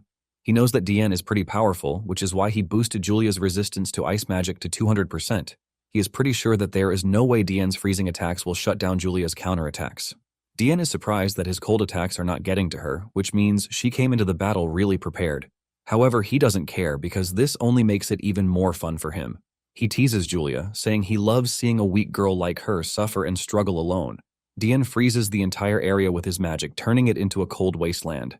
As if this is not enough, Dien unleashes ice golems to attack Julia, but Julia remains mentally strong. She conjures a powerful lightning attack, which she aims at the tower and the surroundings to destroy the golems and the tower. Even Dien is forced to run to avoid getting hit, and he commends Julia, telling her that she is putting up a good fight. However, Julia's efforts appear to be in vain as the golems regenerate again. Julia doesn't give up as she surrounds herself with lightning spheres to keep the golems away, while chipping them down. However, this beats down Julia's strength, and Kai cannot believe how shameless Dien is to be using ice golems against Julia. Lucas then tells Kai that this is exactly why Julia stayed hidden until Dien had fought Aurora, because she wanted him to drain a bit of his magic. When Kai hears this, he realizes that Lucas is hinting that Julia can still win. However, Aiwa is worried, since she is not seeing a possibility of Julia winning. The entire area has turned into ice, and Julia is being hit with cold from all directions. The moment Julia notices that the ice golems are regenerating more slowly, she teases Dien, asking him if he is not already running low on magic power. Dien is forced to admit that Julia is stronger than he expected, but he tells her that there is nothing she can do again because she is going to get crushed no matter what. Dien descends to the ground, and he prepares for one final attack to finish the fight. Dien then creates a freezing zone to whittle down Julia's strength, assuring her that there is no escaping this. Dien teases her, telling her that all of her efforts are about to go to waste, and he can't wait to see the look of despair on her face. The ice golems start chasing Julia around, but Julia is able to dodge the attacks because Dien has gotten slower. Julia can see that the dude is already running low on magic power, but he is still forcing himself to maintain the extreme cold field. Julia soon unleashes a powerful lightning attack to hit Dien's main golem. Dien confidently stands as the lightning travels toward him because he is pretty sure that ice can block lightning. Julia lets him know that he is wrong because lightning only fails to pierce ice when the lightning isn't strong enough. However, if the lightning is truly powerful, even ice won't be able to stop it. Julia proves this to him by releasing so much lightning power that it covers the entire area. Dien can sense how dangerous it is, and he realizes that he has to get out of the ice field before his ice armor shatters so he doesn't get hurt. Just then, he sees an opening to go after Julia, but before he knows it, a lightning sphere appears before him. Julia then tells him that he has no escape route because, inside an electromagnetic field, lightning magic actually gets even stronger. Julia unleashes so much magical power that it courses through Dien's body, causing him to scream in agony. The spectators are left in total shock because what they are watching doesn't even look like a fight between two freshmen. Even one of Jeremy's friends is forced to ask him if this is the type of lightning that Julia drops on him, but Jeremy is so stunned to even speak. Back in the arena, Dien is knocked to the ground and is totally exhausted. Julia smiles because she cannot believe that she just won. She walks over to where Dien is, asking him if he is fine. Dien is left thinking about how embarrassing it is going to be to face his sister and tell her that he didn't win. However, knowing his sister really well, he knows she is not going to take defeat as a result, and he has to win, even if it costs him his life. Apparently, any injury one takes in the arena shows up on the real body, and Julia is blown away that Dien was able to take the full power of her lightning head-on without passing out. Suddenly, Julia notices that ice is forming around her feet, and before she realizes it, Dien is back on his feet. Dien looks totally different as he tells Julia that he has also built up resistance to lightning. Dien's eyes turn faint red as he dashes toward Julia, screaming that he is not a weakling who is going to be taken down by little lightning. Julia is forced to retreat, but before she knows it, Dien appears behind her. She is only able to react at the last second to dodge Dien's attack. Dien totally loses himself to his power as his appearance starts to change, and he tells Julia that he is going to finish the fight with his next attack. Julia finds herself straining against Dien's overwhelming strength, leaving her to wonder where Dien got his new strength from because he clearly burned through his magic. Dien continues dashing toward Julia even though all of his body is already burned by lightning. Julia grits her teeth in pain because the cold from Dien's attacks is even worse than before. This leaves Julia wondering how the hell she is supposed to beat Dien. Even though he looks really tough and dangerous at the moment, Julia knows that Dien is already nearing his limit. Julia is not worried since she knows that Lucas has never misjudged an enemy's strength. With this, Julia prepares to put herself into it so she doesn't get overwhelmed. Dien dashes toward her, but she stands firm while cooking up a lightning attack. Dien gets close enough and launches an ice attack at Julia that gets partially repelled. And before he knows it, Julia's staff hits him on the cheek, passing a lightning strike into his body. Julia lets him know that what she just hit him with is a condensed strike with all of her lightning, which is 10 times stronger than anything she's used so far. With half of her face covered in ice, she tells Dien that he is incredibly strong, but she assures him that he is going to be the one to win this time around. Just as Dien is about to dispute this, he gets hit with so much lightning power that it depletes his energy, and he crashes to his knees in exhaustion. Julia smiles because it is finally over, but she knows that she wouldn't have had a chance against Dien if she hadn't trained with Lucas. Suddenly, Dien gets hit with a fire spell that knocks him to the ground. Aurora appears out of nowhere, talking about how relieved she is that Dien has finally been defeated, while admitting that he is a ridiculously stubborn dude. Iwa panics, but she is not entirely surprised because she knew there was no way Aurora lost to Dien. Since Lucas appears to be wrong, she wonders what he plans to do in this situation.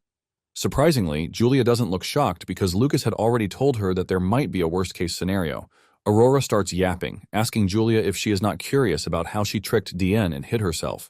Julia admits that she is curious, but she wants to know if Aurora is really going to tell her without holding anything back. Aurora smiles when she hears this, and she reaches into her chest.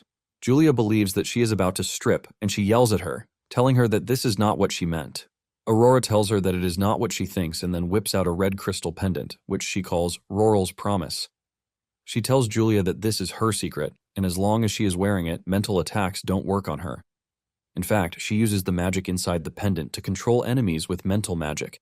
However, the only downside is that once she fully drains the pendant's magic, it cannot be used again for a whole day.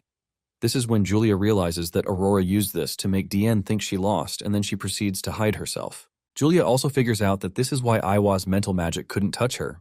Aurora says Dien's mental strength is quite overwhelming, and it ended up draining the pendant's magic in one shot. Julia then tells Aurora that at their current level, it doesn't matter what methods they use as long as they win. Just then, Aurora returns to the main thing, telling Julia that she wants her to forfeit the match because she barely has any magic left, and there is no way she is going to fight, which is why she was willing to even tell her her secret. Aurora continues yapping, but Julia sends a little attack her way to let her know that she is not ready to take her offer. Aurora is surprised that Julia is not backing down, and Julia lets her know that they will never know whether she can still or not until she tries. Aurora then decides to fight Julia, since this is what she wants. Before Julia knows it, a giant magic circle appears under her feet, and seeing the crazy power in the magic, she immediately activates her speed attack to get away from the point of impact.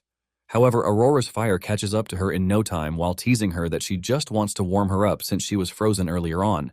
The fire attacks get even more intense, burning Julia really hard. During their training session, Lucas had told Julia to keep some magic in reserve just in case, since they don't know what Aurora is capable of. However, Julia barely has any magic left after the last attack on Dien.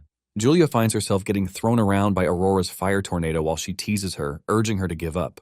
Aurora confidently tells Julia that she can't even run anymore, not to mention launching an attack.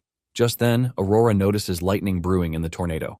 Julia tells Aurora that she is right, that she is exhausted, but if she uses the force of her own magic, she can still attack. A big lightning strike emerges from the tornado, hitting Aurora, but Julia doesn't stop there as she uses the melted water from Dian's ice magic to widen her attack range. Aurora gets hit hard, but she confidently tells Julia that this level of lightning is not enough to take her down. Suddenly, Julia takes another turn, telling Aurora that what she just hit her with was an attack meant to buy time because she is now going to hit her with every bit of magic left to finish the fight. Aurora reminds Julia that an explosion occurs when lightning and fire collide, which means Julia is in the most danger since she is inside the Phoenix tornado. As the attack hits, it leaves a big explosion that sends Julia tumbling down the distance with her bunny falling out of her hand while she coughs up blood. Julia lies down exhausted, wondering if her plan worked, but the smoke clears off and she can see a wounded Aurora in the distance. Aurora admits that it was close, and she is impressed that Julia is even ready to throw her life away just like that, showing how insane she is. Aurora gets back on her feet and unleashes a powerful fire attack aimed at Julia to finish the job. Even Lucas freaks out when he sees this because he believes that it is over. As the fire travels toward Julia's direction, she is left wondering if she is really going to die after how hard she worked. Suddenly, the bunny's eyes glow bright while asking Julia if she wants to win. Just as the attack is about to hit, a surge of lightning emerges, hitting it halfway, resulting in an explosion. Aurora believes that it is over until she sees Julia standing at a distance with lightning surging through her body. Aurora is left totally shocked as she can't believe what is happening right in front of her. Just then, Julia casts a really powerful advanced spell without even chanting anything. This releases an overwhelming amount of lightning magic that hits Aurora so hard that it almost shreds her down to her bones. Even those who are outside the arena are left in complete shock at how crazy Julia's power is. The principals have no choice but to admit that the three contestants actually showed strength far beyond what they expected. Silwan says they might have to delay the award ceremony because of the level of destruction, and Jarika tells the two that he has a proposal. He suggests that they grant the trio the right to an audience with the goddess, since it appears that the trio will be the pillar of the empire in the future. Some hours later, the students gather in the hall for the ceremony. Jarika reveals that Julia has set a new record as the youngest winner in the history of the Goddess Memorial. Dian is forced to admit Julia's strength even though he lost, but he promises that he is not going to lose next time. Aurora teases him, saying he is already talking about next time. Aurora drags Julia closer, hugging her, while telling her that she can always call on her if she needs a sparring partner instead of Dian. Aurora is amazed by Julia's brilliance because not many girls surpass her in every way. However, Julia is not about to let Dian hold any grudge as she finds a way to taunt him. Before the trio knows it, they are already getting along.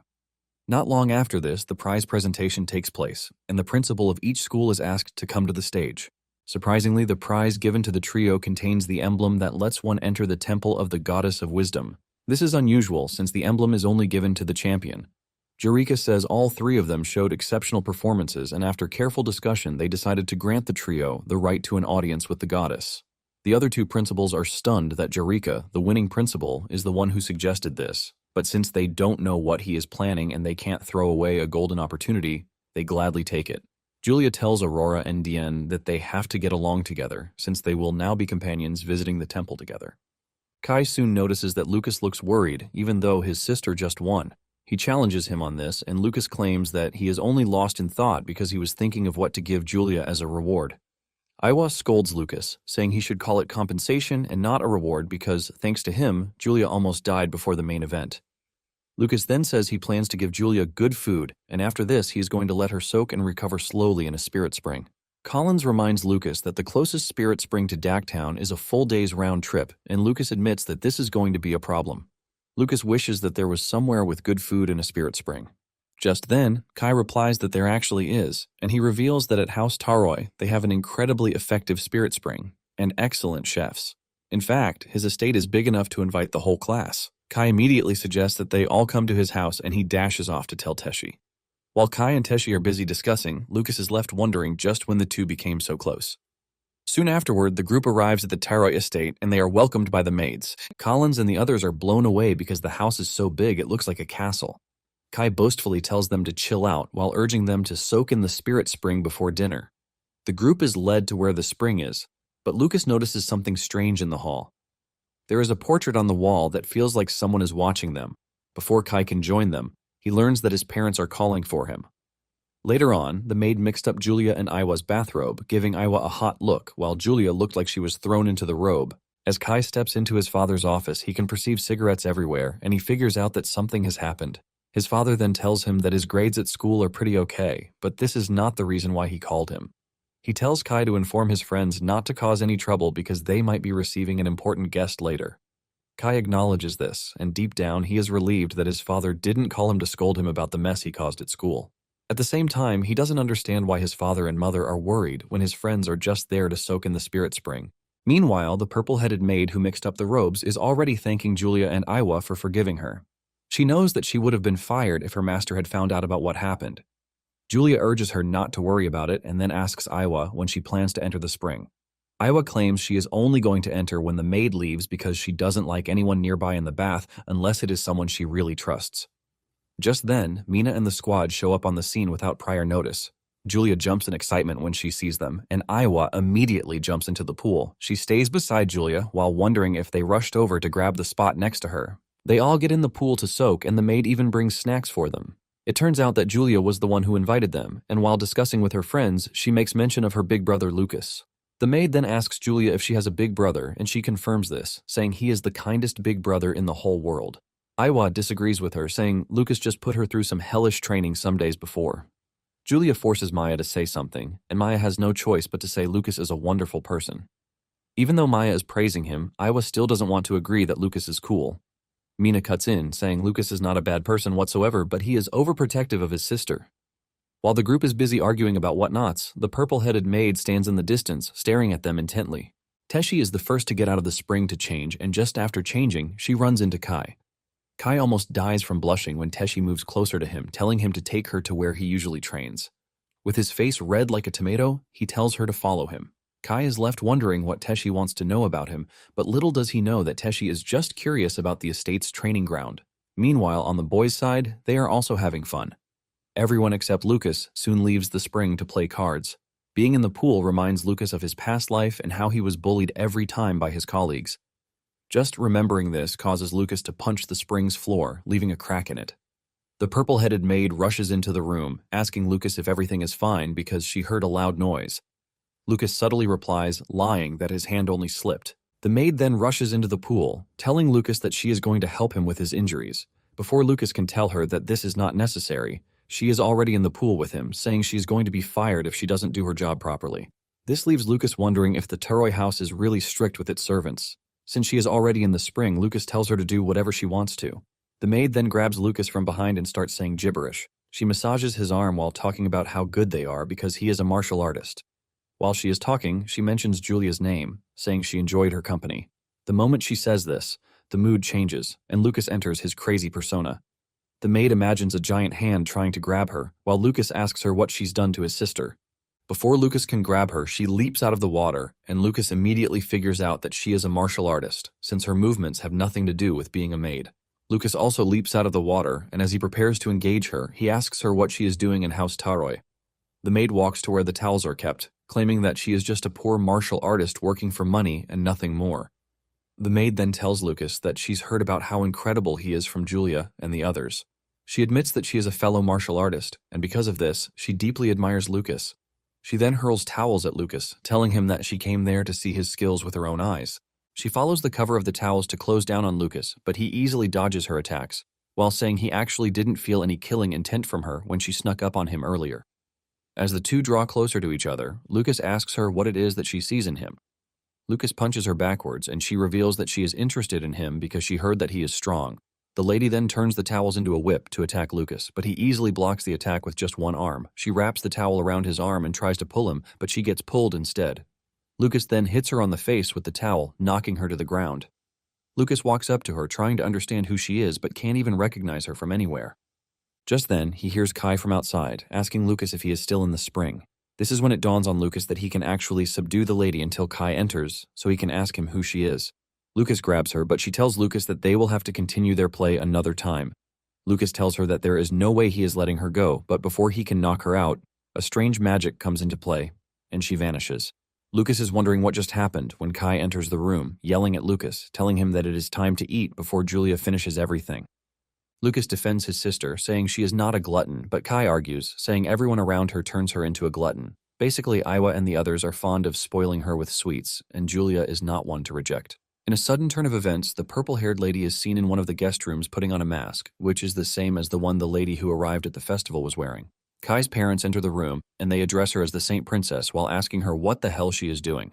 She romantically shushes them while telling them that what just happened that day is going to be their little secret. Some days later, the students gathered to send off the 3 students who would be going to the goddess temple. The whole area is bubbling with a crowd until Jeremy shows up, telling them to keep quiet. He makes his speech while revealing the origin of the goddess of the Memorial Festival, which has given many talented students the right to stand before the goddess. He lets everyone know that Julia, Dian, and Aurora will be heading to the temple. However, there is something this year, and this is the fact that they won't be going with a teacher escort, even though the road to the temple is filled with danger. Jeremy conjures a small bird with his magic and hands it over to Julia, telling her that it is going to lead them to the temple. Because of how plump the bird is, Julia is already thinking of keeping it for emergency rations. Jeremy then tells everyone to offer their prayers as the trio departs. Maya and the others hold a silent prayer for them, praying that they return safely and bring greater glory to their school's names. As they leave, Julia thanks their well-wishers while promising to return safely. As they leave, Jeremy tells the students to return to their classes. Kai walks over to Lucas, saying it is pretty sad that they are not assigning an escort for the trio. Collins and Sharp also say it will be bad if something evil happens to the trio. Lucas is surprised that his friends are all saying all sorts of negative things and they try to apologize, saying they didn't mean it.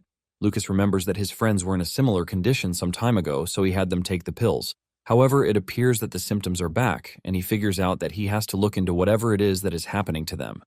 However, before that, there is something important that he has to take care of. Later on, Julia and her companions are steadily making their way away from the school when Dian notices something strange approaching them. Without hesitation, he immediately puts up an ice shield to block the projectile, which turns out to be a stick. Julia assesses it and says it is weird because it doesn't look like a weapon for ambushes. Aurora teases Dian, saying he is so sweet because a small stick is enough for him to worry. Julia notices that the end of the stick is actually scorched. At the same time, Lucas finally catches up to the trio and he maintains his stealthy presence in building roofs.